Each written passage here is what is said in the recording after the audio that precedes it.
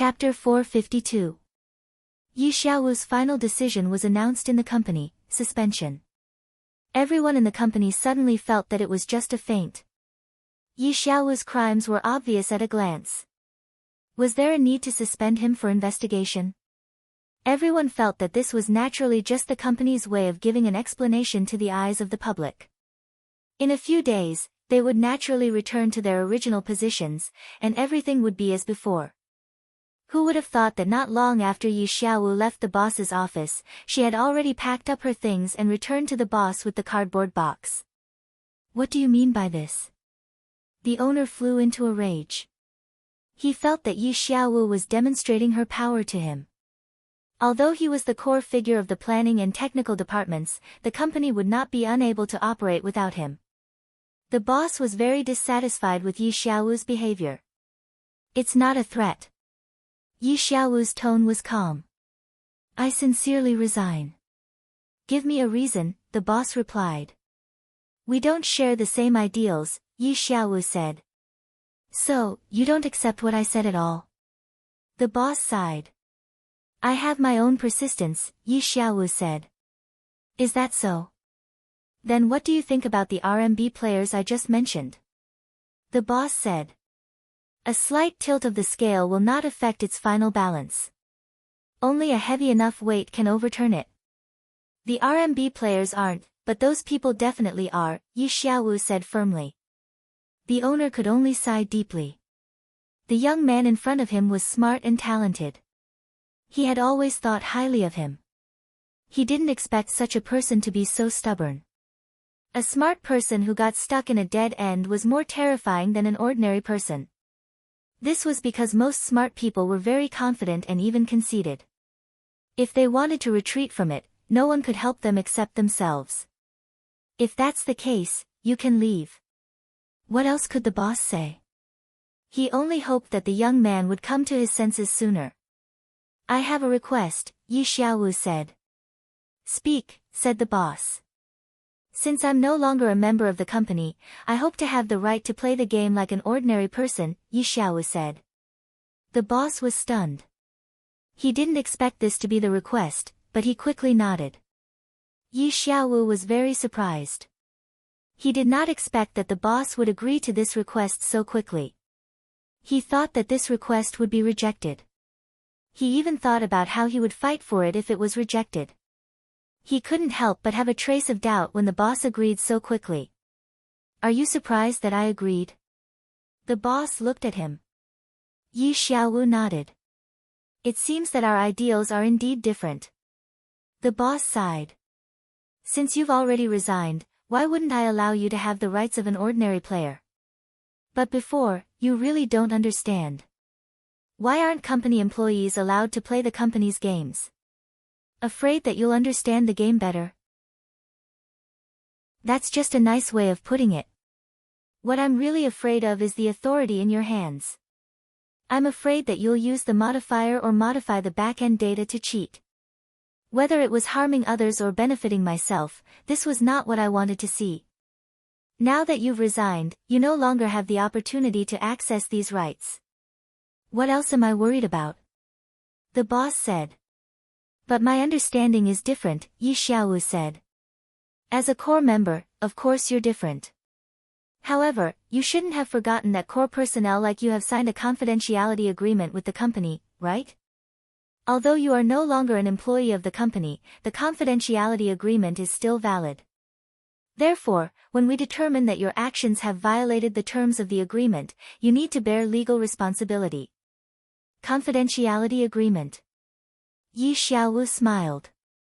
In that case, there's nothing for everyone to worry about. With his head held high, Yi Xiaowu left the company under countless gazes like a general who had won a victory. The gazes that were directed at him were filled with regret, surprise, sympathy, and even schadenfreude. Yi Xiaowu didn't care and left without looking back. In the game, everyone was exhausted from the fight with the boss the day before. After returning to the main city, even the few gaming fanatics who had their day and night reversed went offline to rest. When they met again in the game the next day, Brother Yu immediately read out the announcement posted on the game company's homepage to everyone. As active participants, victims, and compensators of the incident, everyone was very emotional. At this time, Yutian Shinming shouted for Gu Fei to take out the items that dropped yesterday to admire. Only then did the others remember that the boss had been killed in the end. Only then did they ask Gu Fei in unison what dropped. Of course there are items, Gu Fei replied slowly. Everyone eagerly waited for him to upload the items to the channel to admire. In the end, Gu Fei very maliciously pretended to be silent, causing everyone to be annoyed. They loudly condemned Gu Fei's inhumane behavior. Only then did Gu Fei upload the 2 items that were worth studying to the channel. Andrew Su's diary. The few of them were in a different place, but at this moment, they were all thinking about what Gu Fei had sent to the channel. There was only one sentence in the system description for this item, a seemingly ordinary diary. They couldn't figure out the meaning of this sentence for a moment. Everyone yelled for Gu Fei to quickly bring the diary over to take a look while they looked at the second item. Fog ambush, an assassin's skill. Suddenly appear and launch a powerful high-speed assault. Everyone silently read it again, and in the end, Brother Yu shouted, "Why isn't it an item, but a sentence?" The diary was selected by Gu Fei and posted in the channel. Everyone clicked on it, and the information naturally appeared. This second item, however, was directly stated by Gu Fei in a sentence. "Oh, the diary is with me, and the scroll is with 100 Realms Jingluan," Gu Fei said. "Oh." Everyone nodded. It seemed that the 2 of them had divided the spoils of war. However, from the unknown use of the diary, it was obvious that this skill scroll was more valuable. Everyone guessed that Gu Fei had deliberately given it to 100 Realms Jingluan because he was helping him earn money. This was something that everyone knew. At this time, other than Sword Demon, the others naturally had no more fantasies. Because of the conflict between their professions, this scroll was naturally useless to them. At this time, Sword Demon's heart was already quite impulsive. This boss had already been officially announced to be of a high level. Although it wasn't clearly stated, it was definitely higher than the current player's level, which obviously meant that this skill was also of a high level. Learning skills in the game and obtaining equipment, level had never been a barrier. Being able to learn a high-level skill was as beneficial as obtaining a high-level equipment. Moreover, many experts in the game had special skills that others didn't have. Although Sword Demon didn't say it out loud, he was really a little envious. After all, experts all wanted to have a different personality. At this time, there was already an opportunity to have a personality in front of him. If he didn't cherish it, then he really wouldn't be a qualified expert. "How much money?" Honest Sword Demon asked honestly. "I'm not too sure," Gu Fei said. In the end, he also reminded him honestly, "Do you have money? It seems like you still owe me money." Based on Sword Demon's character, Gu Fei believed that he definitely didn't have money now. Otherwise, he would have already returned the 1800 gold coins that he owed him. This wasn't a small amount, and Gu Fei reckoned that Sword Demon had been saving money ever since he got the dagger in preparation to return it to him. It was said that he once had the idea of selling frostbite memories. It was Gu Fei who later told him that there was no need to rush and that he could slowly save it up. Only then did Sword Demon give up on the idea. After all, he was a little reluctant to part with it. Brother Yu valued the skill equipment at 3,000 gold coins, and the Godly Thief skill scroll, Stealth Action, that dropped from the Great Thief Suatu was also bought by Slender Waist Dance for 3,000 gold coins. As for this Misty Ambush, the scroll didn't clearly state the damage and speed of the skill. Players didn't know how much it could do, so the price of the skill would be affected. However, based on the skill's background, it would still be worth at least 2,000 gold coins. Gu Fei was 100% sure that the Sword Ghoul didn't have that much money. Otherwise, the Sword Ghoul would have already settled the bill with him. Gu Fei wouldn't be able to refuse even if he wanted to. Sure enough, Sword Demon said embarrassedly, "I might not have enough money. Tell eccentric strategist to help me keep it first. I'll think of a way." Eccentric strategist's profession wasn't right, and the scroll was obviously useless to him. That guy seemed to be in a hurry for money, so Sword Demon was really afraid that he had already sold it.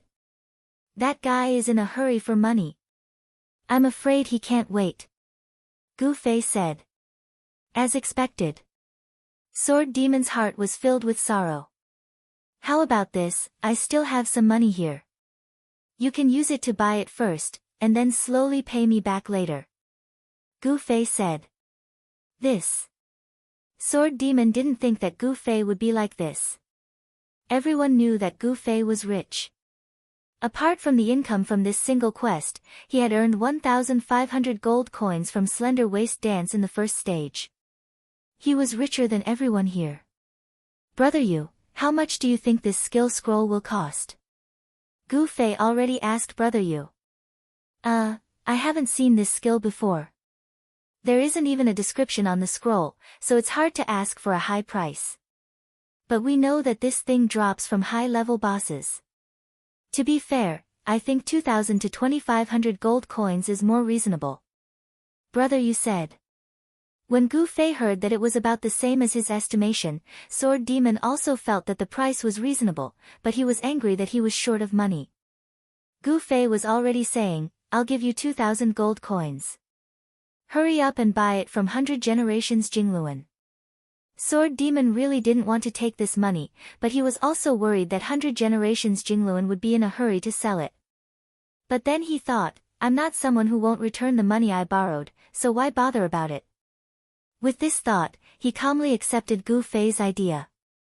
Okay then, I'll borrow it from you first. I'll return it as soon as possible. No rush, no rush. Take your time, Gu Fei said. Then hurry up and help me contact 100 Generations Jingluan. Sword Demon was really anxious, afraid that he would receive bad news that the item was no longer there. He's not online yet. It might be at night, so don't worry, Gu Fei said. Hey, speaking of which, why are you here in broad daylight today? Don't you need to go to work? Everyone was puzzled. Today is Teacher's Day, I'm off, Gu Fei replied. Chapter 453. After pausing the discussion in the channel, everyone met up at the tavern. In addition to giving money to Sword Demon, the main topic of the gathering was to analyze the diary that Gu Fei had dropped. Brother Yu said, if it was just an ordinary blank diary, it wouldn't be worth mentioning. But now that it's a diary with content, there might be a problem. Everyone felt that it made sense, so they asked Gu Fei to bring the diary over for everyone to take a look. Of course, Gu Fei wouldn't have any thoughts of hiding it, so everyone met up. After giving the money to Sword Demon, Gu Fei threw the diary on the table. It looks very ordinary, everyone said. The main thing is the content, the content. Brother Yu reached for the diary and asked Gu Fei, have you read it? I just glanced at it a few times when I first got it, Gu Fei replied. Brother Yu held it in his hands and carefully turned to the first page. He looked as if he would turn the diary into ashes if he used too much force. The handwriting was clearly handwritten, and there were only a few lines of content. Brother Yu read it carefully. I, Misty Shadow Assassin Andrew Su. I am unknown, so I am still alive. This is the rule that an assassin should follow. If ever I should be famous, it will be the day of my death. Oak Forest, small wooden house. The oak trees that had just sprouted new leaves were bright red. Gru said that it looked like blood. What does he know? Has he ever seen real blood? This is the 142nd time I met Gru, and I received the 187th mission in my career as an assassin. It is said that when a mission is completed 200 times, the Assassins' Union will give a special reward. There are still 13 missions left. This number doesn't seem very auspicious. Everyone was stunned. Yutian Shinming was the first to speak, a novel. No one paid attention to him. Brother Yu had already turned to the second page, which had even less content. The air in Waterside City is still so humid, but I like it very much. However, the pier that used to be quiet was no longer there. There were suddenly many people here. It was very lively, but it was a pity. At the end of the second page, Yutian Shinming said, "Many people? Are you referring to players?" No one was willing to delve into this issue. Brother Yu had already flipped to the third page, which was even shorter than the second page. What a thick fog. In such an environment, it was easy to make a move and escape. It seemed that this mission would be very successful. On the fourth page, the content was even rarer. There were only 5 words in total. Oh no! He was lost. Everyone couldn't help but look at Yutian Shinming, and Yutian Shinming had a very understanding expression on his face. He sighed deeply and said, "How pitiful. What's so special about these pages?" Unscathed in Battle asked. "I don't think so. It seems like it's just the background information of this boss," Sword Demon said. "There's more at the back." Brother Yu had already flipped to the 5th page. "Are we just going to sit here and read the diary for the entire afternoon?" Unscathed in Battle felt that this matter was extremely terrifying. There's definitely something strange about this diary. I feel like it's hiding something. Perhaps it's a clue to a quest, Brother Yu said. Using an item to open a quest was a common method in online games. However, in the past, after using it, they would immediately search for it in the quest list. Now, they really needed to read the item in detail. These experts were all about efficiency. They only did quests for the reward, so they only looked at the prompt and completed it quickly. They didn't have the mood to ponder over the quest's plot. The situation in front of them that required them to carefully examine the item made them somewhat impatient. There will definitely be something. Unfortunately, this was exactly what Brother Yu was interested in. Then I'll leave it to Brother Yu. Call me if there's a quest. Unscathed in Battle got up. I'm going to take a walk first. Hey, wait for me. Yutian Shinming jumped up. In this place, he needed someone to accompany him, so sometimes he couldn't help himself. Seeing that someone was about to go out, he had to grab onto this opportunity. Sword Demon also got up at this time. I'm going to take a walk as well. He owed a huge debt, so he needed to hurry up and think of a way to make money. He really didn't have the patience to read the diary in detail. Go on, go on. Brother Yu waved goodbye to them as he continued to read the diary. However, his speed was much faster than before. What's written at the back? Since Brother Yu didn't continue reading, Gu Fei and Han family young master asked. The two of them hadn't left yet. It's written about how he would find his way if he got lost.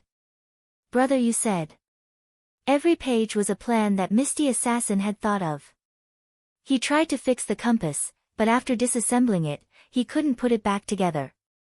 The compass had completely turned into a pile of parts. He tried to look up at the sky, but the fog in Xia Fog City didn't distinguish between day and night. Looking up, there was always fog. He couldn't see the sun, let alone the stars.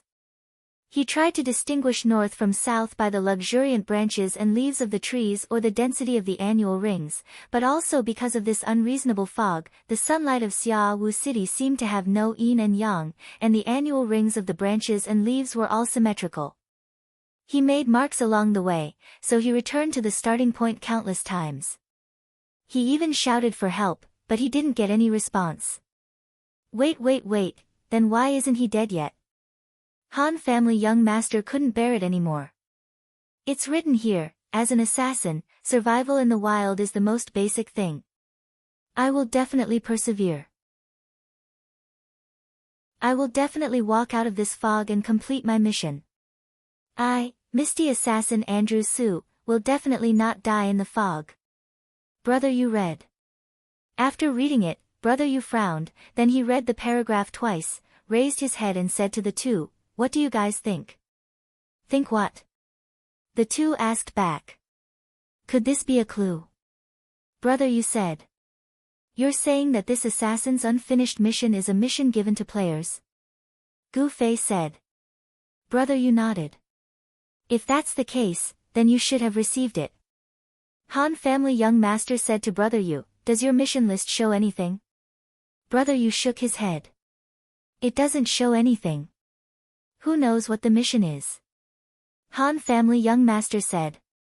Brother Yu shook the diary, there's more to it. Continue reading. Han family young master took a sip of wine. Hey, it's tiring. Brother Yu complained. At the beginning, he read 2 paragraphs excitedly. Who would have the mood to read aloud? Brother Yu's hobby wasn't this. Let's read it together.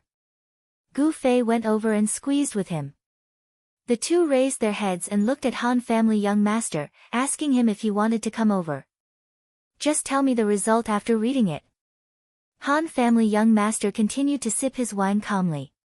He felt that it was stupid enough for 2 people to squeeze together to read a small diary. It was childish for 3 people to squeeze together.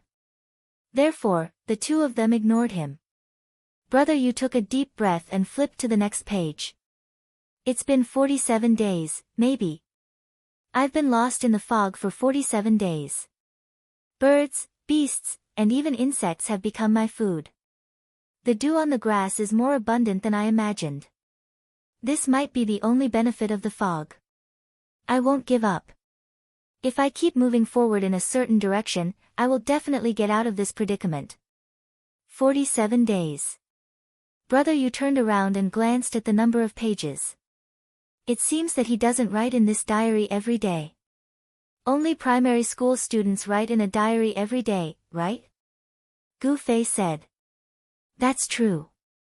Brother Yu nodded in agreement. Continue.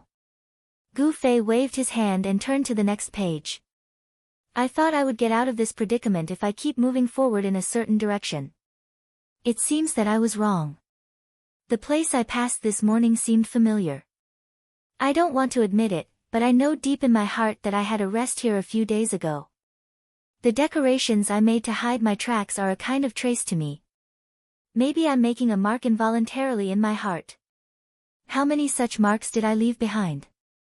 This. Brother Yu was excited. Marks. Is this another kind of hint? What kind of hint is this? To let us walk on the same path as him? Gu Fei asked. Anyone who walks will leave a trace. Brother Yu said. Maybe he left a message at the place he walked on. Don't be hasty. Gu Fei comforted Brother Yu. Even if we know it's a hint, we still have to know what it's about, right? Are we just going out of the city to search blindly? What are we looking for? Yes. Brother Yu nodded. Hurry up and continue. So Gu Fei turned to the next page. I don't know how many days have passed. The last time I recorded it was the 47th day. But how long has it been? I suddenly feel like I'm in a trance. This is really a scary thing. An assassin can actually not remember the date. Even a minute or a second wrong is enough to be fatal to us. This fog is slowly eroding my will. I can feel it. Why does it feel like it's getting heavier? Gu Fei said. Look at the back. Brother Yu felt that there were no clues to follow in this kind of mood description, but he didn't care. He couldn't wait to turn the page. I didn't move. I didn't move the whole day. This isn't the first time. When I wake up, sometimes I actually forget which direction I came from and which direction I should go. That's right, I know that my head should be facing the direction I came from and my feet should be pointing in the direction I'm going. But now, I actually continue to change my posture when I sleep. When I woke up this morning, I couldn't hold my dagger. It was 2 yards away from me. Is my body starting to become sluggish? Why is it this again? Brother Yu was a little impatient. He turned the page anxiously. I saw an oak tree. It's orange-red. I've seen leaves like this a few times at Gru's place. Every time, it was in September. September. Have I been in the fog for half a year? Is Gru still waiting for me to return the quest? Can I still do it? Maybe he should find someone else to do this quest. Ah! I got it. Brother, you shouted again. We should find the NPC called Gru in the wooden house in the oak forest. If we show him this diary, we can definitely receive the quest.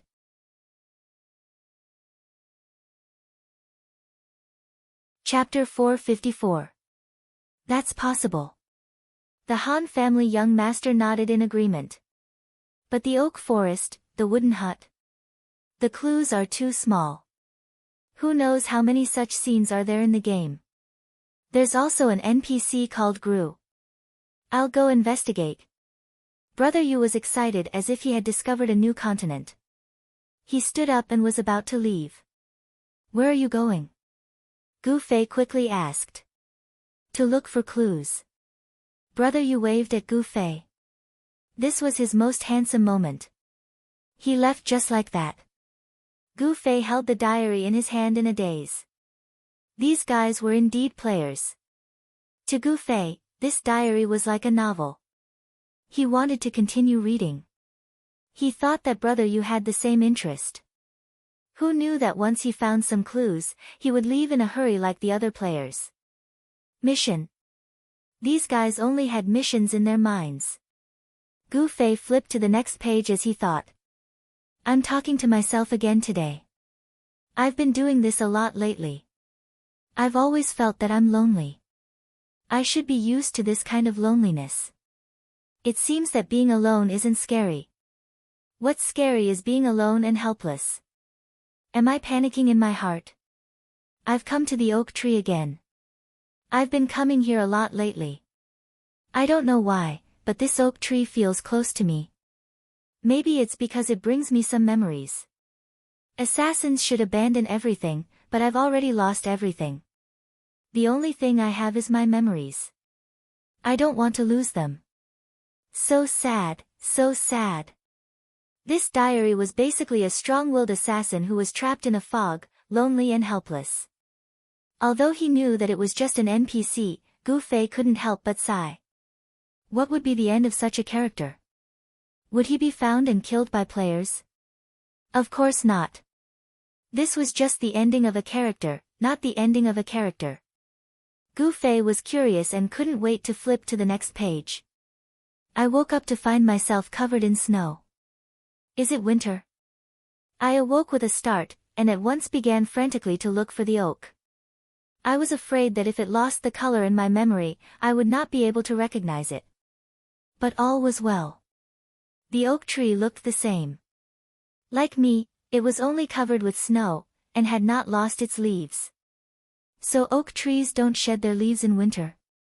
It will not wither, then what about me? Am I looking for a way out, or am I looking for an oak tree? Gu Fei sighed deeply. It was obvious that this assassin had begun to gradually give up on the future, and could only find some comfort in the past. And the following content also confirmed Gu Fei's thoughts. In the diary, Andrew Su began to recall the scenes of his 187 missions, until one day, he suddenly wrote, I've heard that in the instant before death, everything that happened in one's life will flash through one's mind like a movie replay. And these days, I've been constantly replaying my past. The moment before my death, has it already begun? The beginning was actually so long. Is it going to end? Gu Fei muttered in his heart. He suddenly didn't want this Andrew Su to die like this. He hoped that there would be a turn for the better. But, there was none. The next content that Gu Fei read became more and more mysterious. But as he continued to recall, his mission reached the 187th, which was the one he had yet to complete, and it might be the last one of his life. Giordano, I still haven't forgotten this name, the guard captain of Xiaowu City. Among the people I've assassinated, he wasn't the one with the highest status, but his identity might bring unexpected difficulties. Now that I think of this person, my numb hands seem to tremble a little. It seems that I haven't completely lost my fighting spirit. Here. Gu Fei suddenly slammed the table. Half of the wine in the Han family young master's glass was shaken, and he was distressed. He flew into a rage. What the hell are you screaming for? Look here. Gu Fei turned the diary upside down and placed it in front of the Han family young master. This mentions the assassin's mission in Xiaowu City. According to your thoughts, we can continue with the mission by killing this person. The Han family young master casually glanced at it and said, then did you receive the mission? No. Gu Fei shook his head. The system didn't give any notification at all. The Han family young master sneered. Just because you didn't receive the mission doesn't mean you can't do it. Gu Fei said. Then what's the point of doing it? The Han family young master asked. Gu Fei glanced at him and said, you drink every day, so what's the point? It's a hobby. Good answer. Gu Fei nodded. Fuck.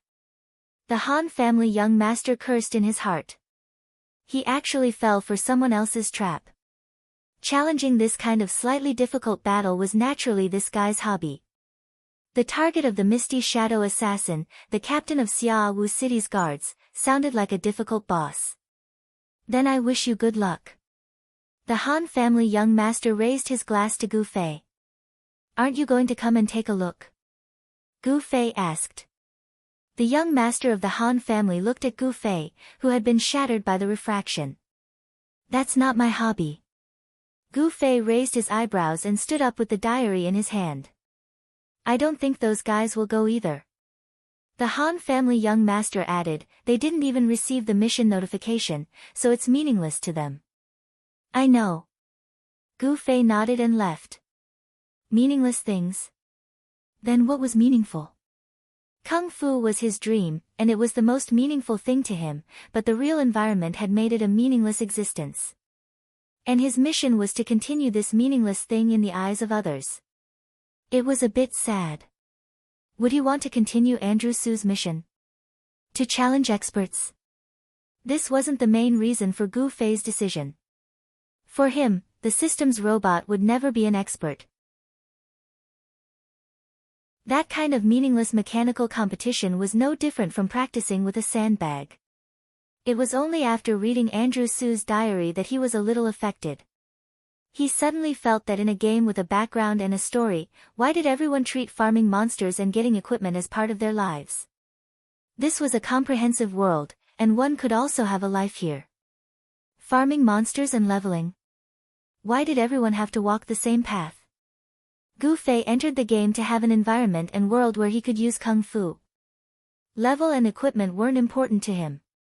After reading Andrew Su's diary, he suddenly felt that he could play a role in this world, a role where he could show off his Kung Fu. It was much more interesting than farming monsters and leveling up. Gu Fei wanted to contact Brother Yu. He would have to trouble Brother Yu to find out more about Giordano. In the end, she saw that Brother Yu was already offline. As usual, Brother Yu was always offline. He had a wide range of activities, which was why he had such a wide range of information sources. He could only ask the local players for more information. A random stranger on the street might not have much patience. Gu Fei still sent a message to Strange Pupil, do you know the NPC Giordano? No, Strange Pupil replied. What about the guards of Xiaofog City? Guards? Strange Pupil was still confused. Gu Fei sighed. In fact, many players only wanted to complete the quests as quickly as possible in exchange for rewards. Every quest had an outstanding background and plot, but how many people would take the time to think about it? This was especially true for a player like Strange Pupil, who was one of the top 5. He would never waste his time on such things. For a moment, Gu Fei suddenly missed the rain in June. If that girl had been born in Xiaowu City and thoroughly investigated all the quests here, would this NPC named Giordano be able to escape her discerning eyes? Even if she didn't remember, the quest notes she had were as legendary as Yutian Shinming's map and Brother Yu's notebook. Then please help me ask your friend about it. Gu Fei had no choice but to ask Strange Pupil for help. He hoped that the girl knew someone as talented as June Rain. All right. Just as Gu Fei was thinking about what he should do while waiting for the news, Strange Pupil replied, there's no need to ask, my sister already knows. Oh. Gu Fei was overjoyed. Talk to her. Strange pupil said. Gu Fei and Yan Xiaozhu had also added each other as friends. This was a habit in the game. It was similar to exchanging business cards when meeting in real life. In the future, they wouldn't be in contact anymore. In any case, it was a necessary formality. I don't know which team you're talking about, but I do remember this NPC called Giordano, Yan Xiaozhu said. Tell me about it. He's in the main city's government office, Yan Xiaozhu replied. I don't think we can enter that place, right? Gu Fei asked. He knew about the main city's government office. It was said that it was the core of the main city's administration. NPCs like the city lord were all in the government office. However, the government office was usually not open to players. The guards outside the door were denser than any other place in the main city. According to the officials, players had to obtain a special identity in the city to enter and exit the government office. However, they did not specify what it was, claiming that the players had to figure it out themselves. This naturally led to a lot of criticism, and the players had tried to figure it out for a long time. As for whether or not anyone had met the requirements to enter and exit the government office, Gu Fei did not know. Anyway, he had tried it out of boredom. When he walked to the door and showed the intention to take another step in, a guard came to stop him. If he went any further, he would have to resort to violence. Obviously, he did not have the right to enter. Indeed, we can't enter. I was helping a friend on a quest, and our team received a temporary pass, so we went in once and noticed this Giordano. Oh, what made you notice him? Gu Fei asked.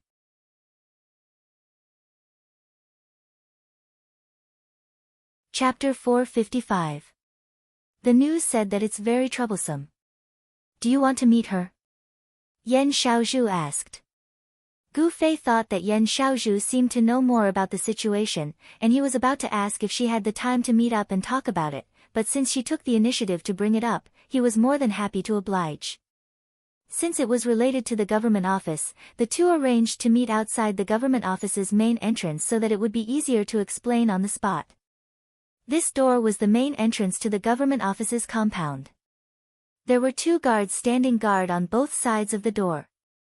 The compound did not stop players from entering and exiting as they pleased.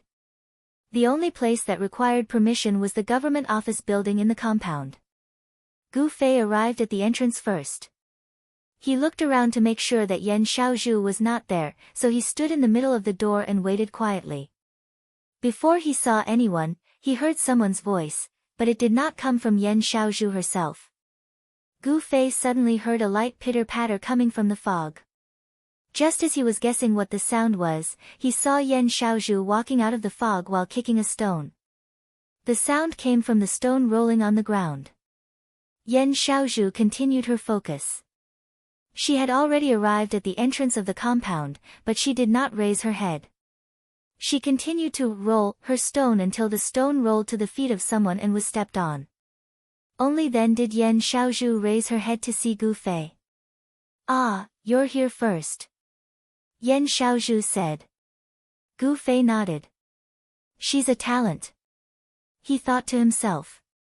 This was the conclusion he came to from a professional point of view. Just by watching Yan Xiaozhu roll the stone for 30 meters, he felt that the girl's lower body coordination was quite outstanding. She was a good seedling for martial arts. Of course, it was just a thought. Gu Fei looked at people with this kind of professional eye. He had seen countless good seedlings in his life. Tell me what you know. Gu Fei went straight to the point. Take a look. Yan Xiaozhu led Gu Fei into the compound and pointed at a group of players in the southeast corner of the compound. Do you see those people? I see them. Gu Fei nodded. They looked like a bunch of bored people. It was such a good time in the game. Instead of leveling up, doing quests, running for money, or grinding for equipment, these people squatted in a corner, bored to death. The expressions on their faces told everyone, I'm bored. They're from Flowers in the Fog. Yan Xiaozhu said. Gu Fei knew of this guild. Brother Yu had introduced it to him when he first came to Xiaowu City. It was the biggest guild in Xiaowu City. Gu Fei had forgotten the name of the guild leader, but he seemed to be a warrior. Gu Fei nodded as he read the information. What do they have to do with Giordano? Gu Fei asked. It's like this. Yan Xiaozhu said, this was originally a reward quest that Flowers in the Fog received after they became the champion of the last competition. The quest asked them to find an NPC called Giordano in the government office. Because the quest in the game could lead to a battle at any time, even though it wasn't explicitly stated in the quest prompt, they were still worried that Giordano would turn into a battle boss after a few words. That's why they gathered a lot of people from the beginning and found quite a few high-level players in the city to help. I was just one of them, Yan Xiaozhu said. Oh, what happened after that? After that? After that, we all met Giordano and heard about the quest he gave to Flowers in the Fog. He said that the government office has been short on manpower recently and hoped that the Flowers in the Fog Guild could help out and take on some of their work. After throwing down those words, he left. Yan Xiaozhu said. What kind of quest is that? Gu Fei asked as he wondered if this had anything to do with his plan to assassinate Giordano. Because from what happened in Moonlit Night City, the parallel world was not simply a game. In some ways, it was also a world with progress. The incident between Gu Fei and the werewolves in Luminous Village was a good example. Gu Fei's solo quest chain was actually linked to Reigning the Four Seas quest chain, which had nothing to do with him at all. This seemed to indicate that there was something amiss. I'm not too sure about the specifics, because the people we invited left. After that, it was Flowers in the Fog doing it on their own. I heard that the quest has some sort of progress, and every day they complete something, the progress will increase. In the beginning, even cleaning the courtyard and pulling out the weeds will increase. But after that, the number of tasks they can find will decrease. It's useless to do things like pulling weeds over and over again. They can't find anything to do, so it's not 100% yet. They're still wasting their time. Yan Xiaozhu said as she pointed at the group of people. There's something like that. Gu Fei wiped the sweat off his forehead. He thought the Reigning the Four Seas quest was troublesome enough, but now he realized there was something even more inhumane here. At least the Reigning the Four Seas quest had a clear goal to complete, but Xia Fog City's quest had a completion rate, and there was no hint of what was going on. Seeing the bored expressions on the group of people, Gu Fei said, so they have something to do just by squatting there? That's not it. I heard that their quest was supposed to have a 100% completion rate, but one day, a newbie came out of nowhere and wandered around without knowing anything. He even tried to barge into the government office, and was punished by the guards on the spot. At the time, the players who were busy in the courtyard thought it was a good show, but when Giordano came out to announce the progress of the quest, he criticized them for not protecting it well enough, and the progress was deducted by 10%. They were furious, Yan Xiaozhu explained. I see. Thinking of this, Gu Fei glanced at the group of people in the corner, and suddenly realized a huge problem.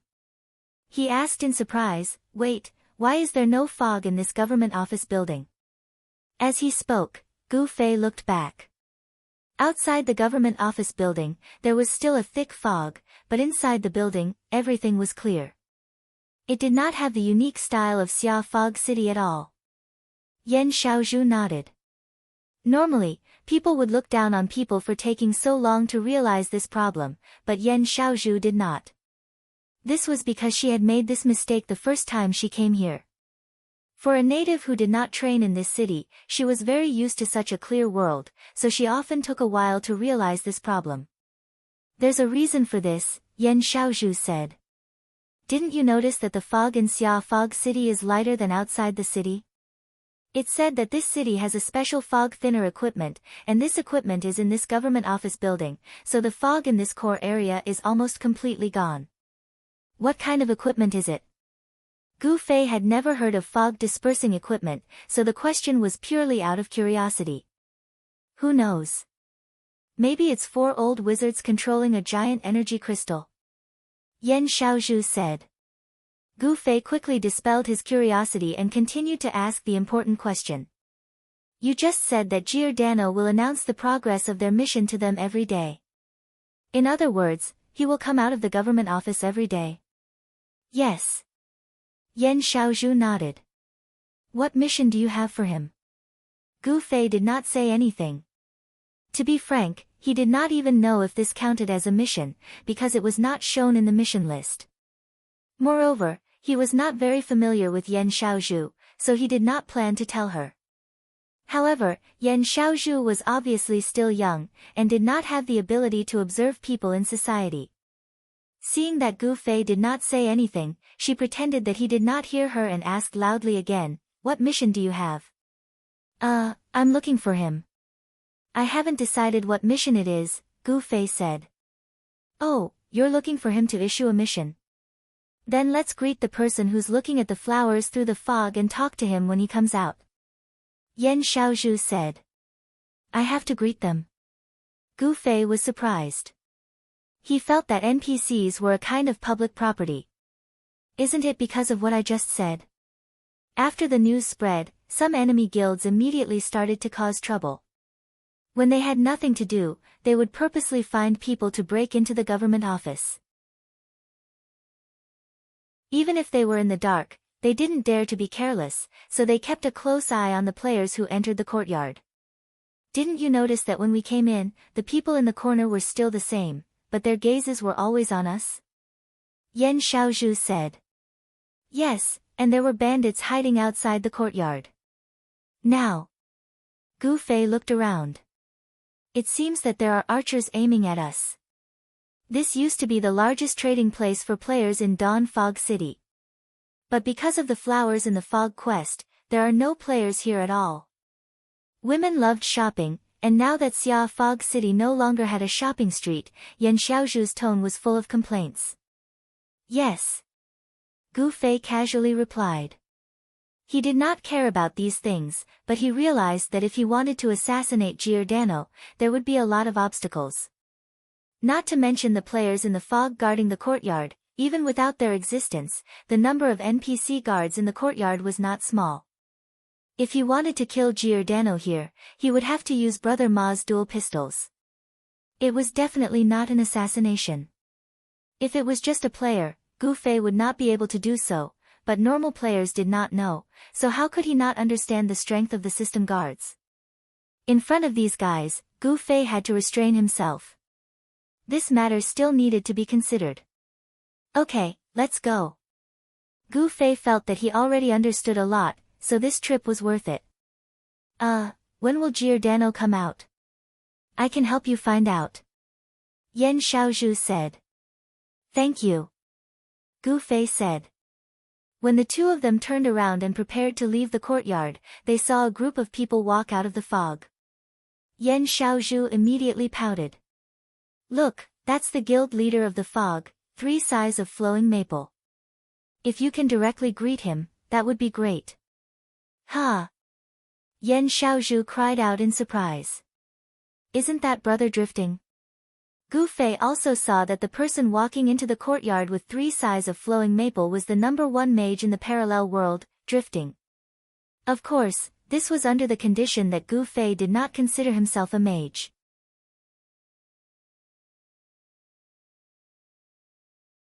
Chapter 456. The two met at the entrance of the courtyard. Flowing Maple 3 size recognized Yan Xiaozhu, just like how Yan Xiaozhu recognized him. One of them was Big Ten, while the other was Qi Xian. They were both celebrities, but they weren't exactly friends. The two of them nodded at each other. Yan Xiaozhu was very friendly to Drifting, calling him, Brother Drifting, in a crisp voice. Drifting smiled at her, but he paid attention to Gu Fei. Why are you here? Ha, just wandering around. As Gu Fei said this, he turned to greet the two who were forever drifting with him.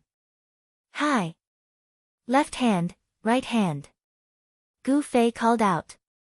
He was not confident that he could tell which was his left hand and which was his right hand. This is. 3 size of flowing maple was curious about Gu Fei, an unfamiliar face. Thus, drifting introduced Gu Fei as the most famous player in the game. He was a legendary existence that was above the 5 roaches. When 3 Sighs of Maple heard this, they immediately felt embarrassed. They had long heard of Gu Fei. Gu Fei hurriedly replied politely, not daring to be impolite. In the end, Flowing Maple 3 Sighs asked, "Why are you two here? If there's anything you need help with, just let me know." Flowing Maple 3 Sighs had good intentions. Of course, he knew what kind of treatment his guild would receive if a stranger entered this area. However, Gu Fei knew that what he was going to do was probably cause trouble for them. Their quests were all issued by Giordano. If he killed Giordano, wouldn't their quest completion rate be deducted by 1,000 points? Therefore, the more polite Flowing Maple 3 Sighs was to him, the more embarrassed he felt. He decided that it was best not to get close to this person. Just as he was about to say a few words and leave, Yan Xiaozhu, who was beside him, was overly enthusiastic. She felt that it was a good opportunity to strike up a conversation with Flowing Maple's guild leader, so she said, "That's great, guild leader Flowing Maple." Ah! Ouch! Yan Xiaozhu suddenly screamed halfway through her sentence.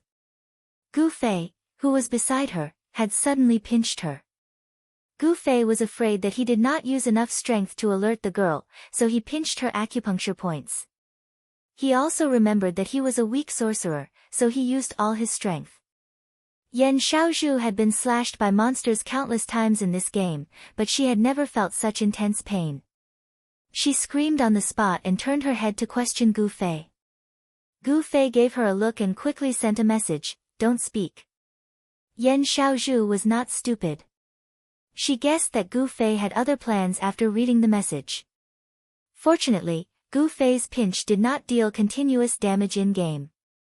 The pain came and went quickly, so Yan Xiaozhu did not think much of it and immediately shut her mouth. But everyone heard her halfway through her sentence. Flowing Maple 3 Sighs was looking at her in surprise. "What's wrong?" At this time, Gu Fei also looked at her with great acting skills and acted surprised. Yan Xiaozhu laughed dryly and said, "Haha, it's nothing.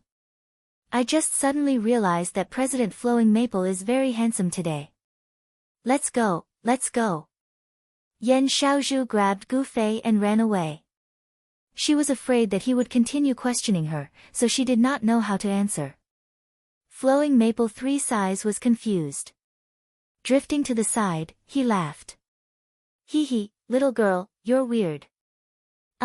Yes, yes." Flowing Maple 3 Sighs quickly returned to his normal state, looking like a mature adult. Gu Fei and Yan Xiaozhu hurriedly left. They only let out a sigh of relief when they disappeared into the fog and could no longer see the people behind them. Yan Xiaozhu immediately complained to Gu Fei, "I almost died because of you." "Hee hee, it's been hard on you," Gu Fei said. "Then tell me, why didn't you let me mention it to Flowing Maple 3 Sighs? It was such a good opportunity, or do you have some secret?"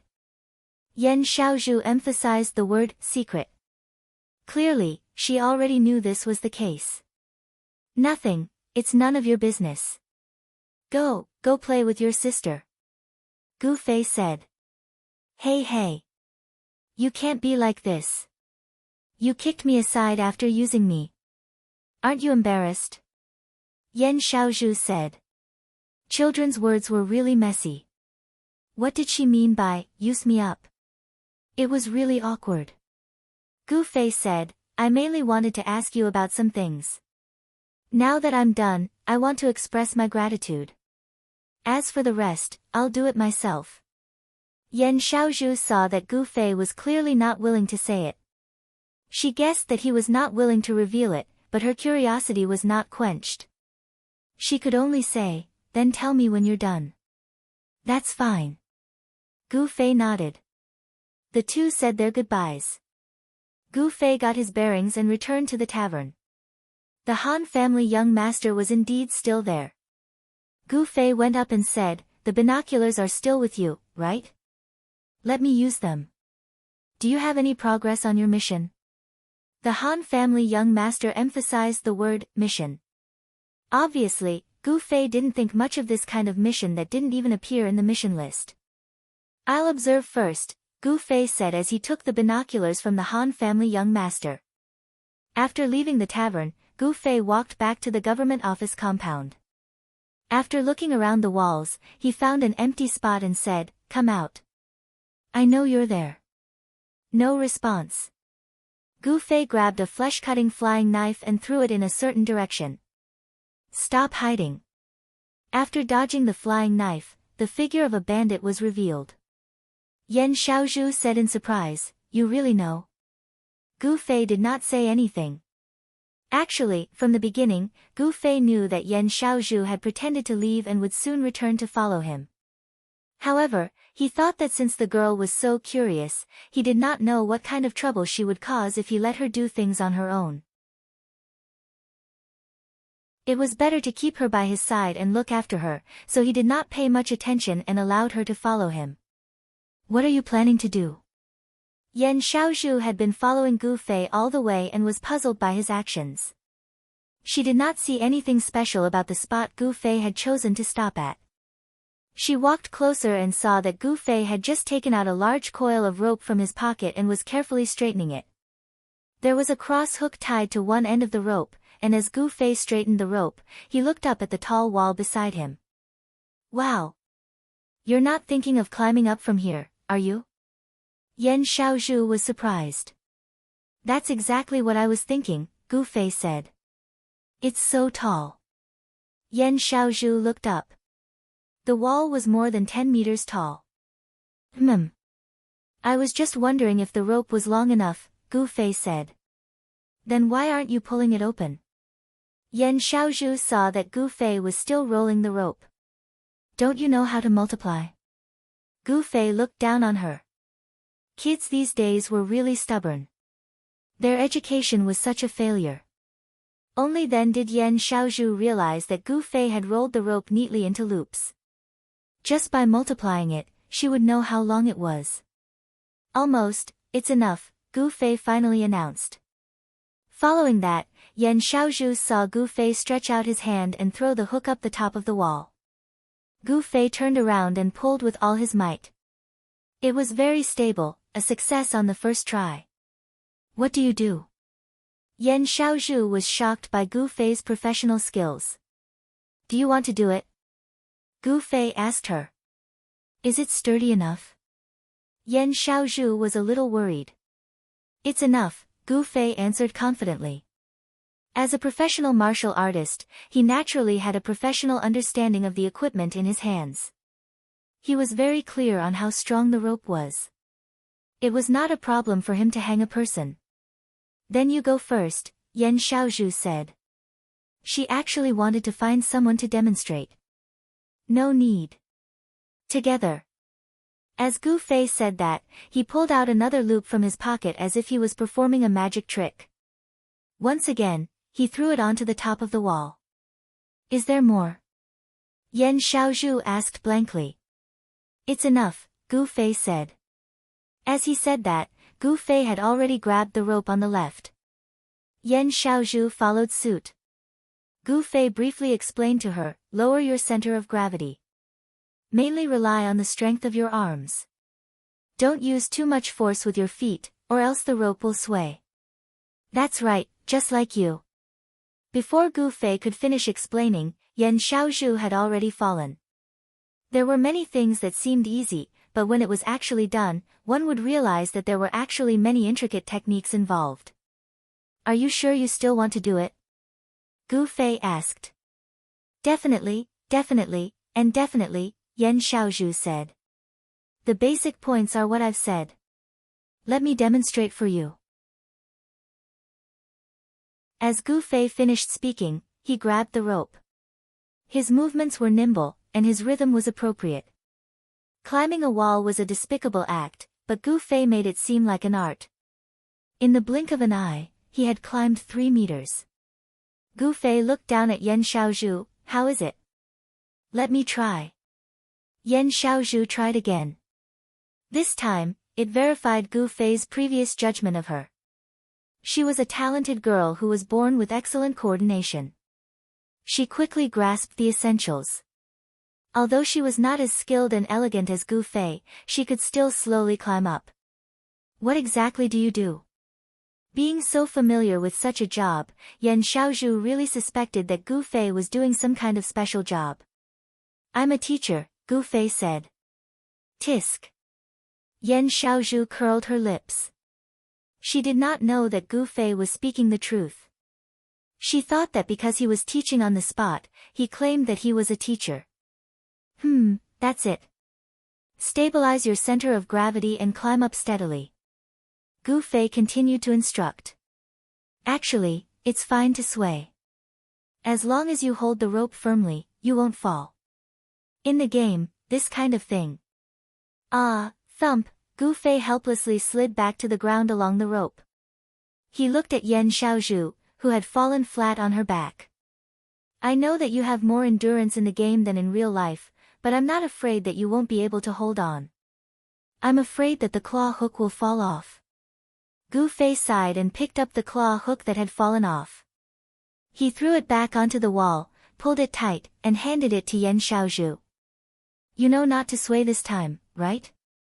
I know. Yan Xiaozhu rubbed her butt, her eyes filled with tears. Then let's continue. Gu Fei climbed up the wall while looking at Yan Xiaozhu beside him. This time, the girl finally did not dare to be careless. She carefully followed Gu Fei's instructions step by step. However, she was a little too careful this time, and her speed of climbing up was very, very slow. Gu Fei looked up. At this speed, it was very likely that she would run out of strength at the last moment. Even if it was in the game. However, Gu Fei did not dare to urge her. He knew that the girl was already afraid of falling. The more he urged her, the more nervous she would be, and the worse it would be for her to continue. He could only hope that she would climb more smoothly and gradually pick up speed. In the end, Yan Xiaozhu was careful to the end. Finally, after climbing more than 10 meters, when she was about 4 to 5 meters away from the top, she turned her head and looked at Gu Fei timidly. I don't think I can climb anymore. Gu Fei, who had been accompanying her and advancing side by side, nodded. Me too. Then what do we do? Yan Xiaozhu asked. Gu Fei sighed and emptied his hand to point upwards. Yan Xiaozhu did not know what he meant. As she looked in that direction, she heard Gu Fei say, teleportation, move.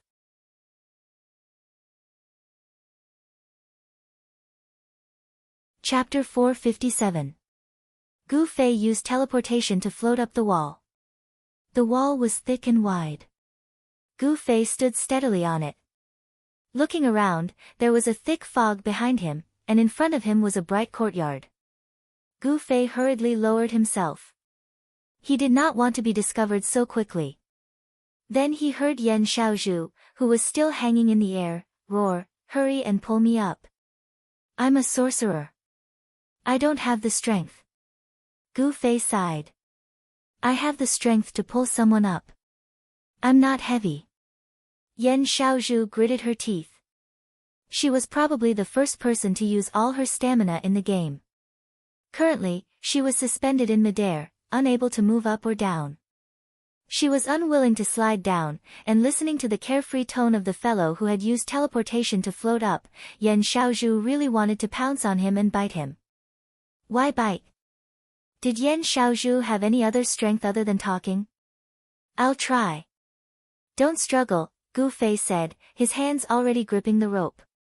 Actually, Gu Fei knew what he was doing. Although he was weak as a sorcerer, he still had the strength to pull the girl. The reason he had used teleportation to float up the last 5 meters was to conserve his stamina and pull the girl. Gu Fei did not have the mentality of letting someone hang in the air and watch them make a fool of themselves.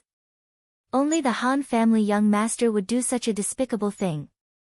Then, he exerted strength with both hands and pulled Yan Xiaozhu up.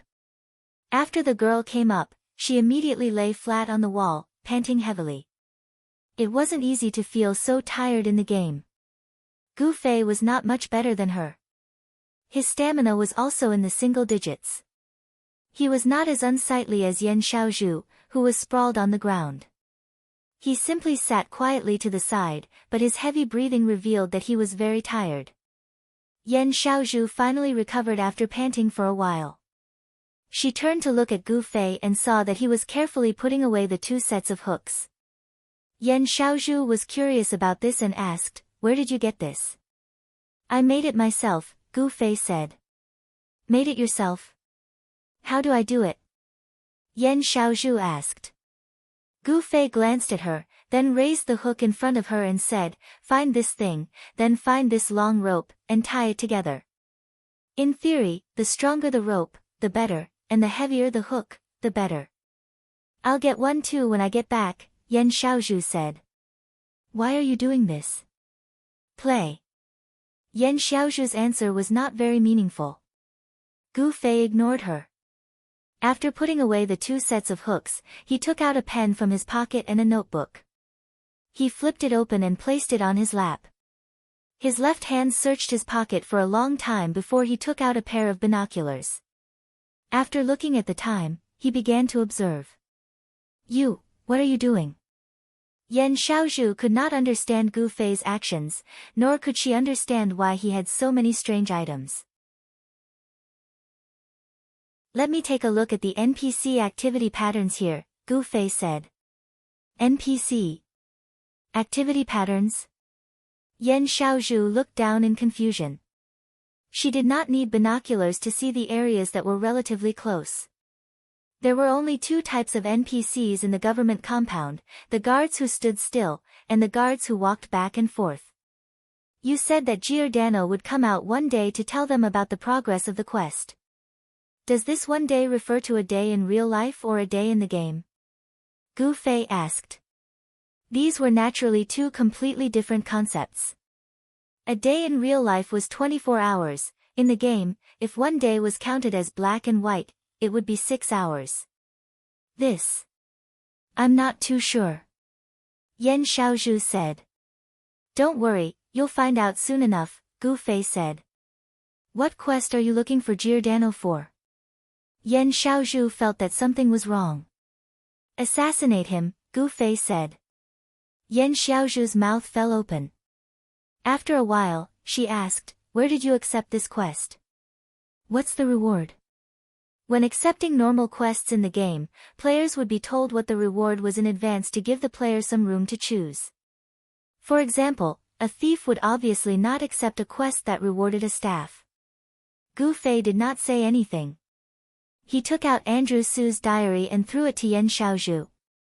Andrew Su's diary. Yan Xiaozhu read the item. "What is this?" "Who's Andrew Su?" "It's the boss that's been on the headlines for the past 2 days, Gu Fei said. "Misty Assassin!" Yan Xiaozhu cried out. The Misty Assassin had been on the headlines for the past 2 days. As players of Xiaowu City, they naturally paid more attention to it because it happened right beside them. 2 of Yan Xiaozhu's friends were victims of the Misty Shadow Assassin's rampage yesterday. According to their descriptions, they didn't even see the shadow of the assassin. They only felt a gust of wind blow past them, and then they died. Of course, this was an exaggeration, but it also showed how terrifying the Misty Assassin was. So even after the game officials announced that it was a bug, there were still quite a few people who were concerned about the Misty Assassin's fate. Unfortunately, the game officials did not give an explanation. Everyone guessed that the system must have discovered the bug and killed the boss. The wind of guessing had just begun, but Yan Xiaozhu had already seen the boss's item. This made her feel quite surprised. At the same time, she couldn't doubt it because she had already flipped to the first page and saw the Misty Assassin's self-introduction. Of course, this could only be the work of the system. How could a player be so bored as to write something like this to tease everyone? "This thing, where did you get it?" This was something that Yan Xiaozhu would definitely be suspicious of. "The Misty Assassin dropped it when it died," Gu Fei said. "How did it die?" Yan Xiaozhu asked. "I killed it," Gu Fei said. "I don't believe it. The Misty Assassin's level is so high, yet you killed it?" Yan Xiaozhu continued to be suspicious. Of course it wasn't just me. There was another friend who teamed up with me to finally kill it, Gu Fei said. Friend? Who is it? Yan Xiaozhu thought of the two people who were together with Gu Fei, one big and one small. Even though they were famous experts, the real person was quite disappointing. This was Yan Xiaozhu's impression of Yutian Shenming and unscathed in battle. 100 Lives Classic. Gu Fei only said the name and did not introduce it too much because there was no need to. Only a newbie would not know the name of one of the top 5 like the 100-era statecraft. As expected, Yan Xiaozhu knew the background of this character. She looked at Gu Fei and inexplicably thought of a poem, "There are great scholars who talk and laugh, there are no commoners." When it came to Gu Fei, it naturally meant that the characters around him were always top experts. From those two, to drifting, to 100 Lives Classic, and then to the character that he chased after, Jian Nanyu had lost another level yesterday. No one knew which busybody had dug up this news. He was no longer one of the 5 roaches, and he was far from being one of the top 10 idol players. Jian Nanyu did not know whether to laugh or cry. In any case, the news of him losing another level was spread all over the game. When Strange Pupil and Yan Xiaozhu heard the news, they were sure that it was Gu Fei who did it. Yan Xiaozhu already knew enough about the origin of the diary. She asked, "Then why are you showing me this? Look at this." Gu Fei reached out and flipped through the diary. He flipped to the part where Misty Shadow Assassin recalled his 187th quest, which was related to Giordano. Oh! Yan Xiaozhu realized. You received the quest from here. What's the reward? Yan Xiaozhu asked. For players, the final goal of a quest was the reward. That was the motivation for them to complete the quest. Gu Fei, on the other hand, was different. The reason he came to do this was because he was interested in the quest itself. What? No reward? It's not shown in the quest list. Yan Xiaozhu was surprised when she heard the truth. Then why are you doing it? Gu Fei thought about it and answered, to play. Yan Xiaozhu was defeated. It was a helpless answer. So now you. Yan Xiaozhu began to understand Gu Fei's current actions. You want to understand the actions of the NPCs below and find a chance to kill Giordano? Yes. Gu Fei nodded. The actions of the NPCs are all step by step. There's a pattern to it. It's very simple. That's true, but even if you find a way to kill him, you can't make any mistakes. Even a second of error will lead to failure. Yan Xiaozhu said. Gu Fei was shocked when he heard this. He had heard something similar before. It was from Andrew Su's diary. There was a passage that he once lamented, "A single second of misremembering could be fatal to an assassin." These words were very similar to his current situation. Could it be that there were still some hints hidden in the diary about his mission? Is it really that clever? Gu Fei muttered in his heart. He had just read the diary not long ago, and it was still fresh in his memory. Other than this sentence, Gu Fei could not think of any other hints.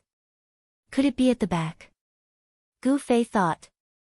There was still some content at the back of the diary that Gu Fei had not read yet. I should finish the task at hand first. Gu Fei retracted his thoughts and continued his observation. In the courtyard below the wall, he carefully memorized the position of every NPC guard, and the movement range and speed of each patrol team. He also carefully recorded them in his notebook. These were all preparatory work. Other than recording, Gu Fei could not analyze anything else. He had to know when Giordano would appear, so that he could find an opportunity to attack based on the situation of the guards at the time. That was why he had been paying close attention to the City Hall gate. Giordano was bound to appear from there. The time he appeared, the route he took, and the pattern of the positions of the other NPCs when he walked were the information that Gu Fei really wanted to grasp. What he had collected now was only the basics. Hey! Yan Xiaozhu sensed some signs. We're not going to stay here for 6 hours, are we? It depends. 6 hours might not be enough. Gu Fei was also very troubled about this. It was a holiday today, but the mission could not be completed so quickly. Did he have that much time to play the game? Butterfly knot, the high wall under your feet, the fog behind you, the prey in front of you, the girl beside you. Has anyone thought about Gu Fei's life?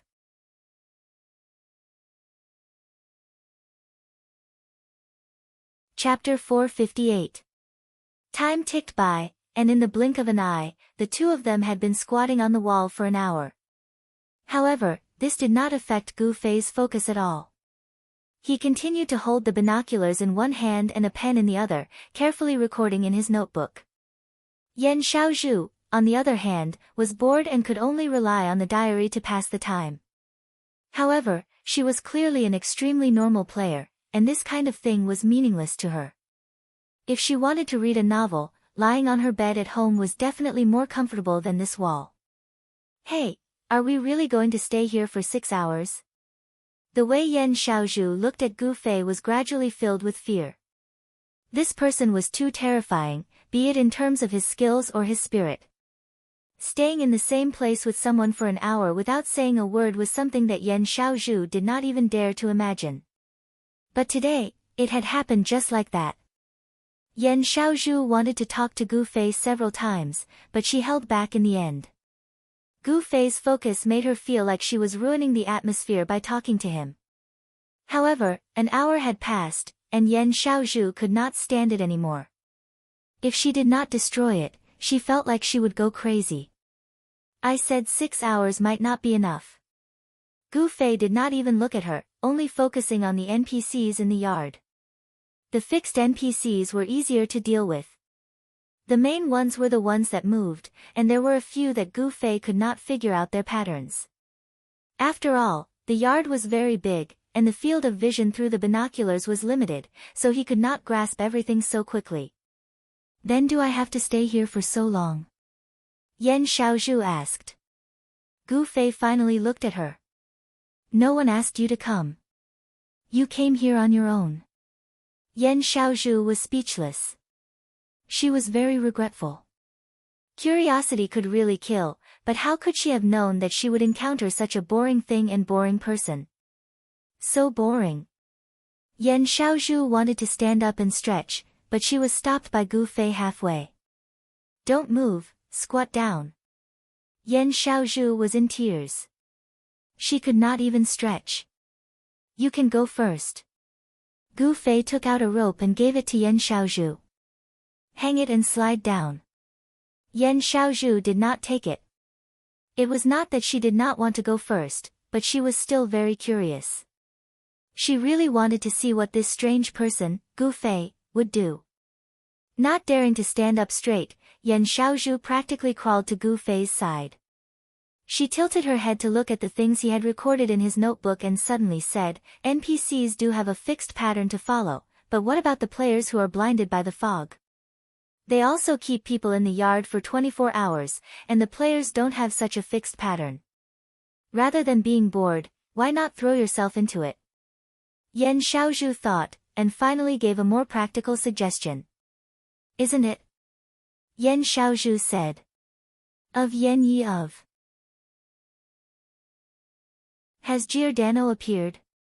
Yan Xiaozhu asked. Yan Chen of Yan. Gu Fei looked down at the sky. It was almost dusk in the game, and the sky was starting to darken. Although it wouldn't be pitch black in the end, it would still affect his vision. Of Yan of. Of, Yan of. Of, Ocean Inn. Actually, I might be able to find out when Giordano appears, Yan Xiaozhu said. There's no need for that. We'll see him eventually, Gu Fei said. He did not want to attract unnecessary suspicion for something that could be done right under his nose. Hey, he's out. That seems to be him. Speak of the devil. Just as they were discussing Giordano, they saw a person walk out of the heavily guarded door of the city hall. I see him, Gu Fei said. The spot he chose was a place where he did not need binoculars to observe the entrance of the city hall. When he was observing and recording the other NPCs, he did not let his guard down.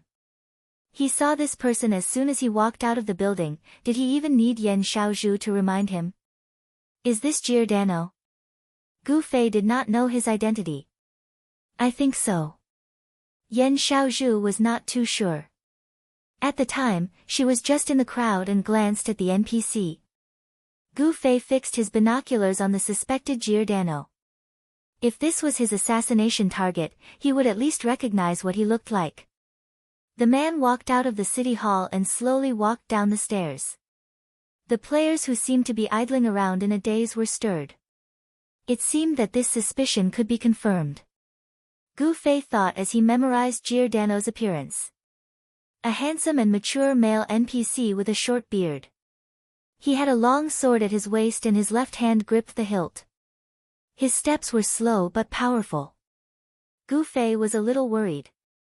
If the players took the initiative to ask Giordano about the progress of the quest, would Giordano return to the city hall after completing the quest? Gu Fei sincerely hoped that Giordano would have the strength of character of an NPC. He would do things according to procedure and not be so influenced by the actions of the players. The development of the situation was more in line with Gu Fei's expectations. When Giordano appeared, the players in the fog also moved, but no one stepped forward. Everyone's eyes followed Giordano, watching as he began to wander around the courtyard step by step. Gu Fei's eyes followed him, and his hands did not stop, quickly recording. The actions of all the NPCs in the courtyard changed because of Giordano's appearance. Gu Fei groaned inwardly. This meant that the previous recording was likely to be in vain because Giordano's presence and absence were completely different situations. He needed to re-record the situation when Giordano appeared, and that would take more time. The players did not affect Giordano's actions, and that was the only good news. Gu Fei's eyes swept across the courtyard, and he discovered that there were a few people in the fog walking towards a certain place in the courtyard. Gu Fei had an idea, and he used his binoculars to look at these people. He saw that it was the guild leader, 3 Sighs of Maple, and the others. Drifting was also among them. This guy, why does he have to join a group to fool around with? Gu Fei thought about Drifting joining the Black Hand mercenary group in Cloud City. For someone of his level, he naturally could join any guild or mercenary group he wanted, and a bunch of people would fight to join him. This guy was the king of job hopping. Gu Fei. The location where 3 Sighs of Maple and the others went was just as Gu Fei expected. It was a place that Giordano had passed by. During Giordano's stroll, he had stopped twice to interact with other NPCs. This was the 3rd time he stopped to interact with the players, and it was probably to announce the current progress of the quest. After this, the attention of the players faded, and Giordano continued. He stopped for the 4th time, and it was still an interaction with NPCs. After this, Giordano turned around and directly returned to the city hall. Will there be a chance to attack? Yan Xiaozhu saw everything clearly. Giordano walked around in a circle under everyone's gaze, so there was no chance to assassinate him. It's too early to say that there's no chance, Gu Fei said. From a rough observation, Giordano's route didn't have any obvious places to hide, and it seemed impossible to assassinate him without anyone noticing. Maybe it wasn't impossible. It was just that he hadn't found it yet. Gu Fei thought like this, and he made up his mind to observe again. In the end, he began to put the items back into his pocket. Yan Xiaozhu was pleasantly surprised. You're leaving? Yes. I'll observe him the next time he appears. There's no point in observing him now, Gu Fei said. After saying this, he took out a flying hook and hooked it on the wall. Slide. You go first. Yan Xiaozhu still wanted to see a demonstration. So she saw Gu Fei jump down. Hey! You! Yan Xiaozhu exclaimed. In the game, there was such a thing as falling to death, and the resistance to falls varied depending on the class. In short, a mage was definitely not a character that could resist falling, and a height of 12 meters was enough to kill them. Yan Xiaozhu stuck her head out to see the tragedy, but she saw Gu Fei point with a finger right before he landed. His body flashed, and he disappeared from midair, landing firmly on the ground. He turned around and looked at Yan Xiaozhu. What about me? Yan Xiaozhu was speechless. There were rumors that mages' resistance to falls depended on spells, such as casting a spell that would make their body fall to the ground like a feather. Using teleportation in midair could be considered a heroic method. Yan Xiaozhu didn't dare to jump more than 10 meters, so she grabbed the rope and slid down bit by bit. Thankfully, nothing bad happened. Gu Fei put away the flying hook, and Yan Xiaozhu asked, "What do we do next?" "We'll observe again next time," Gu Fei said. "Like today?" Yan Xiaozhu asked. "Yes," Gu Fei said. "Maybe there are other ways," Yan Xiaozhu said. "But we still need to collect information," Gu Fei said. "What do you need me to find out for you?" Yan Xiaozhu asked. "Nothing at the moment. I'll let you know if I think of anything," Gu Fei said. "Maybe we should ask my sister for help. She knows a lot more than I do," Yan Xiaozhu said. Gu Fei thought back to Strange Eye's analysis of him. She was clearly a clear-headed girl. Compared to Yan Xiaozhu, who was an immigrant, she should have a better understanding of Xia Fog City. Perhaps she could really be of help. If there's anything, I'll look for you sisters again," Gu Fei said. The two then said their goodbyes. Gu Fei thought about Giordano's actions, hoping to find some clues. At this time, Brother Yu suddenly sent him a message. "I found something." "What is it?" Gu Fei replied. "There are oak forests around many major cities, but from the diary, he passed by Waterside City before he arrived at Xiaoyu City."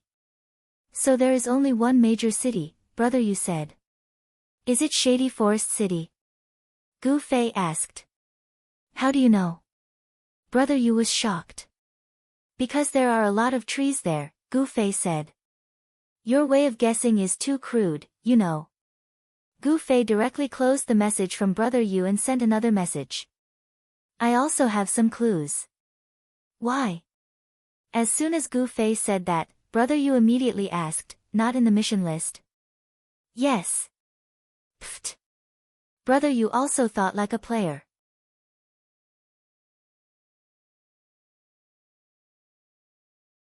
Chapter 459. The 6 members of the child elite group once again met up in the tavern. The quest list didn't show up, and Gu Fei made it up himself. This group of online gaming veterans didn't think much of it. Unscathed in battle and Yutian Shenming went out for a stroll. Because the fog was too thick, they couldn't see any beauties, and they couldn't find quest NPCs. They weren't used to farming monsters, so they didn't like this place from the bottom of their hearts. They already had the intention to leave. Brother Yu was even more eager to set off to Forest Shade City to find the log cabin in the oak forest. Unscathed in battle and Yutian Shenming both felt that Brother Yu's analysis was more reliable. They all tried to persuade Gu Fei to be more sensible and not always do things that were illusory. Gu Fei showed the same disapproving expression as the others when they tried to persuade him. "For me," Gu Fei said, "level, experience, and equipment aren't the most important. I just feel that this game is like another kind of life, and the things that I've learned can be put to good use here.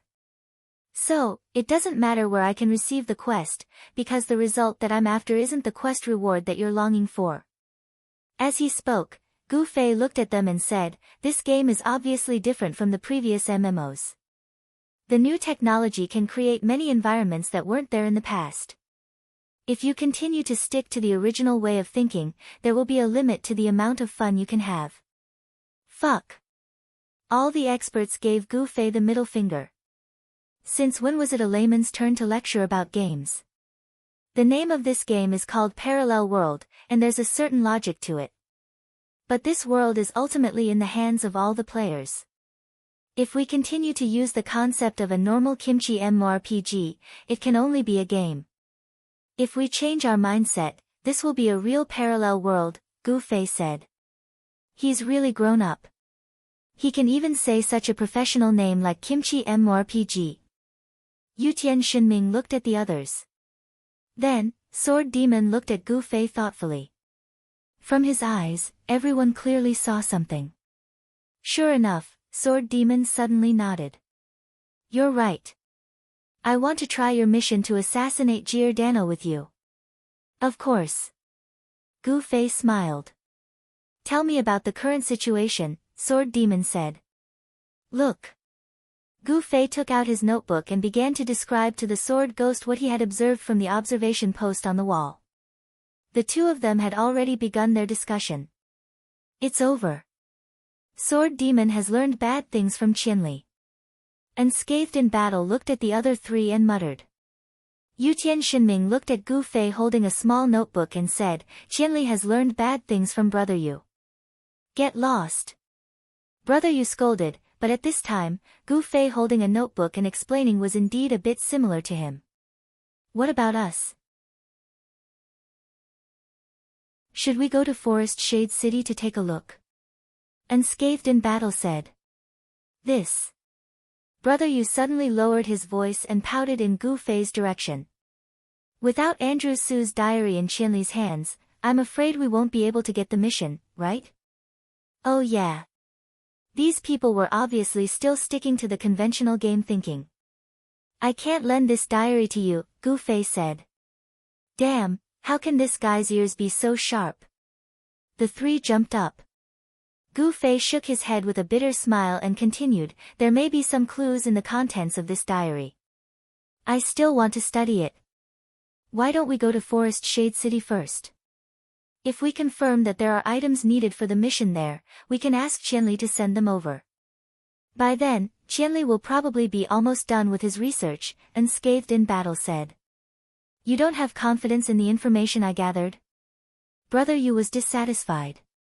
He firmly believed that the mission was in Forest Shade City.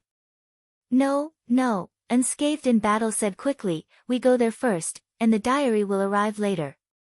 That's it. Brother Yu nodded. What about you? At this time, the 5 people at the table looked at the 6th person, Han family young master. The people here had already confirmed what they were going to do. Only he hadn't said anything yet. A bunch of idiots, Han family young master said. Damn it, don't care about him. This guy is so annoying. Everyone said one after another. Isn't it? Han family young master asked, Brother Yu followed the guidance of the diary to receive the unfinished mission of Misty Assassin. What is this unfinished mission? It seems to be what Qianli is doing now, right? Everyone was stunned. So, even if you go to Forest Shade City and receive the mission, you still have to come back here to do the same thing as Qianli. What's the difference? You guys seem to have different opinions. If you're not idiots, then what are you? Han family young master said. Maybe after receiving the mission, the situation will change. Brother Yu said. This was also a reasonable speculation in online games. Events that couldn't be carried out could be carried out after completing the prequel. No way. There will be changes. Gu Fei was afraid of this. He worked hard to record the situation in the diary.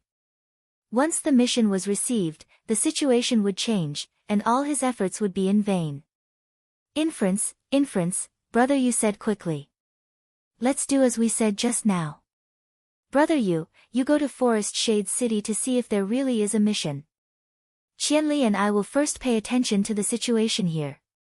If there really is a mission, Qianli, we'll wait for them to come back after receiving the mission, and then we'll all complete it together. Sword Demon said. Oh, that's fine. Gu Fei nodded in agreement. In this way, everyone took what they needed. Brother Yu and the other 2 immediately got up and went to Forest Shade City. I'll take you to see the situation there. Gu Fei said to Sword Demon. The 2 got up and prepared to leave. Before leaving, Gu Fei threw the diary to Han family young master, take a look too. It was undeniable that this guy's brain was very useful. It was a pity that he didn't use it at this time to be a wine vase here. Han family young master wiped the diary in front of him and used it as a wine coaster, if it's boring. Gu Fei and Sword Demon left the tavern and came to the city hall courtyard, but this time he chose another position to climb the wall. Previously, Gu Fei's observation position was at the front of the city hall. Although he had a good observation of the situation at the entrance of the city hall, the back of the city hall was blocked by the building, so Gu Fei didn't know anything about the situation at the back. Giordano's movement range didn't include the back of the building, but Gu Fei also wanted to see if there were any opportunities at the back of the building. If he couldn't kill in the courtyard, maybe there was a way to sneak into the building. There was no need to think about the direction of the main entrance. There might be some opportunities at the back. This was the result of discussion between Gu Fei and Sword Demon. After choosing the position, Gu Fei threw a flying hook, which opened the Sword Demon's eyes again. Men seem to be naturally more talented than women in this kind of work. Sword Demon was a novice like Yan Xiaozhu, but he completed it much more quickly and didn't give Gu Fei much of a headache. Look, there's no fog in the courtyard. Gu Fei had already told Sword Demon about this situation, so it was time for him to see it for himself. Yes. Sword Demon nodded.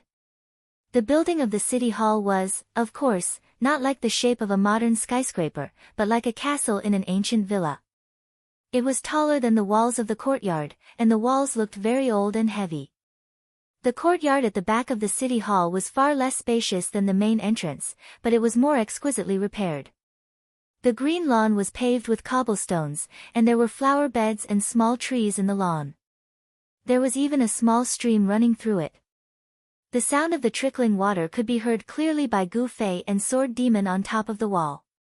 Obviously, the back of the city hall was a quiet and serene leisure area, equivalent to a family's back garden. Placing guards with bright helmets and angry swords in this kind of place was obviously something that would spoil the mood. Therefore, the looseness of the security in the backyard made Gu Fei exceptionally happy. He did not expect to get it so easily. He was already looking for a back door at the back of the town hall.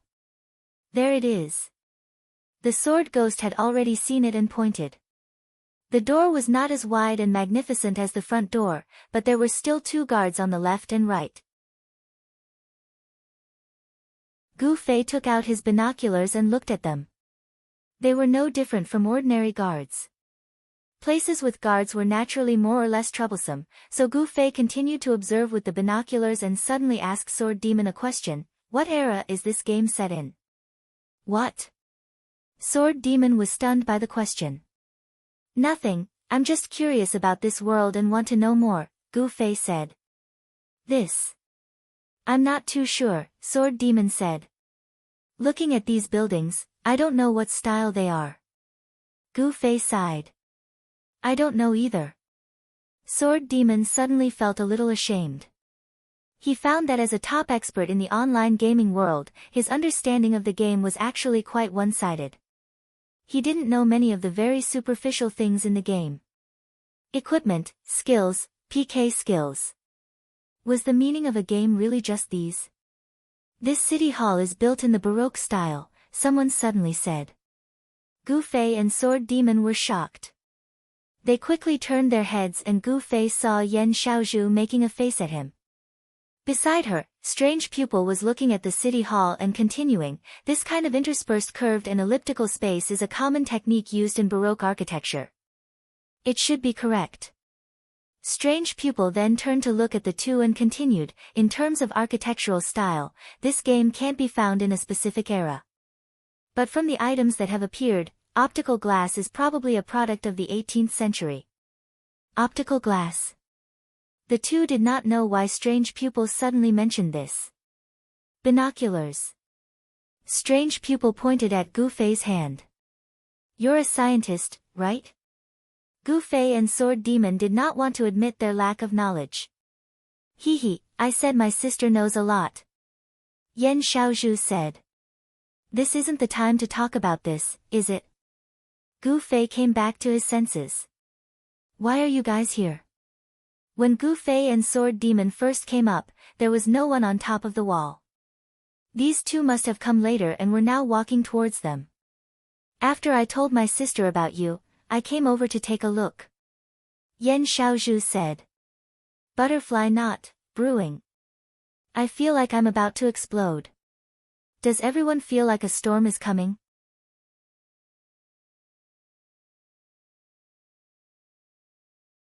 Chapter 460. Have you found a way? Strange, I asked Gu Fei and Yan Xiaozhu. We can avoid the guards, Gu Fei said. I think we should climb through the window and see if we can sneak in. Speaking of which, how did you get up here? Hee hee. Yan Xiaozhu looked mysterious and did not say anything. The sword ghoul, however, had already noticed the misty, cloud-like light circling Strange Pupil's feet. Is that the sorcerer's flight? Yes. Strange, I nodded. What is it? Gu Fei asked Sword Demon. A sorcerer's spell. It allows you to fly for a short period of time, Sword Demon said. That's amazing. Gu Fei was surprised. But it has a short duration and a long cooldown. It might be useful for escaping, but its practical value is limited. Sword Demon was honest. Yes. Strange, I nodded in agreement. But it shouldn't be possible to fly someone with this spell, right? Sword Ghost glanced at Yan Xiaozhu. Ha! Yan Xiaozhu laughed. She had been hiding her hands behind her. Now, she revealed them. It was a circle of hooks identical to Gu Fei's. Yan Xiaozhu said proudly, I have one too. You're a fast learner. Gu Fei praised. Teacher taught me well. Yan Xiaozhu did not forget to be humble. After the small talk, they got down to business. What are your plans? Strange, I asked. There's no need for the guards to disturb us. I think it's better to sneak in through the window, Gu Fei said. You know the layout inside, which room the target is in, and if there are guards inside? Strange, I asked. I don't know. Do you? Gu Fei asked. As far as I know, there's only one player who has entered the city hall. He should know something about the situation inside, Strange, I said. Who? Gu Fei and Sword Demon asked in unison. Apple cider vinegar, Strange, I said. I think brother you mentioned it before. What rank is he on the thief ranking? Gu Fei said to Sword Demon. 4th. Sword Demon confirmed. He knew most of the names on the rogue leaderboard. Even if brother you did not mention apple vinegar, he would have known about the existence of this rogue. That's him. Strange, I nodded. This man is a PK maniac. He's always looking for people to kill when he has nothing better to do. I heard that he's accumulated a lot of PK points because of this. That's why he's done a lot of wanted missions. That's how he got a wanted license. With that, he's allowed to enter and leave the city hall. Gu Fei was pleasantly surprised when he heard that. A wanted license? I have that too. At the same time, he felt that the world was indeed big. What he had done, there were others who could do it. Although Gu Fei was nimble and focused on his bounty quest, his daily gaming time was still very limited. Others could spend more time than him, but they could still achieve the same results as him. Sword Demon had also gotten the Wind Chaser boots on his own. Gu Fei took out the wanted license and asked curiously, my license is already number 1. What's his license number? Of course, no one could answer that question. Gu Fei did not have time to think about that. He continued to ask Strange Eye, how do I use it? Do I have to show it to the guards when we enter? That. I don't know. I'll try. Gu Fei said. Now. It might be a little troublesome now. Because of the mystifying quest, I'm afraid their guild won't let players enter the city hall easily, Strange Eye said. I said I have a quest. Gu Fei said. Many troublemakers have used that excuse. Mystifying Quest will definitely think that you're the same as them, Strange Eye said. To be honest, I'm the same. I don't know what kind of punishment they'll receive for killing the guy who gave them the quest. Gu Fei looked into the distance sadly. I wonder if the license will work if we go through the back door. Gu Fei said. Naturally, it was another question that no one could answer. I'll give it a try. Gu Fei said as he jumped down. He teleported in mid-air and landed steadily on the ground. There were no players in the backyard because they did not think that anyone could climb over the 10-meter-tall wall. Therefore, they focused all their attention on the front door of the courtyard and were highly alert of players coming in and out. Sword Demon and the other two stood on top of the wall. When they saw Gu Fei land, they went straight for the back door. Yan Xiaozhu suddenly hung the flying hook on the wall and muttered, "Get ready, what if he runs for his life later?" In the end, Gu Fei stopped in front of the two guards for a moment, then turned around and waved his hand in the direction of the three people. Then, he entered the government hall. We did it. It was such a simple thing, but the three of them could not help but feel excited. It was the first time Gu Fei had entered such a tall building in the game. The hallway in the room was spacious. There were wall lamps on both sides of the wall. The number of guards was similar to the number of wall lamps. There was a guard every few meters on both sides of the road. They turned a blind eye to Gu Fei's entry. Clearly, it was the effect of the wanted license. Gu Fei walked boldly to a guard and asked, "Where is Giordano?" "The guard room on the 3rd floor," the guard replied. "Can you take me there?" Gu Fei asked for a foot after being given an inch. He was an NPC, so he should use him as much as he could. "No." The guard actually replied. Gu Fei had to find his own way. A few minutes later, he received a message from Sword Demon. "What's the situation?" "The terrain is very complicated," Gu Fei replied. He actually could not find the stairs. He felt that he had been infected by Yutian Shinming. In the end, he asked the guard again, but he still found nothing in the direction that the guard pointed out. There were only walls and doors on this side. Later, when Gu Fei pushed open a door, he didn't know whether to laugh or cry. It turned out that all the doors on this wall led to an extremely spacious hall. This hall was also a hallway, with escalators spiraling upward on the left and right sides. Gu Fei went up the stairs to the 3rd floor and found a guard to ask where Giordano was. Finally, he arrived outside the guard room. Gu Fei took a deep breath. Was it that easy? He just had to go in and kill Giordano and it would be over. After all, this was a game. Even if Gu Fei died here, the mission should be considered completed. Gu Fei thought as he pushed open the door. He was wrong, this was a very large room, and there were many people in the room. Giordano was dressed differently from the ordinary guards, and he stood among them. He was right in front of Gu Fei, but Gu Fei didn't dare to make a move. It was difficult to fight one guard alone, let alone a group here. He had no chance of getting close to Giordano. As such, Gu Fei decided to observe from the side for a while to see if these NPCs would just stand there rigidly, or if they would move. Gu Fei was very patient. He saw that there was a sofa and a chair in the room, so he simply went over and sat down. A game is a game after all. Gu Fei leaned on the sofa and thought contentedly, is there such an arrogant assassin? Unscrupulously sitting in front of the target like this? It's too funny. Gu Fei was patient, but the three on top of the wall couldn't hold back any longer after being exposed to the wind for a long time. How is it? Did you find the stairs? Sword Demon asked again. I found it and saw the target, but there's no chance to make a move. He's with a lot of guards, Gu Fei said. He didn't move. He wasn't alone. Sword Demon asked. I'm waiting, Gu Fei said. Where? Sword Demon asked. Next to him. Gu Fei said. The sword ghost also had his own considerations in mind.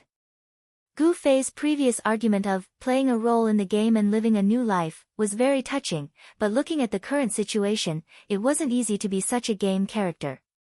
The assassin and the target were face to face, and there was no reaction. This was too unreal, too unnatural.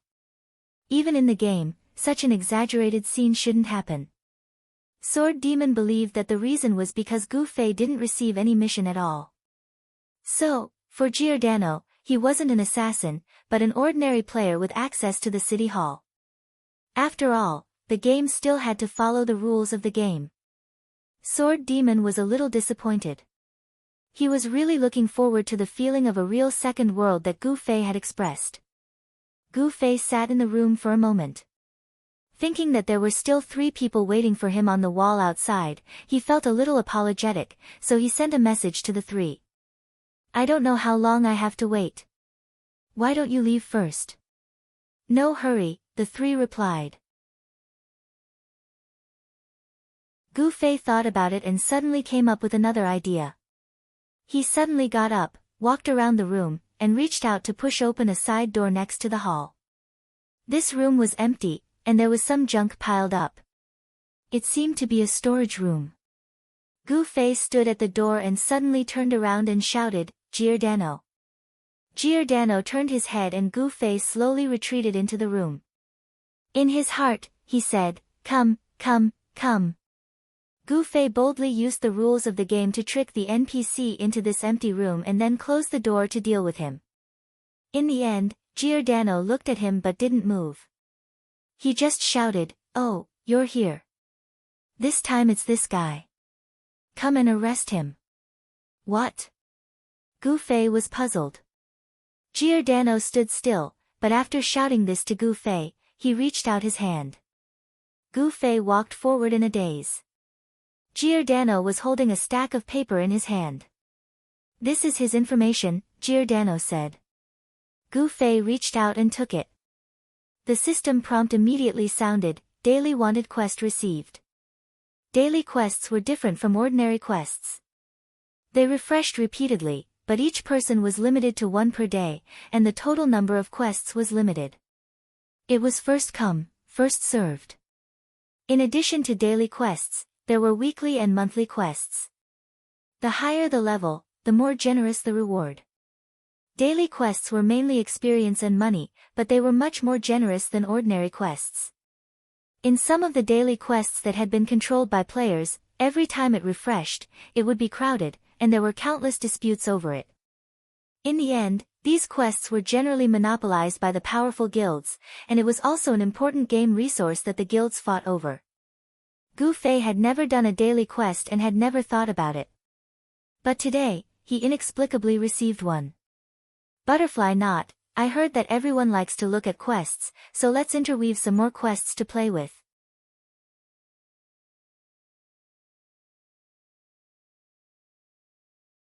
Chapter 461. Gu Fei, who had received the documents, was less than a meter away from Giordano. He drew his sword and attacked.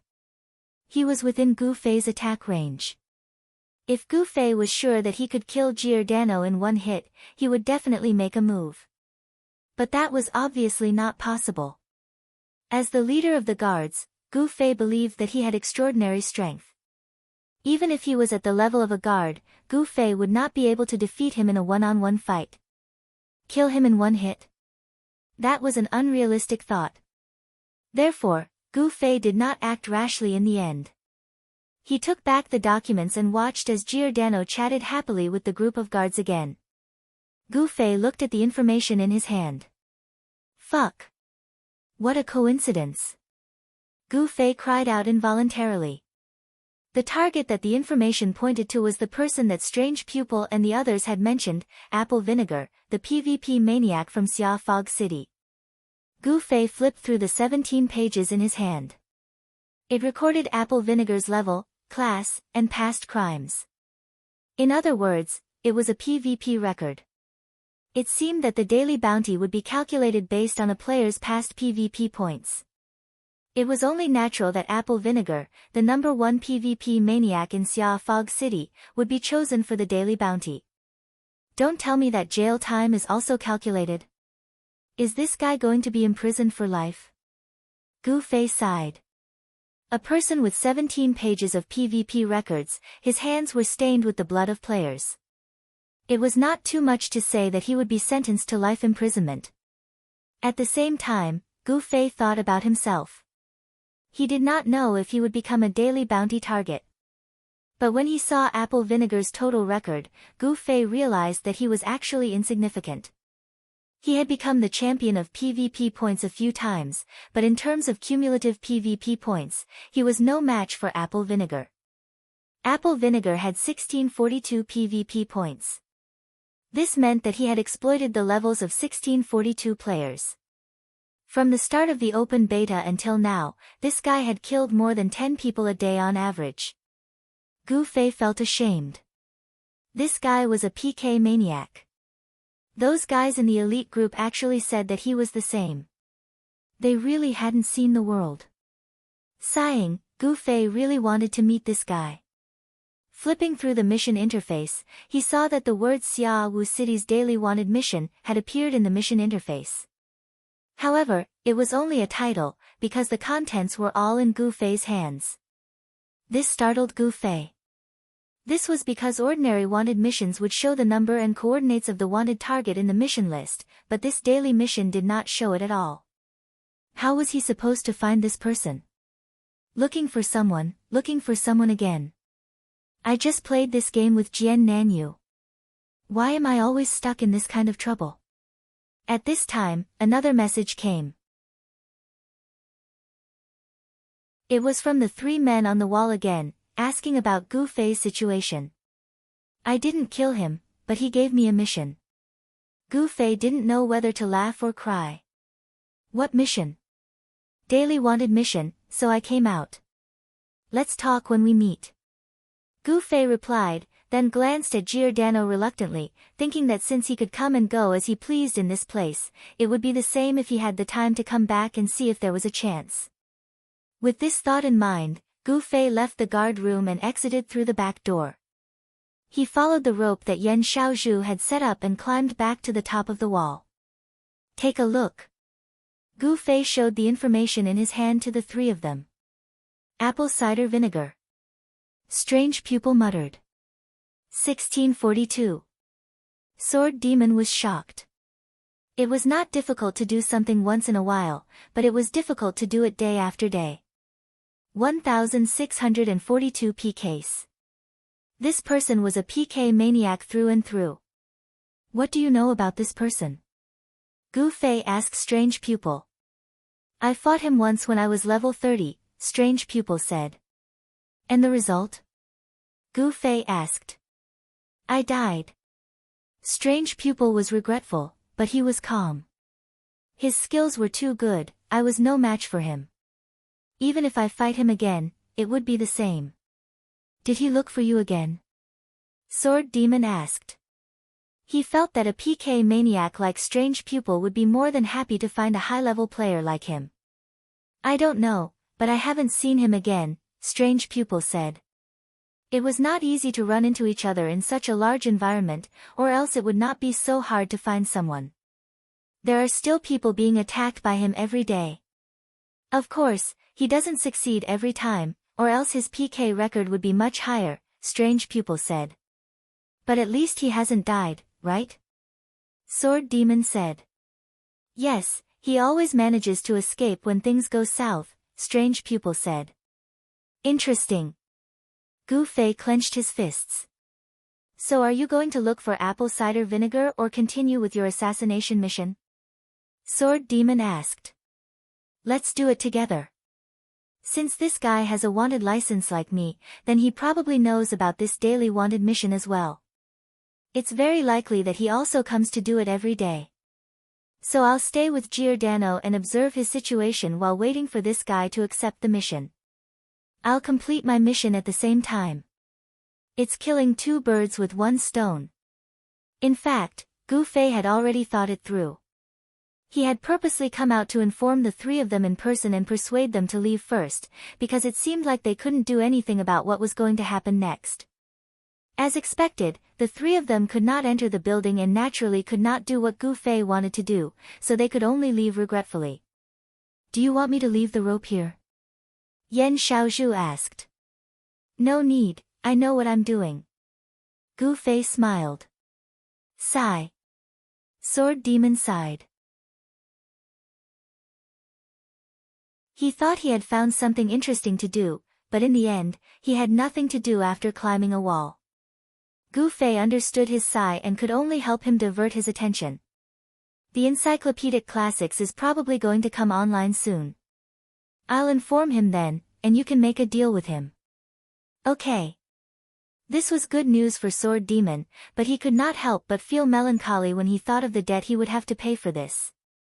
Sadness and happiness, disaster and blessing always coexisted. Gu Fei returned to the ground and entered the City Hall building. This time, he went to the guard room with familiarity. The scene inside was no different from when he left. Giordano! Gu Fei yelled. He wanted to see if he could lure him over. Giordano raised his eyelids. Is the mission completed? No, Gu Fei answered. Giordano immediately turned his head and ignored him. Gu Fei sat back on the sofa helplessly and waited. It was boring to wait. The sky outside the window was getting darker and darker, and the game was about to officially enter its night. When Gu Fei was thinking about what these NPCs would do in the dark, the NPCs suddenly gave him an answer. Several guards quickly came to Gu Fei and motioned for him to leave. Gu Fei had always treated NPCs like air. Now that the NPCs suddenly took the initiative to make a request, he was really not used to it. Can I not leave? Gu Fei found that these guards, Giordano, and the other NPCs seemed to be dispersing. This was an opportunity. Perhaps there would be a chance to be alone with Giordano. No. The guard coldly refused Gu Fei's request. How can I do that? Of course, it was impossible to move the NPCs with emotions. Gu Fei only wanted to understand their rules. You don't have enough authority, the guard replied. What authority do I need? Gu Fei asked. The guard did not answer. At this time, a message appeared in the system channel: night has fallen. Please leave the city hall, or you will be treated as an intruder. The guards were already glaring at Gu Fei. Gu Fei did not dare to delay any longer. He hurried downstairs and wanted to leave the way he came, but found that the back door was locked. He shook it twice, but it did not open. The system notification appeared again. All the guards in the corridor began to hold the hilt of their swords and stare at Gu Fei. Gu Fei did not care about anything else and ran as fast as he could toward the main door. Bang! The heavy sound of the door closing came from behind Gu Fei.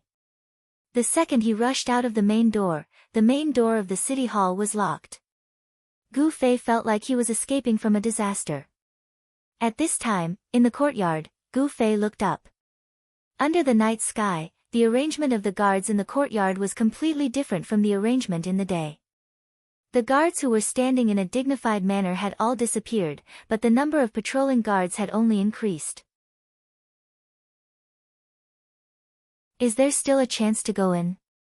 Gu Fei took a few steps back and looked up at the city hall building to see if there were any other possible entrances. In the end, he heard the messy sound of footsteps behind him. Turning his head, there were players rushing toward him from all directions. Beside him, there were obviously thieves in stealth. These were the players of the guild Flowers in the Fog. Arranged by the guild, they would have people patrolling the courtyard every day. If anything happened, they would rush to help the NPCs solve it, in order to improve their completion rate. But they were more afraid that some players would deliberately come to cause trouble and ruin their completion rate. There were many such people, and most of them were from other guilds in Red Fog City. They did not want to sit back and watch Flowers in the Fog become stronger and stronger. Because at this time, there were already quite a few guilds that had completed this reward quest. Everyone heard that the reward was a direct guild promotion, so guilds like Flowers in the Fog that had yet to complete the quest caught a chance. They had achieved what Unsworn Sword had once dreamed of: break through to level 6 from a level 5 guild that had already done some construction, then complete the quest and get the reward straight to level 7. Flowers in the Fog was already level 6. In fact, after hearing about this reward, they mobilized all of their members to rush to level 6. In this way, after completing the reward and getting straight to level 7, the other guilds in the city were at most level 5. They had no way of fighting back, so they could not help but feel worried. If this place was not full of guards, these guilds would have gathered their troops to charge in and turn the place upside down, causing Flowers in the Fog's completion rate to fall into the negatives. But the hateful guards prevented them from being so rampant, so they organized some sporadic harassment. Every day, they also arranged for people to be in charge of the time, and there were endless tricks up their sleeves. Flowers in the Fog was about to go crazy, but other than being careful, what else could they do? As everyone became more and more proficient in the security work, Flowers in the Fog, who had the right time, place, and people in the courtyard, had not been successfully attacked for a long time.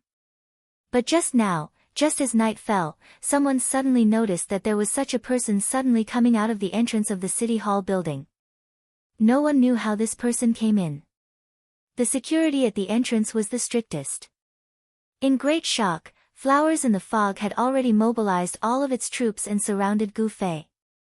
Butterfly Knot, unknowingly, it's already more than 460 chapters.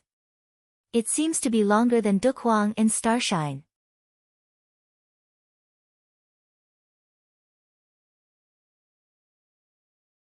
Chapter 462. The voices of the crowd were bubbling with excitement. The sudden appearance of this guy made everyone in Flower in the Fog tremble in fear. His appearance was too bizarre and unbelievable. This must be some heaven-shaking conspiracy that was meticulously planned. What was this guy trying to do? Seeing him size up the city hall, did he want to blow it up?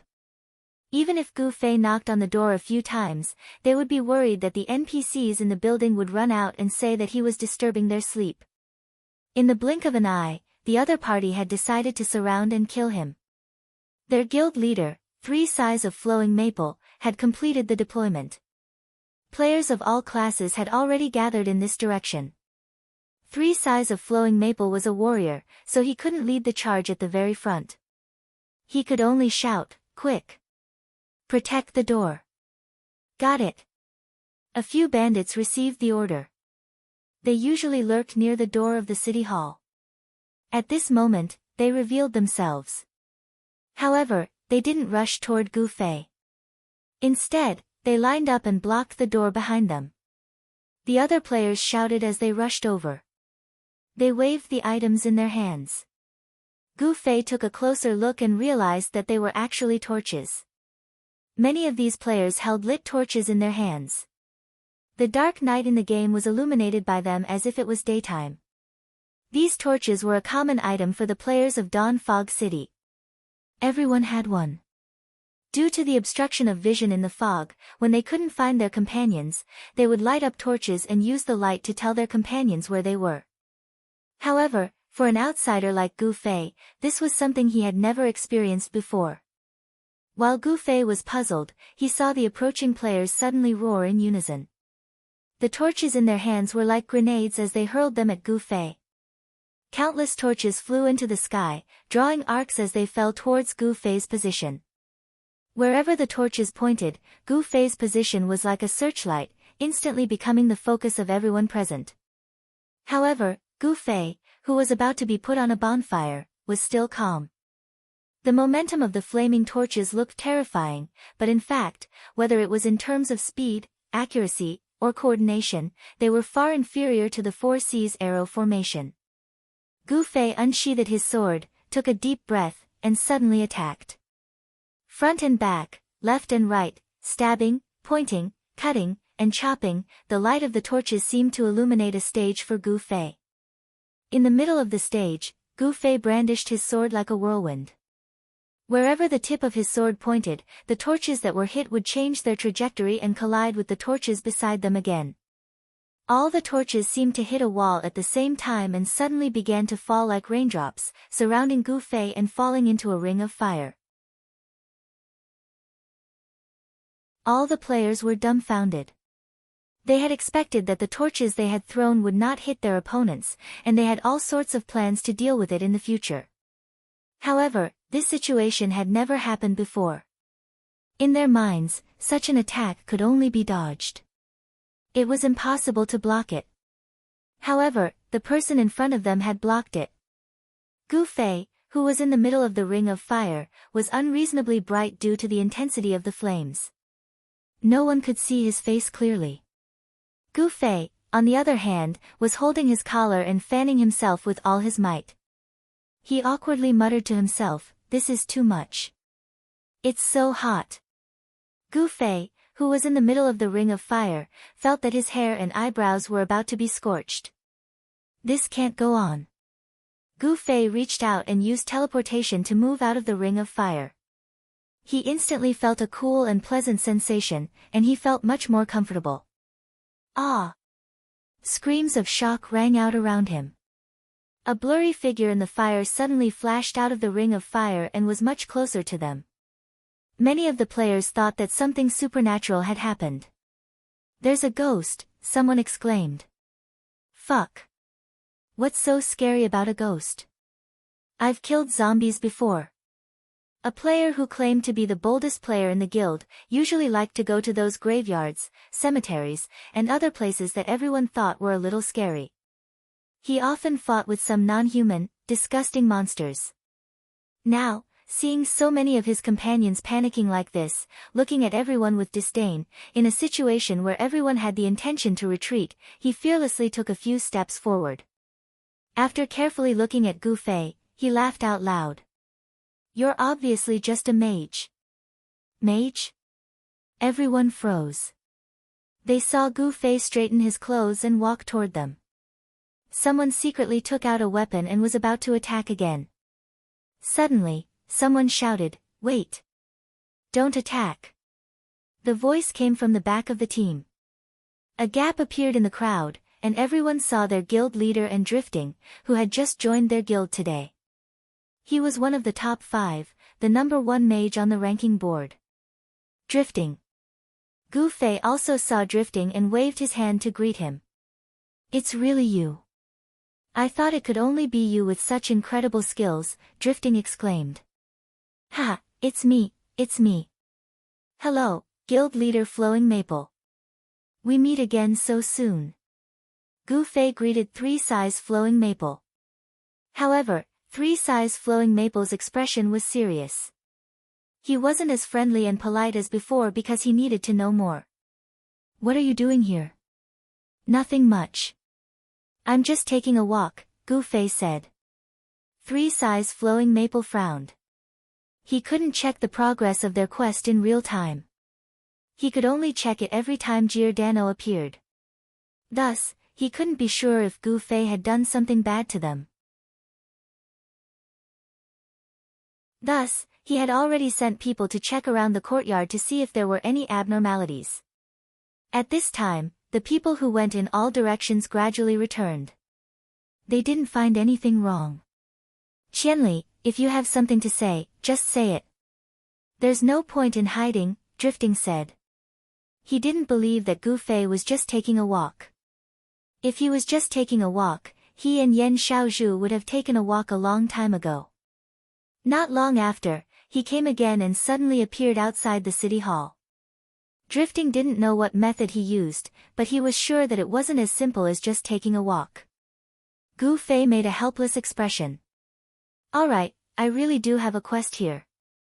I wonder if guild leader Flowing Maple can make things easier for me." "So that's how it is." 3 Size Flowing Maple suddenly laughed. After laughing, he said, "Brother Qianli, for you to do this because of a quest, it seems that you know we have an important quest here as well and that no one is allowed to come near, right? So, let me ask Brother Qianli, can you make things easier for us and let go of your quest for now? Once our quest is completed, this place will naturally be open to anyone." Gu Fei was quite surprised. He didn't think that 3 Size Flowing Maple would answer like this. Just like that, she softly rejected him without any explanation, gently placing herself on the side of reason. No matter how hard Gu Fei pestered them, people would naturally think that he was being unreasonable. After all, it wasn't a big deal to let go of the quest in the game. Did he have to say that his quest had a time limit? Gu Fei didn't want to be so shameless, so he smiled and said, "Is that so? Then I'll think of another way." "Thank you, Brother Qianli," 3 Size Flowing Maple said calmly. At the same time, he waved his hand at his guild members. Everyone, make way. Everyone made way. Gu Fei waved his hand at everyone. Sorry for disturbing you guys. He walked away. I'll send you off. Drifting walked forward and put his hand on Gu Fei's shoulder. He was about to walk out with him. Hey, what the hell are you doing? Drifting asked in a low voice. It's a quest. Gu Fei said. Is there really a quest? Is it related to flowers in the fog? Drifting asked. Them? Aren't you one of them now? Gu Fei said. I just joined. It takes time to change my words, Drifting said. Gu Fei smiled. You always change places and join different guilds. Is there any special purpose? My ID is Drifting. Drifting said. My purpose is to leave my footprints everywhere. I see. That's amazing. Don't change the topic. What quest are you doing? Drifting said. This. It's not convenient for me to tell you, Gu Fei said. It seems like it's related to the flowers in the fog quest. Maybe. I'm not sure. In fact, I'm not even sure if it's a quest or not. Gu Fei smiled bitterly. What are you talking about? I don't understand, Drifting said. It means you haven't drifted far enough. Keep it up. It's important to gain more experience. Gu Fei patted him. That's not the point. Drifting said. If you're really here to make trouble, it seems we'll have a chance to fight again. So, if I were you, I wouldn't come online these days, Gu Fei said. Gu Fei looked straight ahead with melancholy in his eyes. I killed 2 of your original 5 rookies. Do you want to be the 3rd? Actually, you were the first. But you're lucky. You won't lose a level if you die in the match, Gu Fei said. So, don't come online these days. It's for your own good. Gu Fei patted him again. I'm leaving. Gu Fei waved his hand and left. Fuck. Until Gu Fei's figure disappeared in the fog, Drifting finally spoke. When he returned to the municipal courtyard, Drifting saw 3 Sighs of Maple had called a few core members of the guild over. They were discussing countermeasures. When they saw him, they immediately shut their mouths. Drifting was used to this kind of situation. He had just joined the guild today. How could he get all of their trust? Even if he was one of the 5 rookies, it was impossible. Plus, he was a friend of this suspect. Drifting felt that 3 Sighs of Maple wouldn't let him participate in this event. When he walked closer, 3 Sighs of Maple took the initiative to ask, Drifting, do you think your friend will affect our quest? Yes. Drifting nodded. I've participated in this guild reward quest once. It's obviously a 2-way quest. I think the content of each main city's reward quest is different, but the difficulty must be the same. A 2-way quest will definitely be a part of your quest. Maybe this is just the beginning.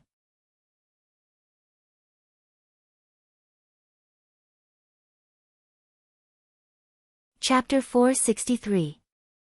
3 Sighs of Flowing Maple attached great importance to Drifting's words and immediately asked, what's the specific mode? Can Brother Drifting explain it in more detail? It's the same as a normal 2-way quest. When you receive the quest to guard the city hall, the system will give you a quest in the guild building or the mercenary building.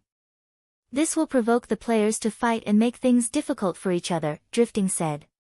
Fuck, this again. One of the core members cursed. He had probably experienced a 2-way quest before and suffered from it. Guild quest. Mercenary quest. 3 Sighs of Flowing Maple repeated and immediately said, quick, send someone to the guild building and the mercenary building to see if there are any quests like the one I just mentioned. Looking at the flower through the fog had focused all of their attention on the guard quest, which they didn't know when it would end. It had been a long time since anyone had paid attention to any new quests from the guilds and mercenary groups. Now that they heard Drifting's words, three flowing maple sighs immediately realized that they had overlooked something. They could only hope that it wasn't too late to mend the pen after the sheep were lost. Gu Fei had only taken a few steps out of the door when he suddenly heard someone shout, "Brother!" It was quiet all around. The voice was very soft, but it was also very clear. Although it was sudden, Gu Fei had already identified the direction and turned to look to the left.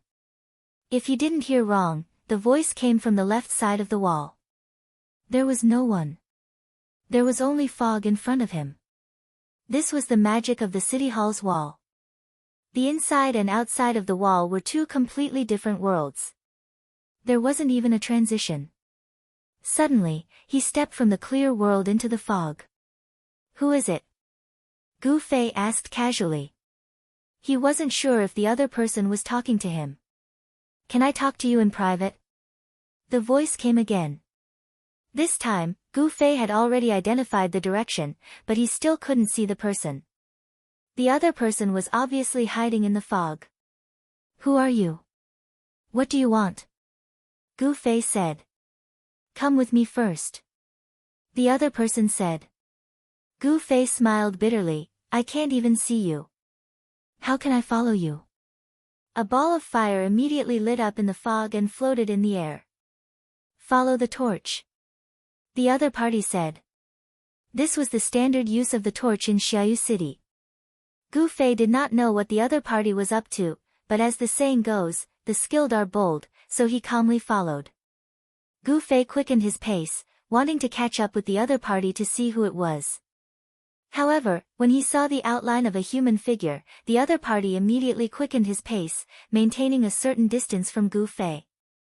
Although Gu Fei didn't manage to see the other party's face clearly, he at least knew the other party's class. It was either an archer or a thief. "Let's see what he's up to," Gu Fei thought to himself as he put his right hand into his pocket and gripped the Night Streamer sword. Perhaps they were local robbers. Thinking of this possibility, Gu Fei could not help but feel a little excited. The man continued to lead the way, and Gu Fei followed behind him without saying a word. Along the way, Gu Fei encountered a few other players. There were also players who carried torches. Although Gu Fei found it strange, the other players didn't seem to notice anything amiss. Eventually, they walked out of the city gates. The torches continued to move forward, and the surrounding players and conversations gradually disappeared. "Be careful of your feet," the other party, who had been quiet all this time, suddenly said. Gu Fei looked down. The two of them were no longer walking on a flat road. It was as if they were walking through a wasteland, overgrown with weeds and broken walls. Gu Fei walked around in circles. Weren't the robbers of Xiaoyu City a little too cautious? With such favorable weather conditions, was there really a need to find such a deserted place? Finally, the torches in front of them stopped advancing. Gu Fei couldn't help but stop as well. Perhaps there was a trap up ahead. Gu Fei didn't want to rush forward recklessly. He stopped in place and silently sensed his surroundings. There was no one, or rather, everyone was in the fog. In short, there was nothing but ruins as far as the eye could see. "It's here," the other party said. "Oh, then, what's the matter?" Gu Fei said. "Brother, you don't seem to be from this city?" the other party asked. "Yes," Gu Fei replied. "Where you come from and where you're going, we don't care. However, you seem to have a mission in the government office, so we have something in common," the other party said. "We?" "That's right, we." The voice had changed, and figures began to appear from the fog. 1, 2, 3, there were 8 people in total. Gu Fei counted them clearly. Just as he was about to see who they were, they suddenly stopped. "Brother, you don't seem to be masked," one of them asked. "Masked?" Gu Fei wondered. "That's right. Because we don't want to know each other's identity, we all masked our faces. You, as an outsider, might not care if you don't plan to stay in Xiaowu City for long. However, we still want to remind you." The other party said. If that's the case, then I'll do as the Romans do. As he said this, Gu Fei took out a black cloth from his pocket and covered his face. Then, one of the 8 figures seemed to raise his hand, and a black object flew towards Gu Fei. The second half of it unfolded in the air. It was an extremely large black raincoat. Seeing that it was about to be blown away by the wind, Gu Fei hurriedly raised his sword and hooked the raincoat back. This. As Gu Fei was puzzled, the 8 people finally walked out of the fog. Sure enough, they were all masked, and they were wearing this large raincoat. At first glance, they looked like octuplets. Do I have to wear this? Gu Fei asked. That's up to you. This coat is just a serial number. One of them said. Serial number? That person nodded. I said before that we don't know each other. We're just temporarily gathered for our own quests. However, because we're facing the strongest guild in Xiaowu City, we don't want to leave behind any trouble, so we have to be a bit mysterious. As this person said this, he lifted the corner of his raincoat and showed it to Gu Fei. There was a number 4 embroidered on it. Gu Fei hurriedly lifted the corner of his raincoat to look. There was a 9 embroidered on it. We don't know each other, so we'll call each other by serial number. You can call me number 4, or number 4. It's up to you. But you definitely can't call me little 4. I don't like that. The number 4 player said. Don't call me number 2. The number 2 player said. Don't call me little 3. The number 3 player said. You're welcome to call me old 8. The number 8 player said. Gu Fei silently put on his raincoat and nodded. I don't mind, just call me whatever you want. Since you've already accepted it, then the reason why we're gathered here and why we called you here, I'm sure you know. Number 4 said. Although no one clearly explained it to me, I think I already understand. Gu Fei said. You're all players who received a 2-way quest with flowers in the fog, so you've gathered together to complete your quest, right? That's right. Number 4 said. Too many people chose to give up their quest after realizing that they needed to fight flowers in the fog. Of course, there are also those who failed and were forced to give up. Up until now, I'm afraid that there are only 9 of us left. Number 4 said. Then, what's the content of your quest? This shouldn't be something that only you know, right? It's better if you tell us so that we can work together. Gu Fei said. Of course. As number 4 said this, the 8 of them introduced their quest to Gu Fei one by one. In the end, they all asked Gu Fei, what about you? Me? Assassinate Giordano. Gu Fei said. Although their faces were covered, Gu Fei could feel the shock on the 8's faces. They, who were prepared to fight flowers in the fog, obviously understood this quest. They knew that this NPC named Giordano seemed to be an important character in their quest. If they killed this person, then the flowers in the fog mission would probably be ruined, right? Of course, these people wouldn't think about flowers in the fog. After a moment of surprise, they immediately asked, how much do you know about the situation?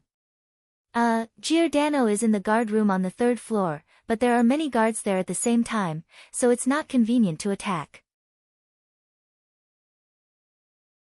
When the sun rises, he will come out of the government office to patrol the courtyard, but there are too many guards in the courtyard, and there are also flowers in the fog players watching closely. I haven't found any good opportunities yet. Gu Fei said. The 8 of them listened and nodded. Suddenly, number 6 said, other than that, you seem to know something else. Oh. What is it? What method did you use to avoid everyone's attention and suddenly appear outside the city hall? Number 6 asked. Hee hee. Gu Fei smiled. Speaking of this, why don't you talk about how much you know about the situation now? When this group gathered together, there was no need to talk about identity or friendship. It was simply a blatant use of each other. Since he had entered this circle, Gu Fei could only follow their rules. After all, he couldn't possibly be sold off and still pay for it, right? Before handing over his trump card, Gu Fei naturally wanted to get some information from them first to see if there was any valuable information. As a result, number 4 sighed. If the information we have is useful enough, we would have completed the quest long ago. Do we still need to squat here and discuss? Maybe the information you know is the last piece of the puzzle for us to complete the quest. I see. At least let me take a look at the other pieces of the puzzle. Gu Fei said. Okay, I'll tell you in detail. Number 4 said as he squatted on the ground, picked up a branch, and started drawing on the ground. Gu Fei could tell at a glance that this guy was drawing a sketch of the city hall. He immediately piled up dirt, placed stones, drew arrows, and described the activities of the system NPCs in the city hall in great detail.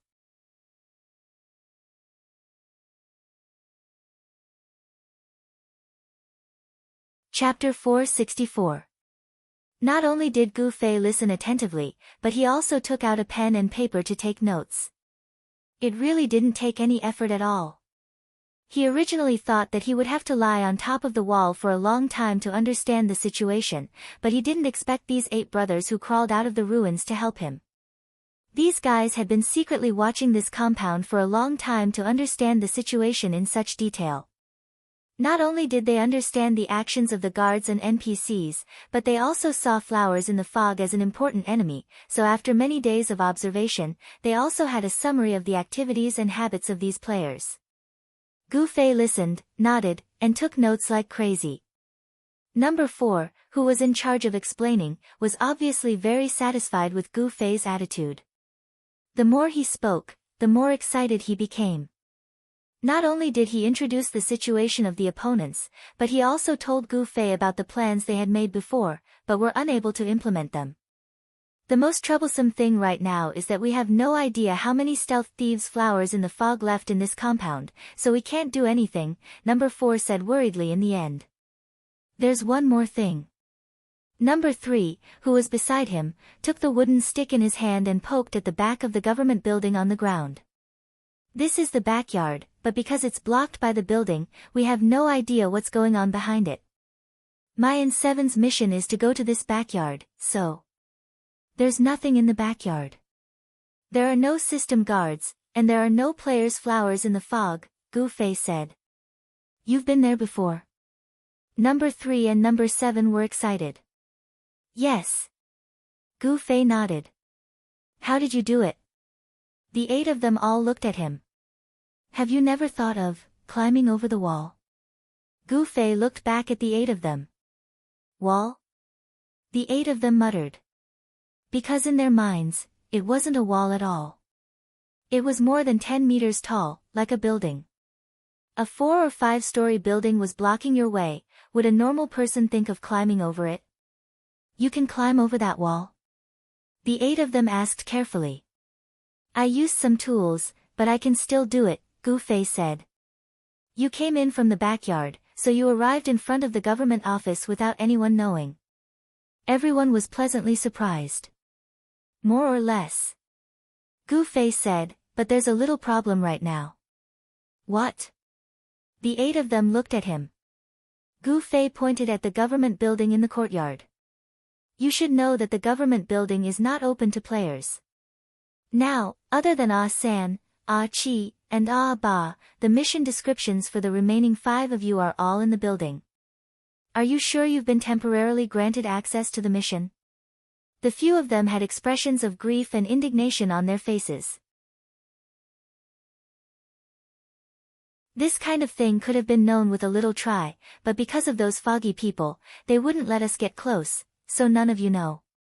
Gu Fei said. The few of them felt regretful.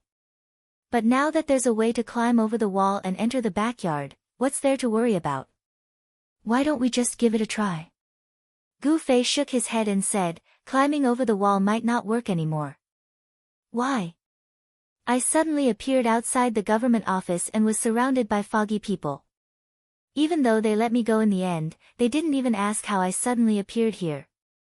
Isn't this a little strange? Gu Fei analyzed.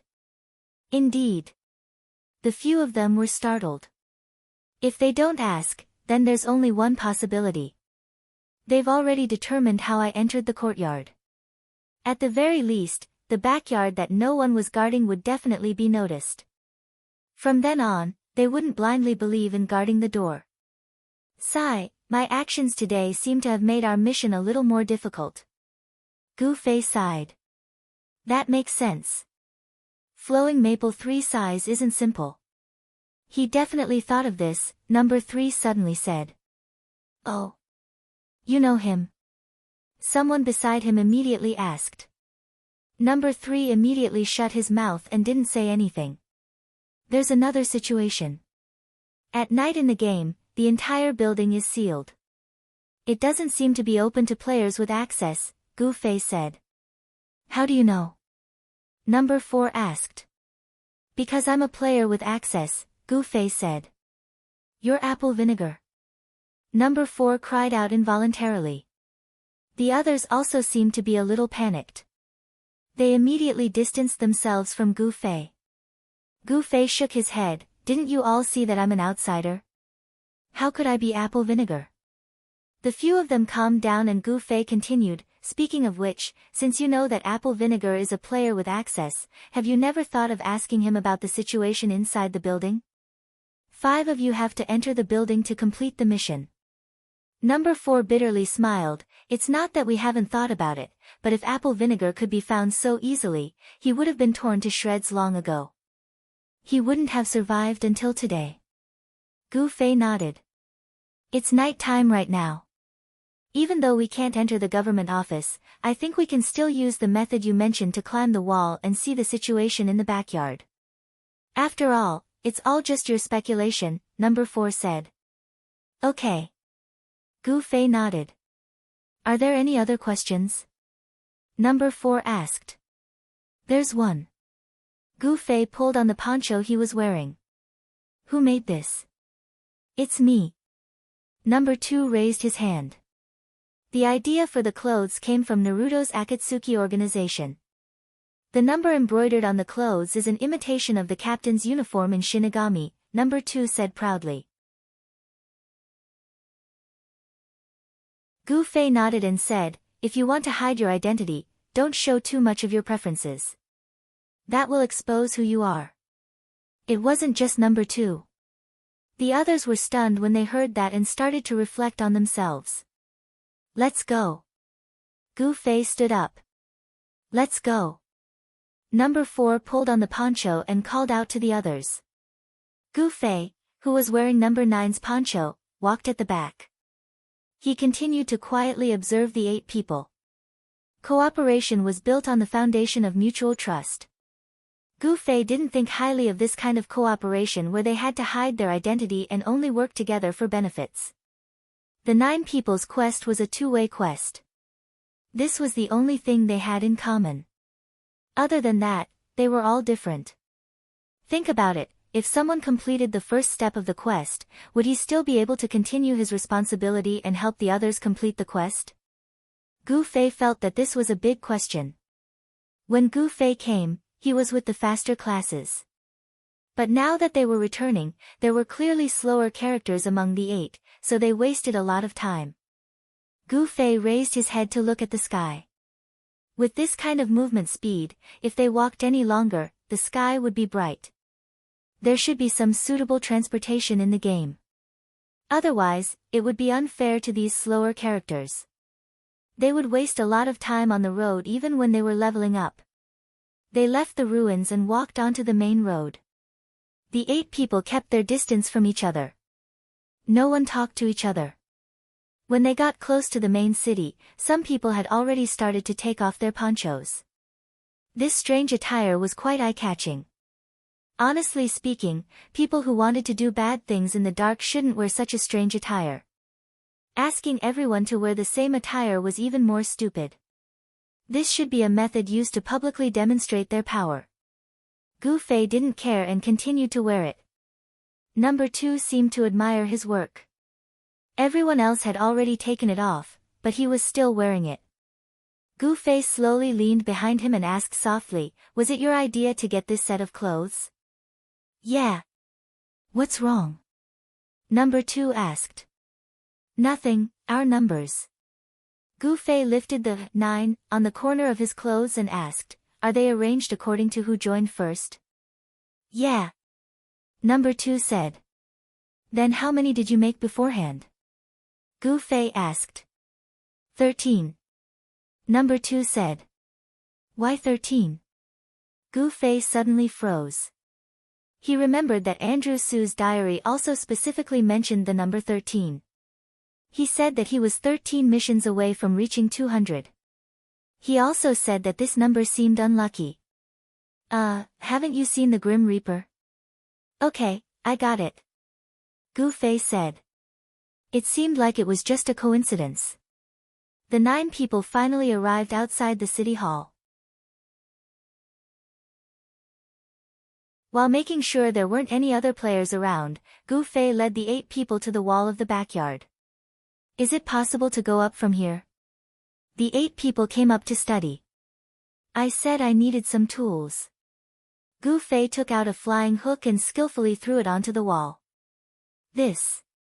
Where did you get this thing? The 8 people who saw the flying hook for the first time immediately asked the same question as the other players. I made it myself. Gu Fei explained many times, feeling a bit helpless. Why were these players so inflexible? Did the tools have to be directly provided by the game? Didn't they know how to make it themselves? They clearly had their own ponchos, why didn't they think of something like this? Are we going to climb up like this? Number 4 came up and tugged on the rope to make sure it was sturdy. It might be a bit difficult at first. Let's practice first. Gu Fei said as he threw 2 more up. He really did make a lot of them in one go. At the top of the wall, Gu Fei immediately started a lesson on how to climb the wall with flying hooks.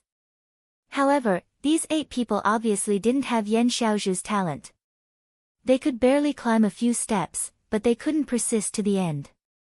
They would always make mistakes midway, lose their balance, or lose their footing while swaying, causing the flying hooks to fall off. The people on the 3 ropes fell like dumplings. Little 7, don't climb so hard. Your feet are only used to stabilize your body. You mainly rely on your arms.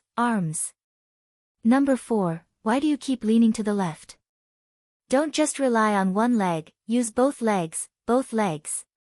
Number 3, don't be so anxious. What? You don't have enough stamina? Then hurry up. Go. Number 6, what are you doing? Come down.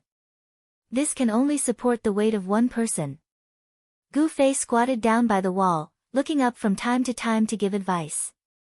In the end, he sighed and said, the sun will rise soon. If everything goes well, we can directly enter the city hall after climbing over the wall. Okay. The 8 people were sweating profusely as they continued to practice.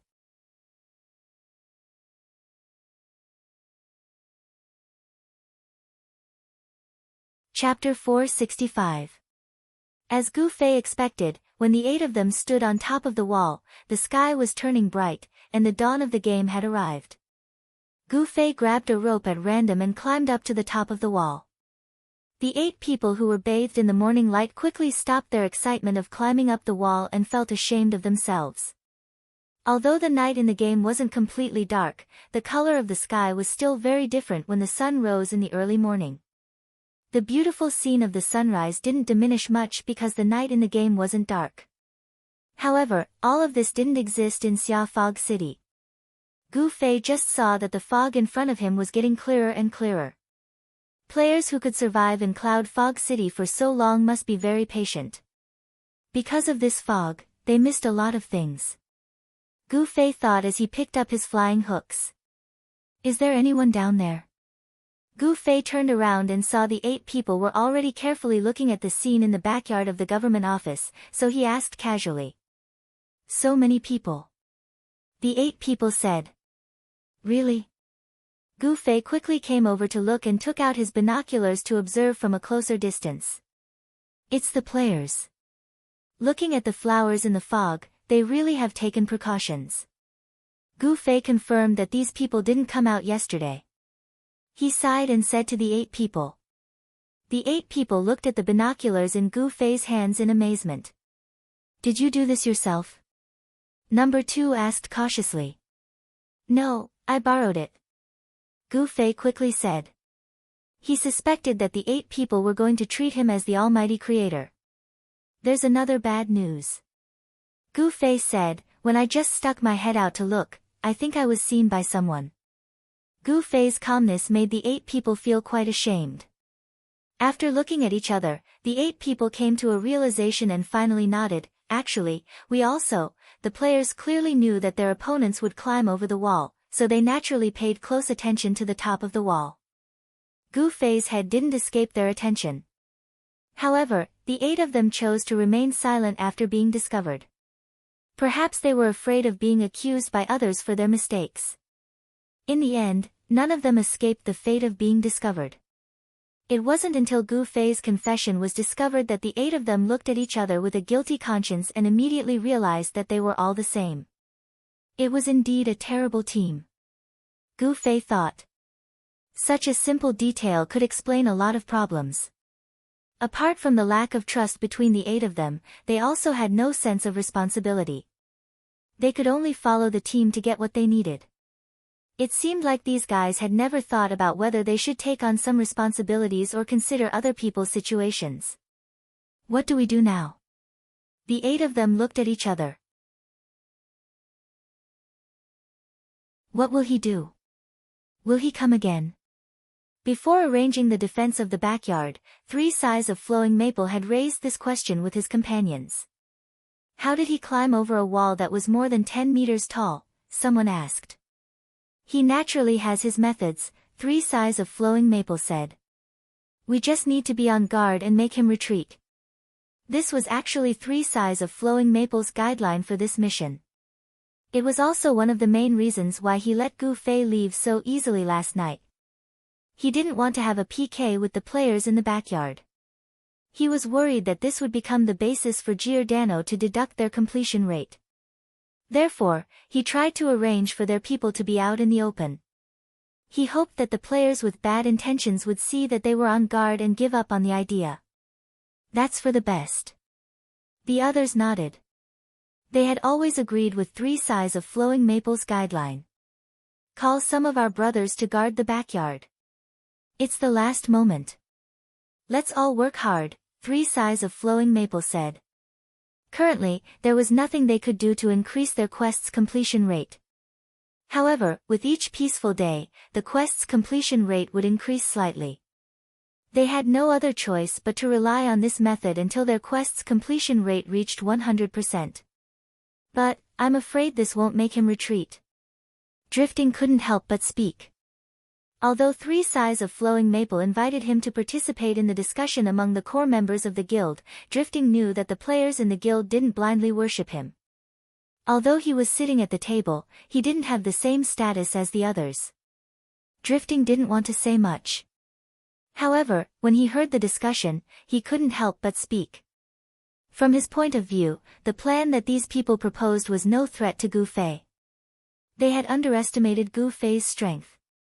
Brother Drifting, what do you think? 3 Sighs of Flowing Maple asked. Nothing. Just don't underestimate him. He's stronger than you think, Drifting said. Drifting knew that some people didn't like what he said. As expected, half of the people in the room curled their lips.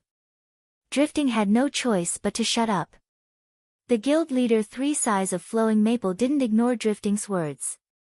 In the end, he said to the others, then, should we send more people? Send more people. How much was more? More than the PK points that he had accumulated once? Drifting smiled bitterly but didn't say anything. The defense of the backyard was handed over to one of the core members. After he arranged everything, he proudly introduced his arrangement to the others. I'm looking forward to seeing what that guy will do in the face of such a defense. Kill your way in. This time, Drifting, who had been sitting in the corner, suddenly said to him. Charge in.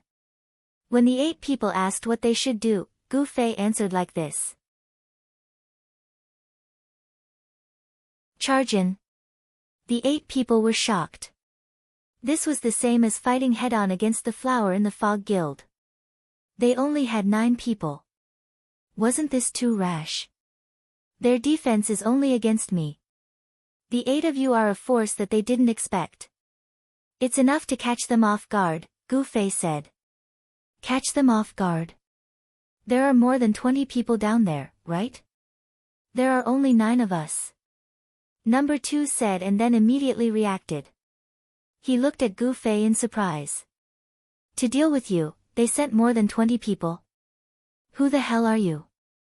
The others also realized this and looked at Gu Fei. Gu Fei spread his hands and said, I thought we didn't ask each other about each other's background. The opportunity is right before our eyes. Gu Fei continued, just now, you were discovered. Now they know that I'm not the only enemy. There won't be a weak defense of more than 20 people. A weak defense of more than 20 people? Number 2 was surprised again. Make your decision. Gu Fei looked at the 8 people. The 8 people looked at each other and felt that Gu Fei's analysis was reasonable. They nodded in unison. Gu Fei quickly took out a flying hook and set it on the wall. He said to the 8 people, I'll go down first to attract their attention. You guys slide down after me. Number 3 and number 7, you two find what you need in the yard. Number 8, you find a place to hide in the backyard. When it's chaotic, find a chance to sneak to the front yard to find your quest NPC. You have movement speed, so it shouldn't be difficult for you. Number 3, number 7, and number 8 nodded. The others, do you see the door in front of you? If you have the authority, you can enter there. If you don't, immediately return to the rope and retreat. We'll plan later. Gu Fei said. Okay. Everyone nodded. Then let's hurry and act immediately. I'll go first. As soon as Gu Fei finished speaking, he threw the rope over the wall and grabbed it with one hand. With a whoosh, he slid down.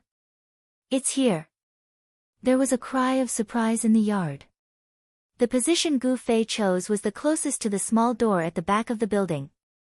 It reduced the time it took for everyone to rush to the government office. Coincidentally, there was half of the enemy's people guarding this place. This was exactly what Gu Fei wanted, to gather all of them together and deal with them all at once.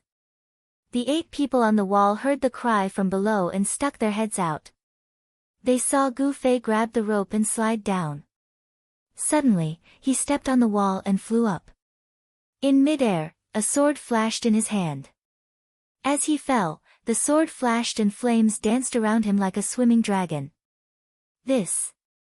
The 8 people seemed to have thought of something. What are you hesitating for? Hurry up and go down. 3 people had already grabbed the ropes and jumped over the wall. Cries of surprise could be heard from the bottom of the wall. Gu Fei's descent from the sky was a genuine head-on attack. The circle of dual flame flash that he slashed out hit the enemy's head. 4 people were instantly killed. The other 3 who were hit by the sword had pale faces and red health. They panicked and retreated. Gu Fei spun and landed on the ground. He took a step forward and turned around. With a 900-degree turn, dual flame flash, the players surrounding him looked as if they had planned to be instantly killed by him. With this turn, not a single one of them would be left alive. 900 degrees, 2.5 revolutions. No matter how high their health was, they wouldn't be able to take 2 of Gu Fei's dual flame flash. To split a skill into 2 parts and smash it onto someone else's body, Gu Fei's skill completely subverted the game's design. After showing off his godly might, the players who were watching in the dark started to feel nervous. Their footsteps to surround him were no longer as firm. The 3 people who slid down from the top of the wall were already in position. There was a mage and an archer. They were using all sorts of methods to attack the enemy. Those above, hurry! Gu Fei shouted and took the initiative to attack, heading straight for the back door of the building. When he flew down, a few of the players who were watching in the dark immediately retreated towards the door. It was obvious that they had made arrangements beforehand. Gu Fei had already expected this. He had already saved some mana for these people. 3 more people slid down from the 8 people on the wall. They were number 3, 7, and 8. Gu Fei pounced towards the back door of the government office. The players who were watching in the dark all rushed over to help. Number 3 and 7 took advantage of the fact that no one was paying attention to them and started searching the backyard. Number 8 had already seen a bush in the backyard. He rushed over and leapt into the bush. Finally, the 2 of them began to slide down the rope. There were already noises coming from both ends of the government office building. The reinforcements who were watching in the dark had already rushed over. When the 9 people appeared one by one, the guard who noticed that there were 9 heads had already reported the situation to the guild master. 3 Sighs of Flowing Maple was surprised that there were so many opponents. Naturally, he quickly dispatched people over. Butterfly Knot, after accumulating for so long, it's time to act. Go go go go.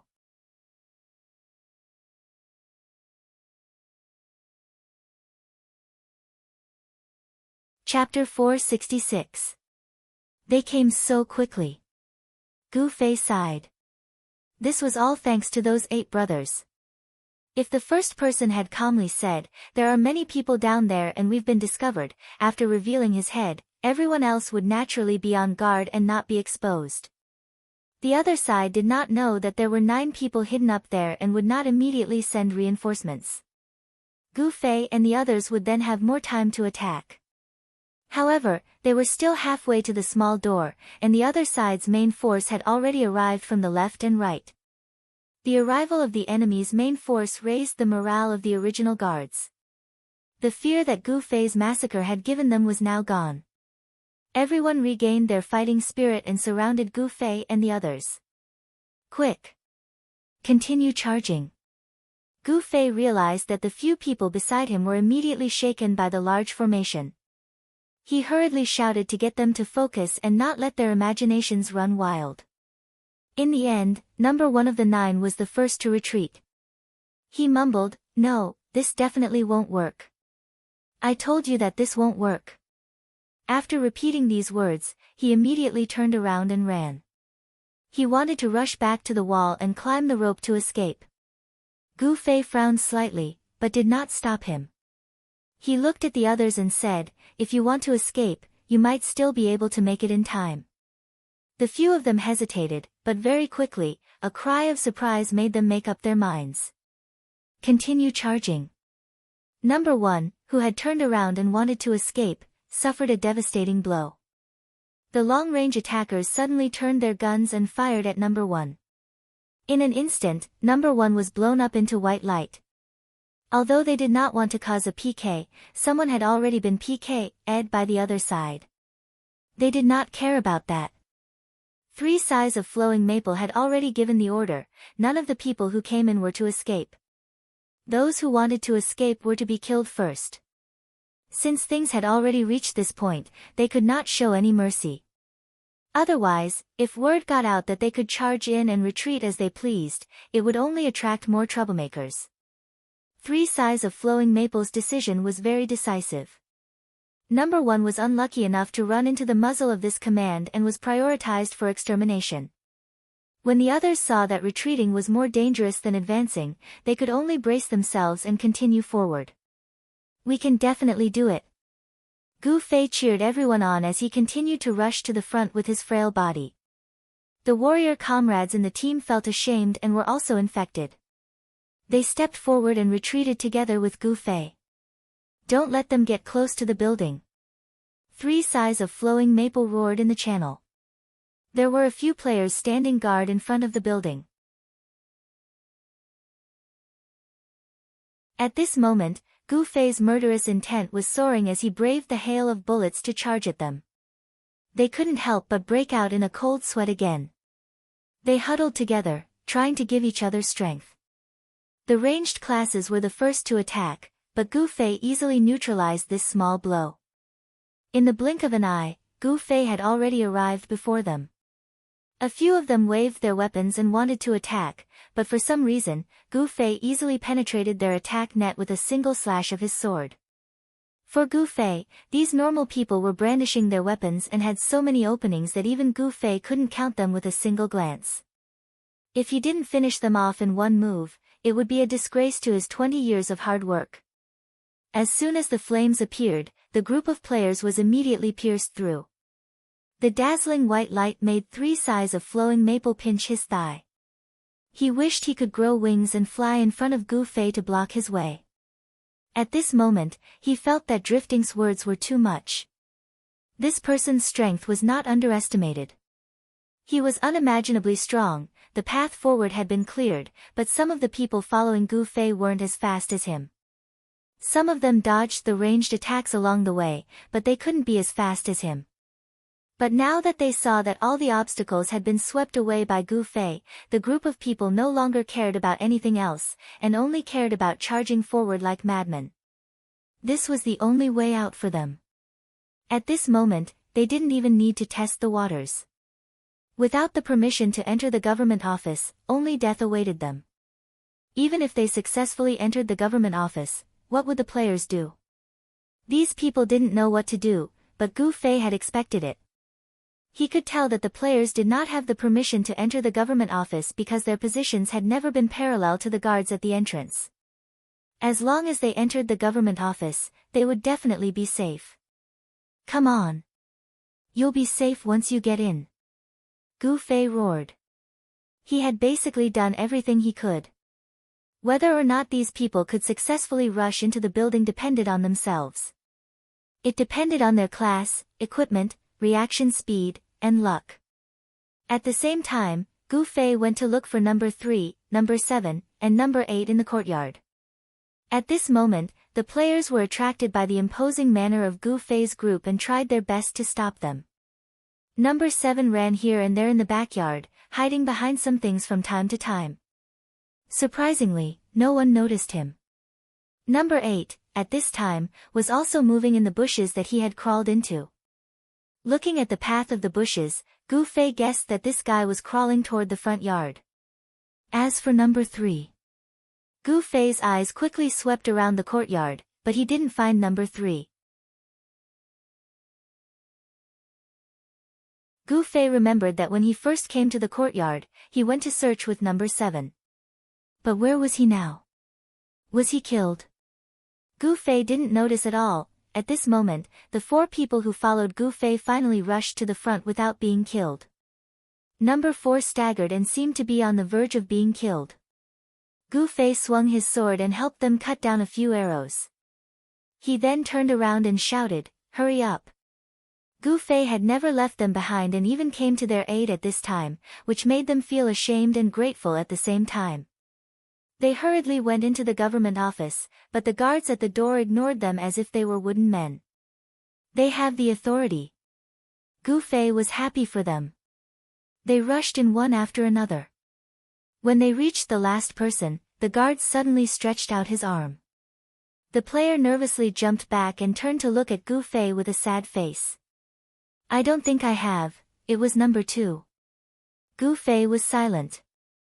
It was impossible to force their way through the guards, but there was no way out. Staying here would only mean death. Gu Fei turned around and saw that number 7, who was still looking for the things needed for the mission, had a terrified expression on his face. According to the plan, when everyone rushed to the government office and diverted the attention of the players, it would be the only chance for him to complete the quest. If he missed this opportunity, he would be easily discovered by the players. Seeing that this was about to happen, he hurriedly tried to find a place to hide. For a moment, he did not know what to do. What was worse was that the players saw them enter the government office one by one. While they were annoyed, some of them looked around and found number 7. However, Gu Fei had an idea. He patted number 2 and said, "Wait here. The 2 guards will leave in a moment. You go in immediately. Don't leave after you go in. Hide behind the door immediately." "Got it?" "What?" Number 2 was confused. "Just do as I say." Gu Fei didn't have time to explain to him. He suddenly turned around and rushed out. "Where are you going?" Number 2 exclaimed, but then he saw where Gu Fei was going. He was rushing in the direction of number 7. Is he going to help him? Number 2 was touched. He originally had hope for this group. He felt that everyone gathered together with a common goal, wore the same uniform, and worked together in the dark. It was mysterious and interesting. But soon, the mutual distrust and blatant use of each other made him feel uncomfortable. What was more frightening was that almost everyone was the same. Was reality really different from the fictional world in the comics? Just as he was sighing, number 9 suddenly appeared in the team. Originally, he didn't care about this newcomer. However, Gu Fei at least showed some attention to the raincoat and wore it like him. This made number 2 feel much better. At this time, Gu Fei didn't show any selfishness in the battle. It made him feel that he had found the feeling he was looking forward to. Reality wasn't that boring after all. At this time, Gu Fei didn't know that someone was talking about him behind him. He hurriedly rushed toward number 7 while waving his hand and shouting, "Why are you standing there like a fool?" Number 7 seemed to wake up from a dream. But seeing people rushing toward him from all directions, he still didn't know what to do. Continue looking for your mission. Gu Fei spat out the apple in his mouth. After getting rid of the obstacles along the way, he immediately ate some fruit to replenish his mana. Although he hadn't fully recovered, he could still hold his ground. I don't know where he is. Number 7 was a little mad. Nonsense. If you knew, would it still be called looking? What's your mission? In the previous introductions, everyone had only briefly mentioned the general content of their mission, but they hadn't been specific. A sleeping assassin, number 7 replied. What? Gu Fei didn't understand what the topic had to do with searching. Number 7 wiped his sweat and explained in detail, I'm looking for a sleeping assassin in the backyard. Looking for a living person. You haven't found one even after so long. Gu Fei exclaimed. Just how big of a target was this? Number 7 felt ashamed. Use your brain. Who would sleep on such a large piece of flat ground? And since you're an assassin, you have to be more discreet. Pay more attention to these places. Gu Fei shouted as he turned around. A few confused players had already rushed up to him. Gu Fei stepped forward and slashed. The players hurriedly swung their swords to block, but Gu Fei's slash was only a feint. He had already turned around to attack the next person. Just like that, the players were all hit by Gu Fei's feint. They all swung their weapons at Gu Fei. Gu Fei took 2 steps back. The others rushed forward and squeezed into a row. Gu Fei used a soul-stirring dual flame flash. Number 7 was dumbfounded. The way Gu Fei fought just now was to attract monsters, gather them into a group, and kill them in one hit. Was this guy treating players as monsters to be farmed? This number 9 was too scary. At this time, Gu Fei looked at the 2 guards outside the government office. The PK value is already 20. Are these 2 still not coming over?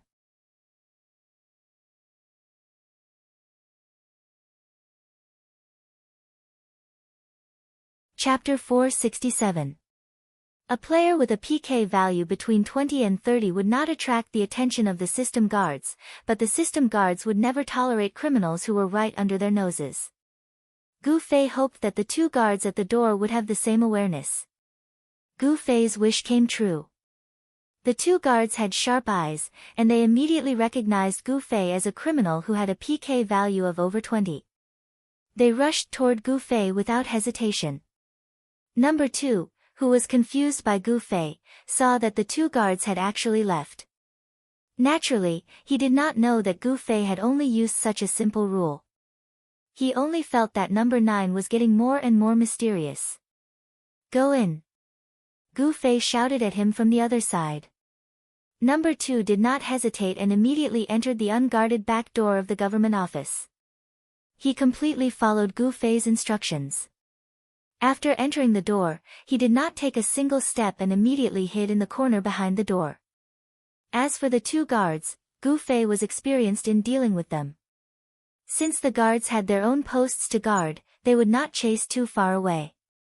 Therefore, they only needed to run a short distance away. This was the same logic as escaping from the aggro range of small monsters. Therefore, the more troublesome ones were the players who were watching in the fog. Seeing that more than half of the 9 intruders had successfully entered the government office, the players who were watching in the fog were going crazy. They could only vent their anger on the 2 targets that were right under their noses. Although the backyard was smaller than the front yard, it was not as visible as the front yard. There were plenty of places to hide. Gu Fei dragged number 7 and played hide-and-seek with the players who were watching in the fog. The players who were watching in the fog had nowhere to vent their anger, and all of them were suffering from internal injuries. Who are they? 3 sighs of flowing maple asked the frontline guild members. I don't know. They all have their faces covered. This answer made everyone go crazy.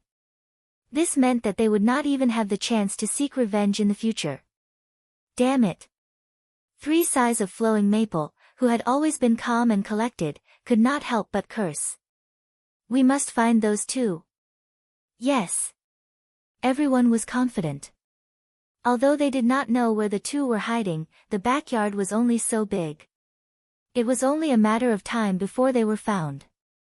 Number 7, who was hiding with Gu Fei, was very nervous. Hearing the messy footsteps around him, he said with a trembling voice, "We can't hide like this, hide." Gu Fei looked back at him. "We are looking for your quest, big brother." Quest. Quest? Number 7 was so nervous that he had forgotten. Isn't it some sleeping assassin? Gu Fei said as he continued to look around. It's here. Suddenly, there was a shout, followed by countless mages chanting loudly.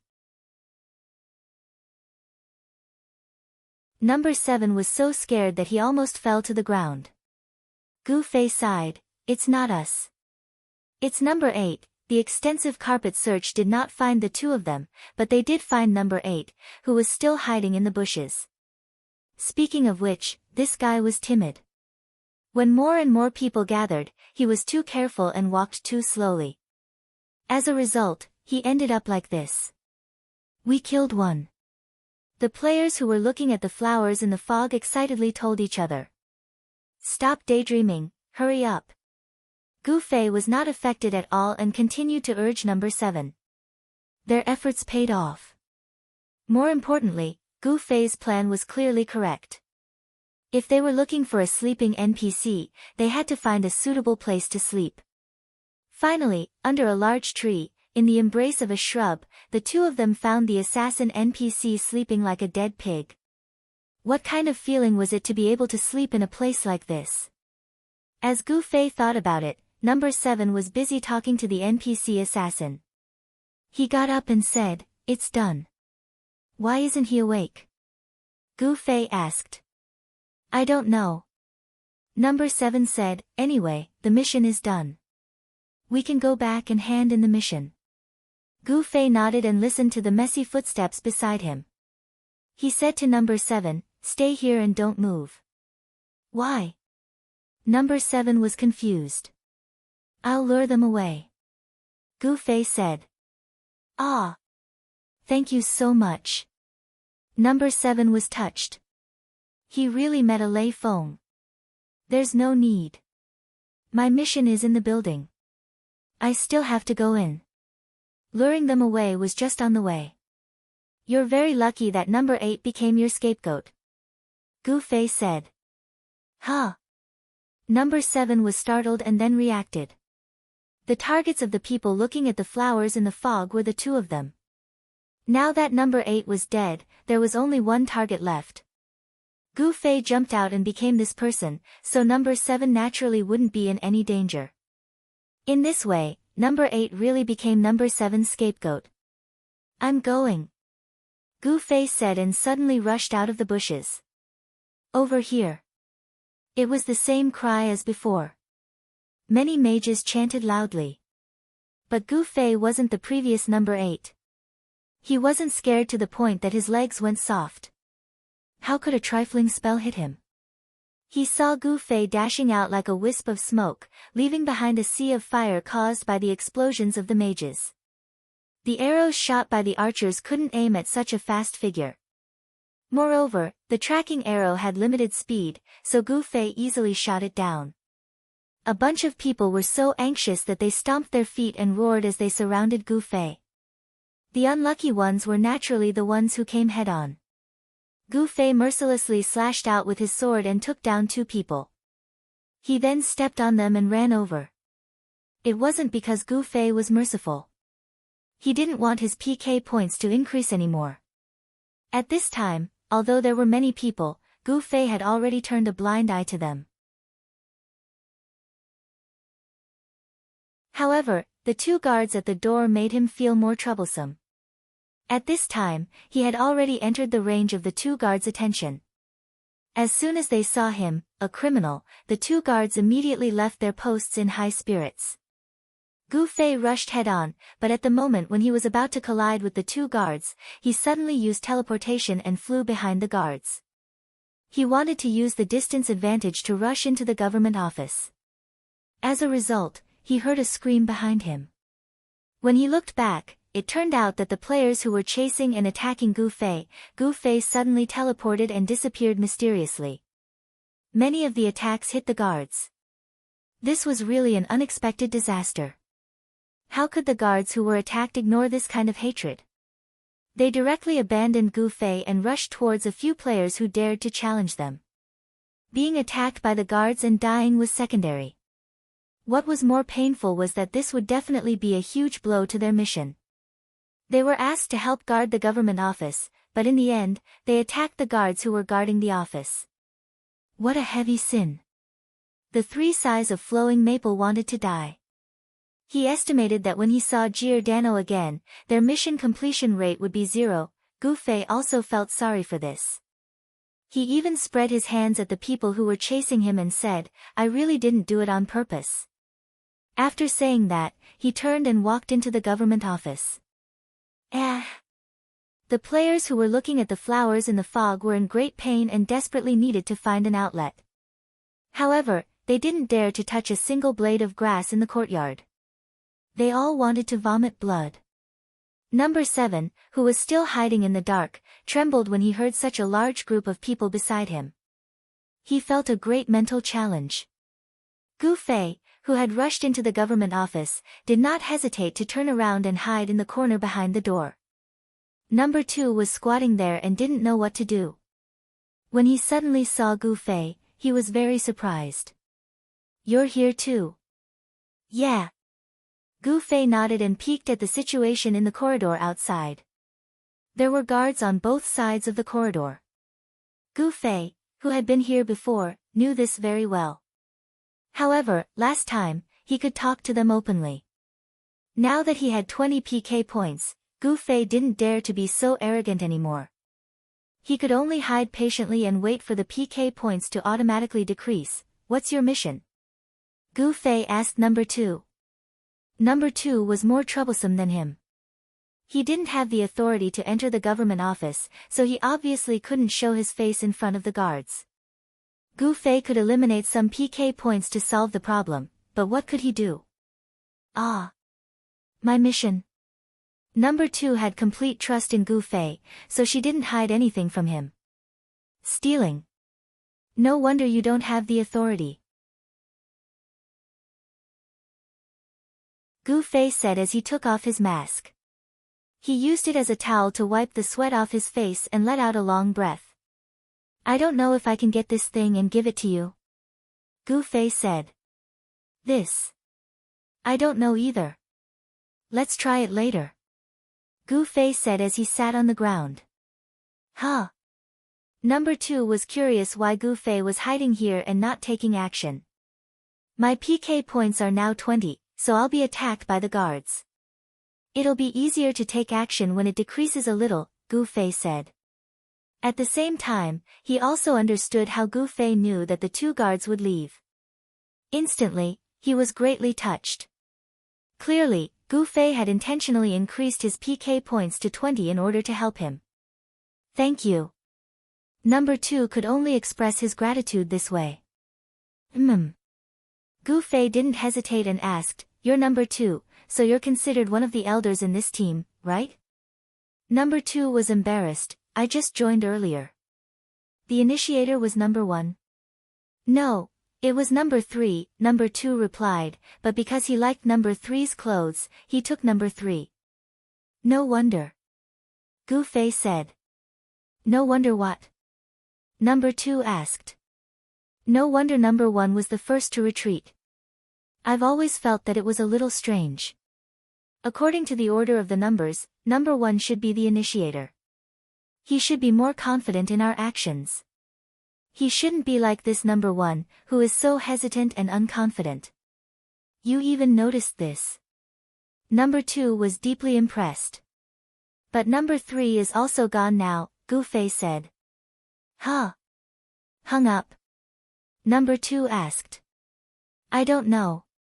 Gu Fei shook his head. "I couldn't find him when I was looking." "Someone's here," Gu Fei said as he suddenly made a shushing gesture. He heard footsteps coming from outside. Was someone entering the government office? Sure enough, a figure flashed into the hall.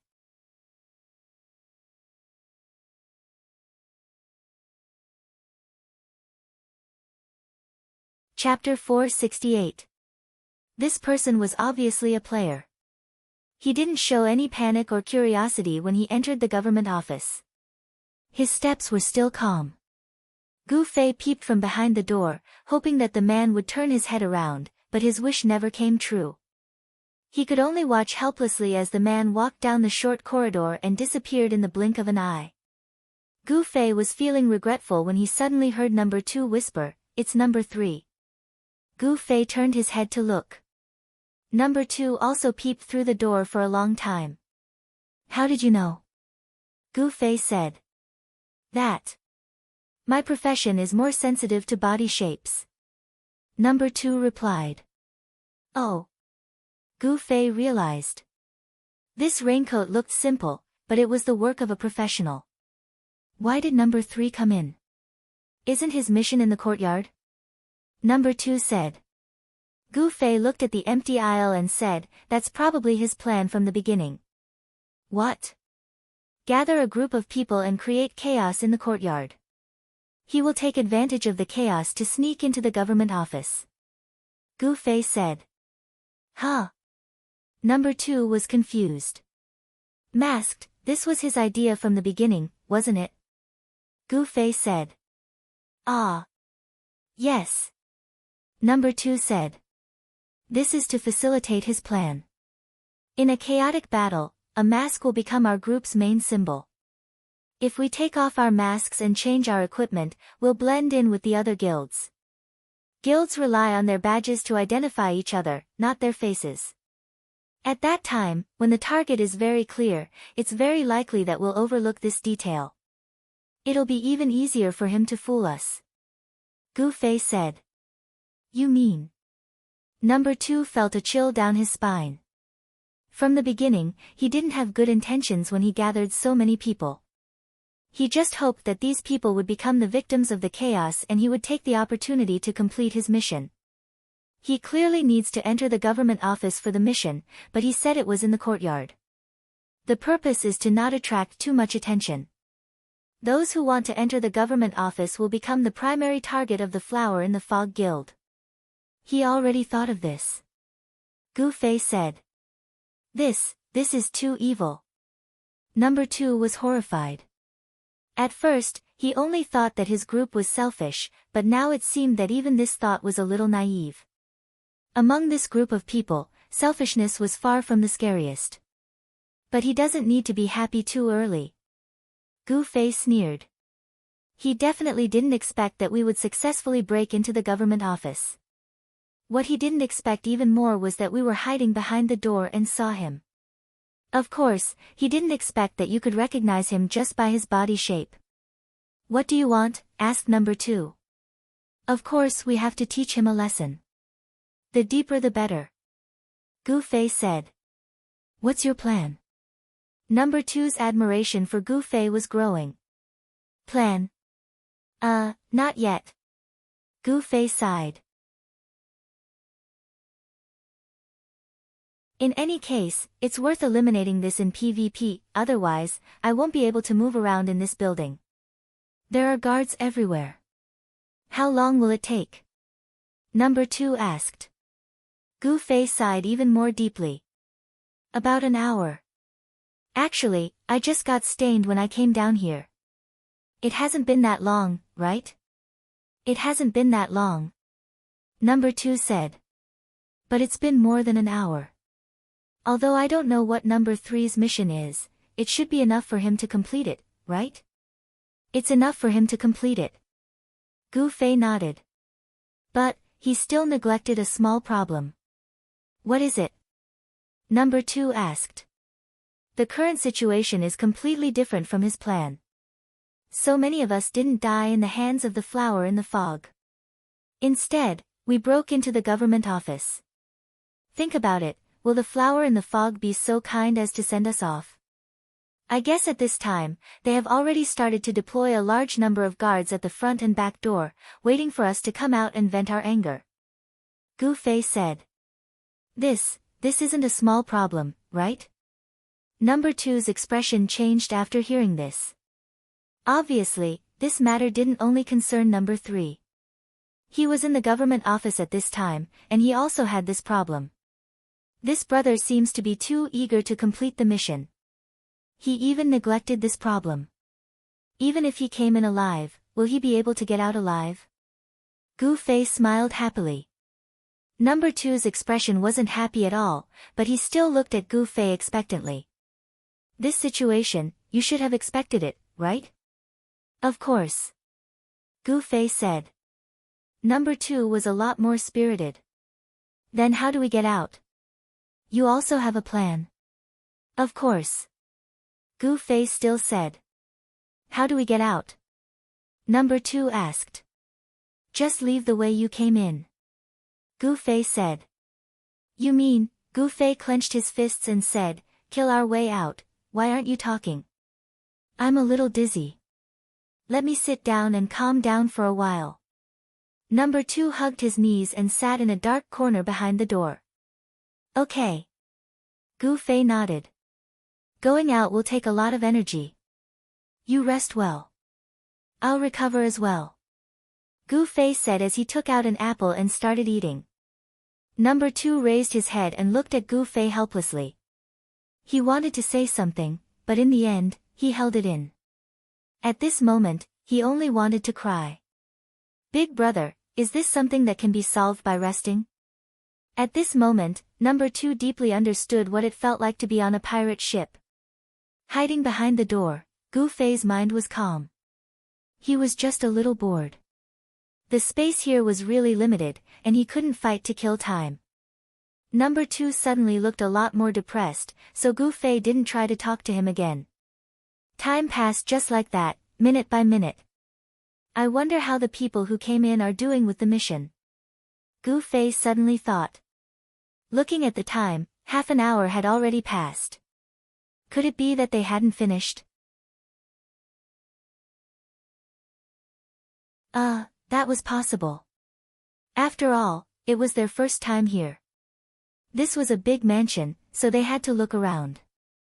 Especially those who were looking for things, asking the NPC might not be useful. Thinking of this, Gu Fei felt his scalp tingle. He suddenly remembered that he had just accepted such a task, and it was a shameful theft. Wouldn't this be even more troublesome? Just like that, an hour finally passed. At this time, it was number 2 who took the initiative to break the silence. It's been an hour. Yeah. Sitting on the ground, Gu Fei nodded. How come there's no news from anyone? Number 2 said. Do you have any of their friends? Gu Fei asked. Number 2 shook his head. Then how do you know there's no news? Gu Fei said. Number 2 didn't know, but not knowing seemed to mean no news. At this moment, he was just feeling a little guilty. The more people trapped in this government office, the stronger he felt. He really couldn't understand how Gu Fei could be so calm. Could he really kill his way out like how he came in? The problem was that the two situations were completely different. Last time it could be said to be a sneak attack, this time it was a head-on battle. Sigh, at most I'll just die, it doesn't matter. Number 2 could only comfort himself like this. This was the worst consolation in the game. Done. After enduring for who knows how long, Gu Fei finally turned over and stood up from the ground. He was full of energy. I'll go find these kids, you stay here and don't move. Gu Fei said. Number 2 nodded. Gu Fei walked 2 steps and suddenly turned back. If you trust me, add me as a friend, it'll be easier to contact me. Of course, my name is Scissorhands. Number 2 said. Oh, my name is Qianli Drunk. Gu Fei added Scissorhands as a friend, waved at him, and walked out from behind the door. Qianli Drunk? Qianli Drunk, this name sounds familiar. Scissorhands thought hard behind the door, and suddenly his face turned pale. Fuck. I've been squatting with the number 1 PK maniac in the game for so long. Am I still alive? Scissorhands touched his hands and feet to see if they were still there. He peeked out through the gap, but Gu Fei's figure was already gone. Gu Fei, who had 19 PK points, felt like he was walking on the edge of a knife. There was an inexplicable sense of excitement. At this time, he was calculating his targets. Other than the unknown, the most despicable number 3, there was also number 4 who came to find people, number 5 who came to deliver things, number 6 who came to collect things. Fuck, everyone's mission is so vague. Gu Fei cursed in his heart. After thinking about it, he covered his face again and put on his number 9 raincoat. The number 9 was exposed in a conspicuous position. He waved his hand and pushed the door in front of him open. There was a spacious hall with circular stairs on both sides. The main entrance of the government office was directly in front of him. Gu Fei guessed that those guys should have already completed their tasks by now. Either they wanted to leave the government office hastily and were killed by the people outside the door, or they found out that they couldn't get out the moment they stepped out of the door. In that case, they were probably running around in circles in the front hall. When he entered the hall, he looked up, down, left, and right. He opened all the doors that could be opened, but he didn't see a single person. This group of kids. Are they all dead? Gu Fei felt that the possibility of them not completing the mission was very low.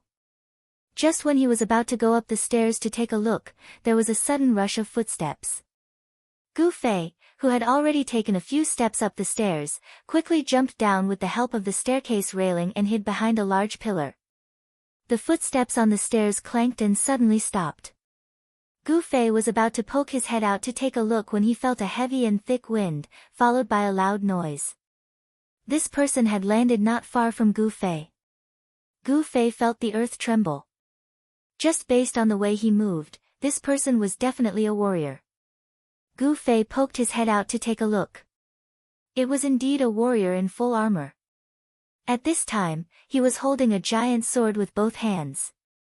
He looked up nervously at the top of the stairs while scanning left and right. It seemed that he was also looking for a place to hide. Not wearing a mask, not wearing a raincoat. Brother, you are not revealing anything. Do you think I am number 2? I can tell who you are just by looking at your body shape.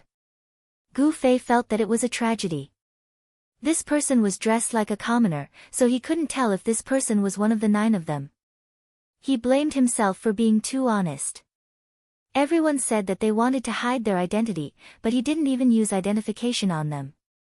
This person is a warrior. He is not number 6. Gu Fei concluded that number 6 was the guy who led him to the ruins that day. He was quite fast, but he was definitely not a warrior. However, who was chasing after him? Gu Fei couldn't help but poke his head out to look up the stairs.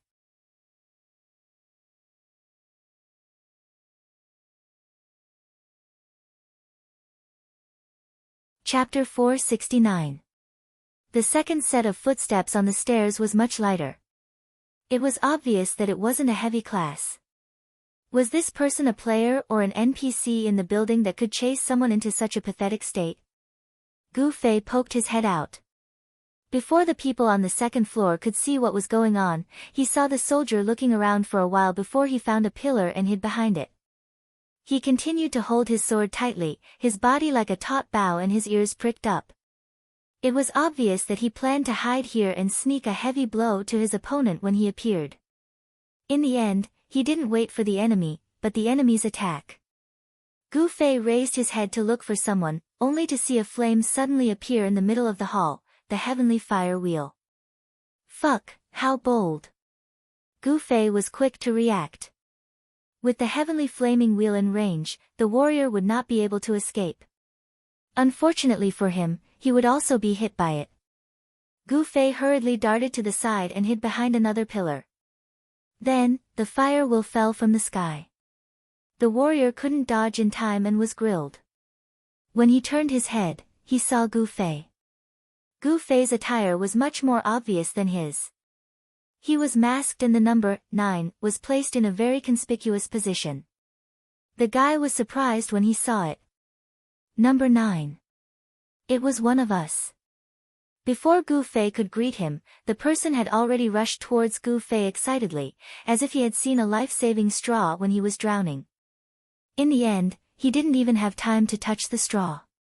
He only took a few steps from behind the pillar when he stepped on the rising, blazing 3,000 layers flames. Gu Fei dodged the spell with a quick retreat. He couldn't do anything to the warrior, who he didn't know what number he was. He could only watch as the warrior disappeared in the sea of fire. Killing a warrior with 2 spells wasn't something a normal mage player could do. Gu Fei was naturally one of them. Who else could it be? Drifting? Strange pupil? Or was it the NPC mage guarding the government office? Before he figured it out, Gu Fei decided not to act rashly. If they were experts like drifting and strange pupil, Gu Fei would not be afraid. What he was afraid of was a strange, high-level NPC like the system. Right now, it was best not to provoke it. Gu Fei, who continued to hide behind the pillar, did not move. The footsteps on the stairs also stopped, and the hall returned to silence. Gone? Or are you looking for me? Gu Fei didn't know if the other party had noticed him. After all, that person had shouted, "Number 9, excitedly. He didn't know if the person on the stairs had heard it or not. Leaning close to the pillar, Gu Fei moved slowly, changing his field of vision little by little, but in the end, he still saw nothing. Gu Fei simply took out an apple and threw it up the stairs with all his might. Pa! The apple fell on the stairs, and then bounced down the stairs, rolling down the stairs. The sound was clear and bright in the whole hall. Is he really gone? Gu Fei walked out from behind the pillar and came to the stairs. He caught the apple that rolled down and looked up. There was no one on the stairs. He walked up the stairs, but before he took a few steps, he suddenly heard footsteps coming from the hall below. Gu Fei turned his head and flung the apple in his hand away. Ouch! Although the apple that Gu Fei threw did not deal any damage, it was as accurate as any skill in the game. The person was hit in the head and screamed in shock. Then, he realized that it was an apple that had hit him. When he looked back, he saw a masked man in black jumping down the stairs and dashing towards him. Number 9. The person shouted. Gu Fei stopped in his tracks, but still maintained his distance and did not approach. After all, among the 9 people, number 3 was going to be an enemy. Gu Fei did not dare to let his guard down. It's me. Number 4. The person could tell that Gu Fei was still suspicious of him. He quickly put on his clothes and mask and changed into his raincoat with number 4 embroidered on it. So it's you. Gu Fei smiled. He could recognize number 4 because number 4 was the most talkative. Even though Gu Fei couldn't recognize number 4, after a few more words, Gu Fei could recognize his voice. Where are the others? Gu Fei asked. After coming in, they all went to do their own missions. I don't know, number 4 said. Number 4 was in front of him.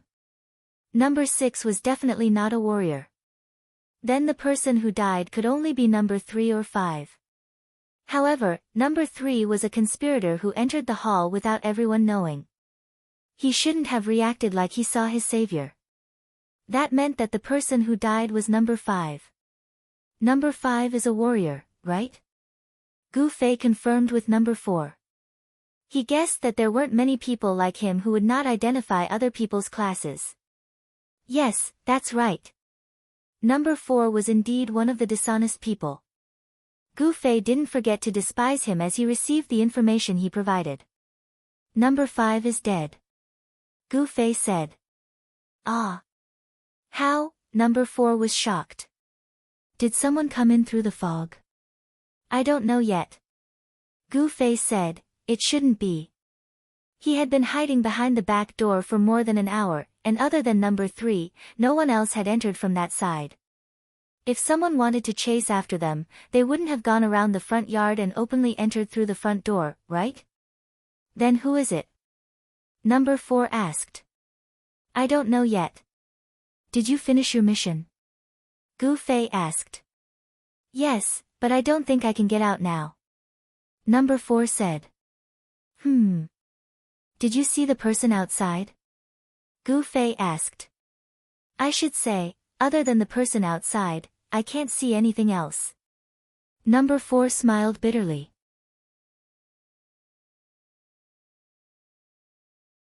Gu Fei admired people who could still maintain a sense of humor in a situation like this. Number 1, number 7, and number 2 were at a loss in the face of danger. Gu Fei was almost used to their behavior, but number 4 seemed to be a little different. Do you have any ideas? Gu Fei asked. Number 4 had some ideas. He was the leader of the group of 9. Gu Fei was a little confused at first, but after understanding the relationship between the people, he understood. Normally, in this kind of group, the initiator would be the leader. However, number 3, the initiator of this group of 9, had an ulterior motive. In order to make it easier for him to fish in troubled waters, he couldn't put himself in the position of a leader who would be noticed at any time. And number 3, who was pushed to number 1, was hesitant about this plan. How could he make any decisions? Number 2, on the other hand, was obviously a fanatic who read comics. Therefore, number 4 couldn't help but catch up and become the leader. I wonder if there's a secret passage in this government office that leads directly out, number 4 said. Gu Fei immediately retracted his opinion of number 4. It seemed like this person was also a fanatic. Number 4 received Gu Fei's gaze and said embarrassedly, actually, I've been looking for a while, but I didn't find anything. Looks like it's impossible. Gu Fei sighed. He understood that number 4 wasn't a fanatic. He was just trying anything in a desperate situation. I don't know where number 6 went. Let's look for him first and think of a plan together, Gu Fei said. Will the person who killed number 5 come out to attack us again? Number 4 looked around nervously. It's very possible. Gu Fei was always so honest. He didn't know how to comfort others at all. Ah, this is still the fastest way to leave, number 4 said. Hee hee. Gu Fei admired his spirit of entertainment. How about I bring you to a safe place first? I'll look for number 6, then we can leave together. Oh. What safe place? Number 4 was most interested in the word safe at the moment. Gu Fei brought him to the dark corner at the back door. Wait here for a while. Ah, number 2. What a coincidence. Number 4 exclaimed behind the door. He poked half of his head out and said to Gu Fei, number 2 is here too. I know. Gu Fei said. You guys wait for me together. Okay, okay. Come back early. Number 4 waved at Gu Fei. Damn it, am I looking for lost children one by one? Gu Fei thought bitterly as he set off from the back door again. Gu Fei returned to the hall at the front door and went up the stairs on the left again. The guy who killed number 5 just now had disappeared from this place. Gu Fei decided to go there to see if he could find anything from here. At the same time, he also wanted to pay a visit to his mission target, Giordano. After walking around the second floor and finding nothing, Gu Fei went straight to the third floor and went straight to Giordano's office. The scene disappointed Gu Fei. This guard captain didn't care about personal space at all. He hung out with a bunch of soldiers all day. Program things really didn't have much of a life. Gu Fei didn't have the time to sit on the sofa and wait for an opportunity. He needed to go out and look for number 6. He pulled the door open and was about to leave when he received a message. It was number 2, Scissorhands. I'm hanging up. What happened? Gu Fei was surprised. It's number 4. Number 4? Gu Fei didn't understand. We chatted for a while and he suddenly asked if I wanted to make a bet, Scissorhands said. A bet? He asked me to bet with him to see who could leave the government office first. The bet was 100 gold coins. Scissorhands said. I didn't think much about it. I just casually agreed, so he immediately gave me 100 gold coins and said I won. By the time I realized, this person. Is there something wrong with him? Gu Fei was shocked. He finally understood what it meant by there were all kinds of strange things in the world. Sigh. Scissorhands said. Sorry, it's my fault. Gu Fei's mind flashed with the image of him bringing the big bad wolf into Little Red Riding Hood's boudoir. It's okay. You have to be careful. Maybe he'll play some tricks with you. Little Red Riding Hood, oh no, Scissorhands said. I will. I'll definitely help you bring out your mission item. Gu Fei said. There was one less player in the government office. Butterfly not, confusing. Is it blurred? Panicking in the government office?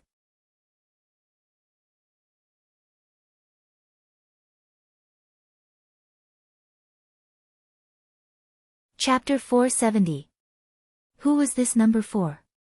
With this question in mind, Gu Fei rushed out of the guard room and prepared to go down to the first floor to find that guy. The government office was silent.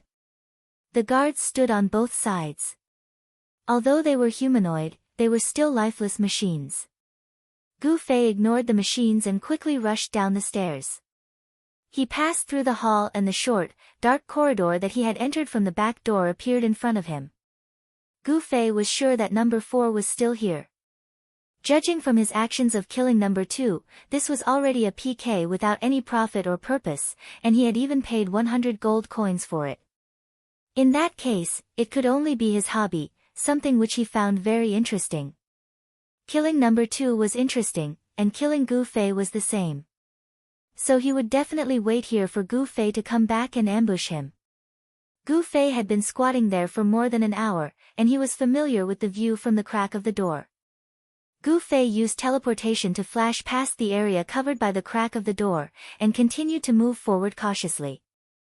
But wouldn't it be too easy for him to PK this guy? Gu Fei wondered if there was a better way to punish him. Gu Fei looked around the corridor. He saw the door handle and the wall lamp on both sides of the wall. Gu Fei suddenly had an idea. Walking to the door quietly, Gu Fei took out a long rope and tied it to the door handle. On the other side, Gu Fei looked at the wall lamp. If he pulled it over and tightened it, the gap between the door and the wall would become narrower. What was even more amazing was that the ceiling of the corridor was protruding downwards. If he pulled the door all the way to the end, it would form a perfect structure. So, being trapped in this dark and narrow space seemed like a good punishment. This was Gu Fei's plan. Next, he had to fix the other end of the rope to the wall lamp. He couldn't do this without being seen by number 4, so he had to be fast. He grabbed the rope and waited for the cooldown of teleportation to end. This was the fastest way to move. By the time number 4 saw it, reacted, and responded, it would be enough for him to complete what he needed to do. The cooldown was over. Gu Fei took a deep breath and looked at the wall lamp. He stretched out his finger and whispered softly, without missing a beat. The wall lamp was right in front of him. Gu Fei's teleportation sent him to an extremely comfortable height. With a quick flick of his arm, the rope wrapped around the wall lamp. Gu Fei grabbed the rope with both hands and pulled it tight as he fell. This was also to test whether the connection between the wall lamp and the wall was sturdy enough. If it was easily torn off, then it was naturally impossible to trap the person behind the door. The only way was to go up and hack the person to death. The test was perfect. The wall lamp was so sturdy that Gu Fei could hang on the rope. Gu Fei quickly tied a knot and happily landed on the ground. He heard a muffled thud from the door behind him, followed by someone shouting, "What's going on?" Number 4's voice. Gu Fei became even happier and said with a smile, "It's me." "Who?" "Number 9. Number 4 asked from behind the door. "That's right. You're back. Come and help me take a look. There's a problem with the door." Number 4 said. Gu Fei laughed. It seemed that this fellow was much slower than he had imagined. Didn't he see that someone was messing with the door? Or was this guy tricking him to come closer? Did he have some other tricks up his sleeve? With that thought, Gu Fei didn't move and said, "Let's make a bet. Let's bet whether or not number 2 is behind the door." "I think he is." "Then I can only bet that he isn't." Number 4 said. "So you win. Your reward is to continue to stay behind the door." Gu Fei said. There was silence behind the door. "You definitely didn't think that number 2 and I had already added each other as friends, right?" Gu Fei said. He had specifically confirmed this with number 2, but number 2 clearly said that he didn't reveal this information. This was also the main reason why Gu Fei was sure that number 4 would still be waiting for him here. Number 4 thought that Gu Fei didn't know about number 2's death and would come back here without any suspicion. "Stay here for now. When I have time and I haven't forgotten, I might come back to release you. If you really can't wait, you can try to forcefully log off," Gu Fei said as he prepared to leave. He didn't feel like there was much to say to number 4. "Hey! Hey!"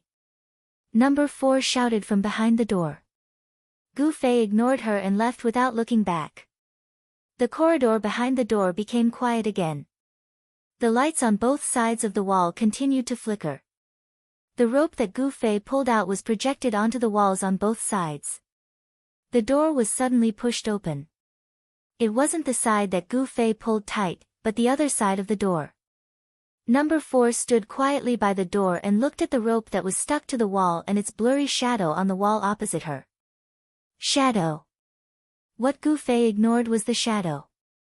From the moment he arrived at the corridor behind the door, even though he didn't appear in his field of vision, number 4 had already noticed the presence of someone from the shadow on the wall. He still didn't know who this person was. He thought that if this person continued to walk down the corridor, he would eventually be exposed to his field of vision. However, the shadow on the wall suddenly flickered, and this person's shadow suddenly moved forward a few meters. Gu Fei used teleportation to jump out of his field of vision. However, number 4 quickly grasped 2 pieces of information from the flickering shadow. The person had this special high-speed movement method. The person knew that he was behind the door and had malicious intentions, so he intentionally moved away from his field of vision and didn't let him see him. The only people who would know that he was at the back door were number 2 and number 9. Number 2 had already been sent to the resurrection point. Number 9 shouldn't have any malicious intentions towards him, but he suddenly did.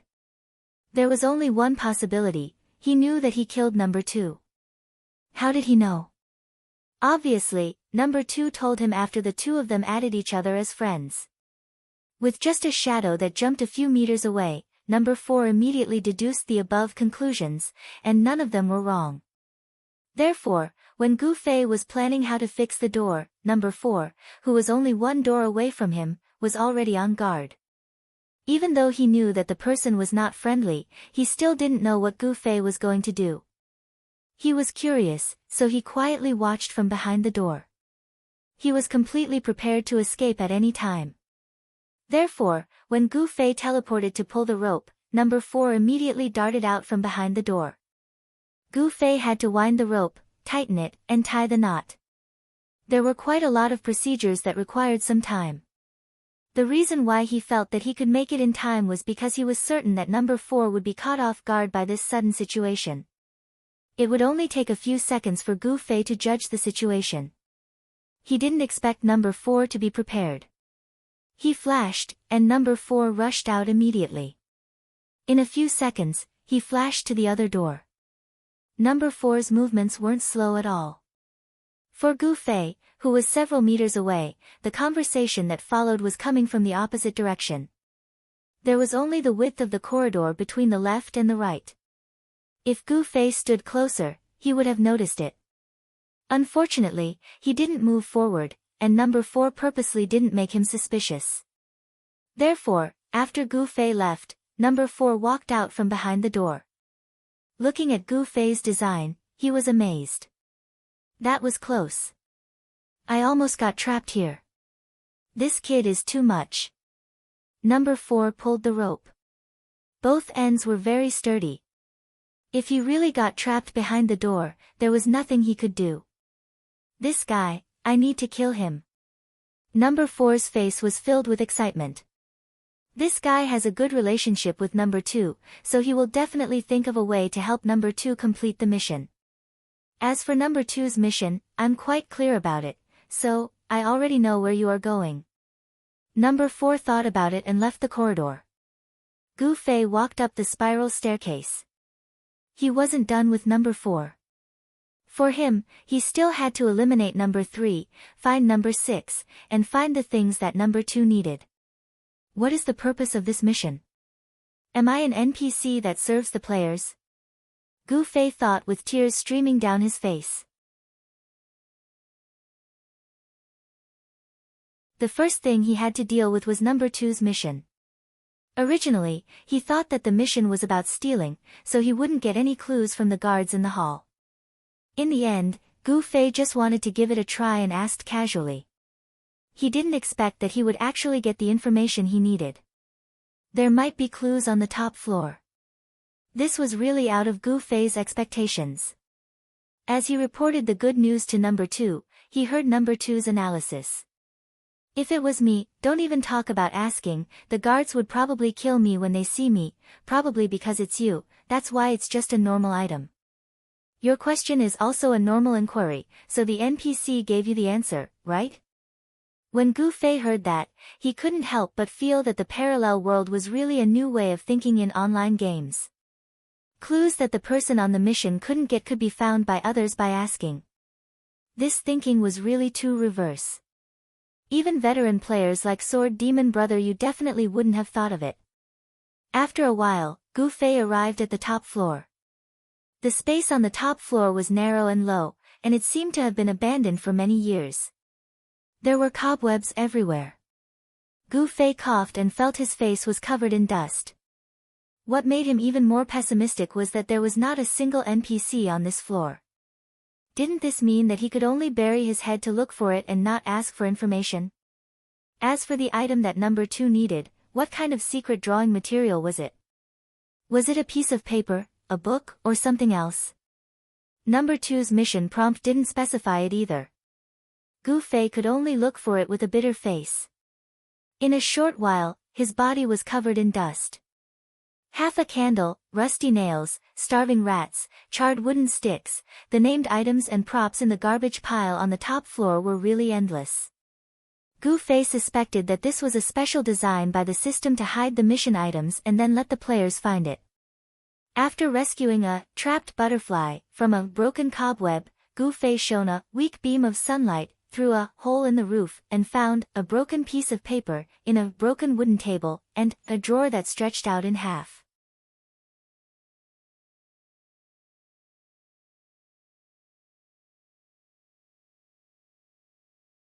Chapter 471.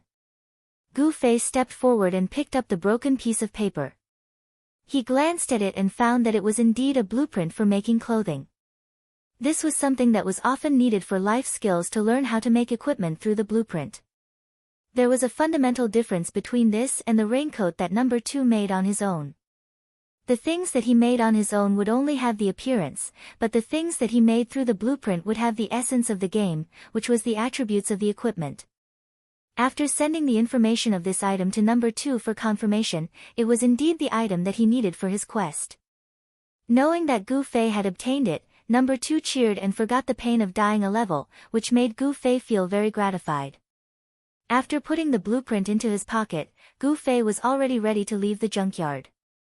When he turned around and walked past the broken window, he inadvertently glanced out and couldn't help but laugh. Through the broken window, Gu Fei happened to see number 7, who was still in the backyard. This guy had completed his quest, and now he only wanted to stay alive. Unfortunately, the backyard was also in a state of panic, and the players who were looking at things through the fog were mobilizing their troops everywhere. Number 7 hid in the grass and didn't dare to move.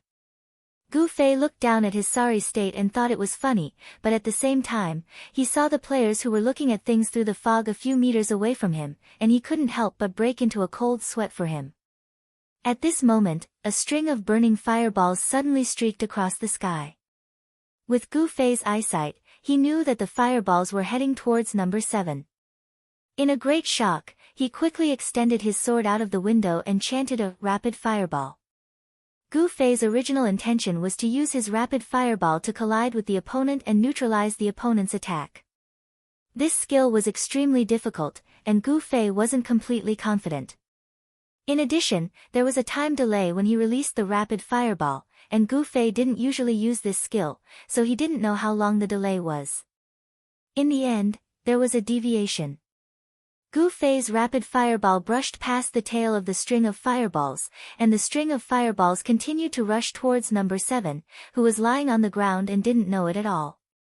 Gu Fei could no longer warn him and could only watch helplessly. Who would have thought that just as the string of fireballs was about to hit number 7, it suddenly burst into a ball of fireworks in the air.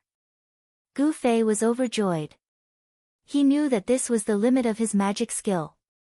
Spells were different from the arrows of archers. After the arrows reached the range, they would fall to the ground like a physical phenomenon, but once the magic reached the limit of the range, it would disappear. Because the rapid fireball would have an explosion-like effect after hitting the target, when it reached the limit, it would not be able to continue flying, so it would naturally explode. Gu Fei didn't feel happy for number 7 for long. Although the string of fireballs didn't hit number 7, it completely attracted the attention of the confused players in the backyard. They all rushed in that direction to check, and poor number 7 was pulled out by them. This guy raised his hands in surrender as if he wanted to explain something, but the players didn't give him the chance. Each of them used a skill and used him as a tool to vent their anger. Was this mage the one who killed number 5? Gu Fei thought as he rushed out of the trashy attic. Judging from the trajectory of the rapid fireball, Gu Fei guessed that it was probably 2 floors lower than the top floor. The guy must have been outside a room near the window and found number 7 in the backyard, so he immediately killed him. This kind of behavior didn't seem like the style of an NPC. Could it be number 3? Gu Fei thought as he quickly rushed to the room on the floor he determined. At this time, he was a little confused. If this was really number 3, then he had already successfully entered the government office. All he had to do was to complete his mission. Why did he attack these players who were originally abandoned by him? Didn't he just let them live and die on their own? It seemed like all these doubts could only be solved by finding this guy. Gu Fei rushed to the floor and saw a figure walking out of one of the rooms. "Stop!" Gu Fei yelled as he rushed over. The figure didn't stop and turned to run. However, since he was a player and a mage, there was no way he could be faster than Gu Fei. A mage that added agility was really unique in the game. If it was in the wilderness, Gu Fei would be able to catch up to him in no time. However, this was in a building, so absolute speed didn't give him much of an advantage. The guy clearly understood that he couldn't compete with Gu Fei in speed, so he quickly ran into another room. Isn't this suicidal? Just as Gu Fei thought that, he saw a figure flying towards him from the corner of his eye. It was directly flying up from the bottom of the circular staircase to attack him. Gu Fei quickly dodged to the side. When he turned around to look at the person, he was shocked. Number 4. You have a fast reaction. Number 4 held a dagger in his hand. He had a smile on his face, but it was as disgusting as a poisonous snake sticking out its tongue. How did you come out? Gu Fei was curious. He felt that the design was flawless. Hee hee. Number 4 laughed, revealing a mouth full of white teeth. If I didn't come out, how could I kill you? Gu Fei wasn't in the mood to waste time with number 4. Although this person was despicable, his goal was simple. He just wanted to kill someone.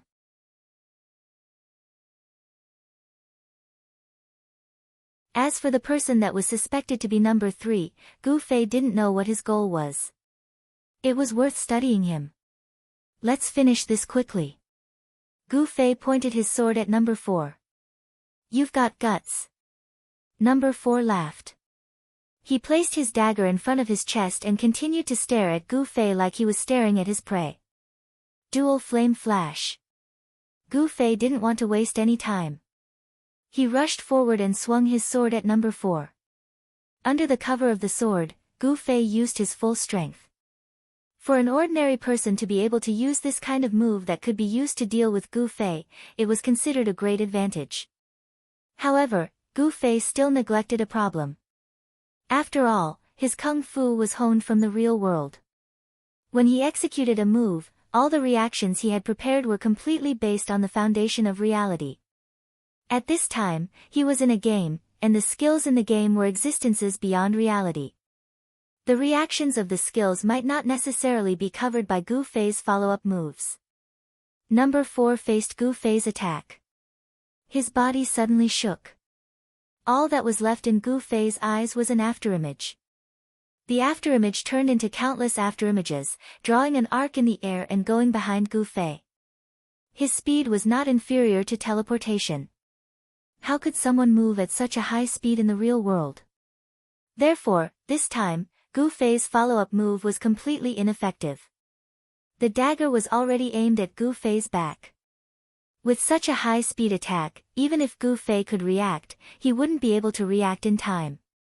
After all, there was a limit to human strength. However, number 4's attack missed. This was because Gu Fei also had a skill that surpassed human strength, teleportation. So it really is teleportation? Number 4's attack missed. He looked at Gu Fei, who had turned around 5 meters away. Shadow movement? There are so many strange skills in this game, Gu Fei said. How did you know? Number 4 was shocked. It's your dagger skills. How could I not know? Gu Fei laughed. Appraisal skill? That's impossible. Number 4 was surprised. Everyone knew that it was possible to identify a player's equipment with appraisal. However, at the same time, people now also knew that appraisal skills level was related to the player's and equipment's level. The dagger that number 4 was holding was a piece of equipment that surpassed his current level. Logically speaking, it shouldn't be identified by appraisal skill. Surprised? It seems like you've done a lot of PK but haven't done many wanted missions. Apple vinegar. Gu Fei read out the opponent's name. You can even identify its name.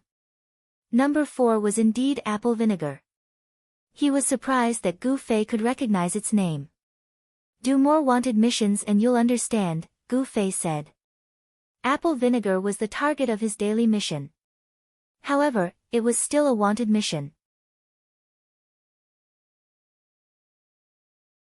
The third function of the wanted badge was also effective on him, 100% appraisal. Therefore, even though Gu Fei's appraisal skill level wasn't that high, and apple vinegar's dagger was a piece of equipment that surpassed his level, Gu Fei was able to identify it immediately. Apple vinegar's equipment was in front of Gu Fei's eyes. However, he didn't have the ability to determine the power of the equipment. He only read out the skill on apple vinegar's dagger. Shadow movement, an assassin's ultimate skill that left an afterimage and instantly appeared behind the enemy to deal a fatal blow. What a troublesome skill. Gu Fei sighed. With the help of the system, this kind of skill was more difficult to deal with. 1 minute cooldown, Gu Fei said. Looks like we don't have time for nonsense. We have to hurry. I think so too. Apple Vinegar smiled. He didn't seem worried about such a powerful skill being on cooldown. Watch out. Gu Fei swung his sword. Apple Vinegar's face revealed an evil smile. His afterimage once again drew an arc and flashed to Gu Fei's side. Ha ha ha ha. Can you identify the skill on my skill tree? Apple Vinegar's loud laughter came from behind Gu Fei. The viper-like dagger stabbed out again. He stabbed Gu Fei, but it was as if he stabbed air. Apple Vinegar was startled. At this time, Gu Fei had already turned around. He alternated his hands. The raincoat that slid down from his shoulders was actually tied into a knot, tightly wrapping around his right hand and his dagger. It's not a good thing to talk too much because it's very noisy. Gu Fei used his left hand to pick his ear. His right hand had already flashed the night-flowing light sword again. Apple Vinegar was still looking at his right hand that had been beaten up. His face was full of disbelief. Why? Apple Vinegar seemed to be talking to himself. You don't know. Gu Fei said. I bet you that you've never missed before, right? Because you've never missed before, so you're completely inadequate in your response after you miss. Your reaction is so slow that it makes me want to crouch down and tie my shoelaces first. The first time I missed, my reaction was slow. The second time, it's still so slow. TSK. Gu Fei shook his head and sighed. I don't know what the punishment for this sword will be. Go and see for yourself. Gu Fei swung his sword down. His eyes flashed and Apple Vinegar disappeared with a flash of white light. Turns out I also have a lot of words. Lecturing others for no reason, it's an occupational disease. Gu Fei sighed. Butterfly knot, number 3, the great number 3, there's still number 3 who is number 3? You're tuning in to the Blissful Bookshelf YouTube channel. We're so grateful for your support and don't forget to subscribe to join us on this incredible journey through captivating stories. Your generosity through donations truly makes a world of difference, as it's the primary source of revenue that allows me to expand and enhance this channel for you. Thank you from the bottom of my heart for being a part of this adventure.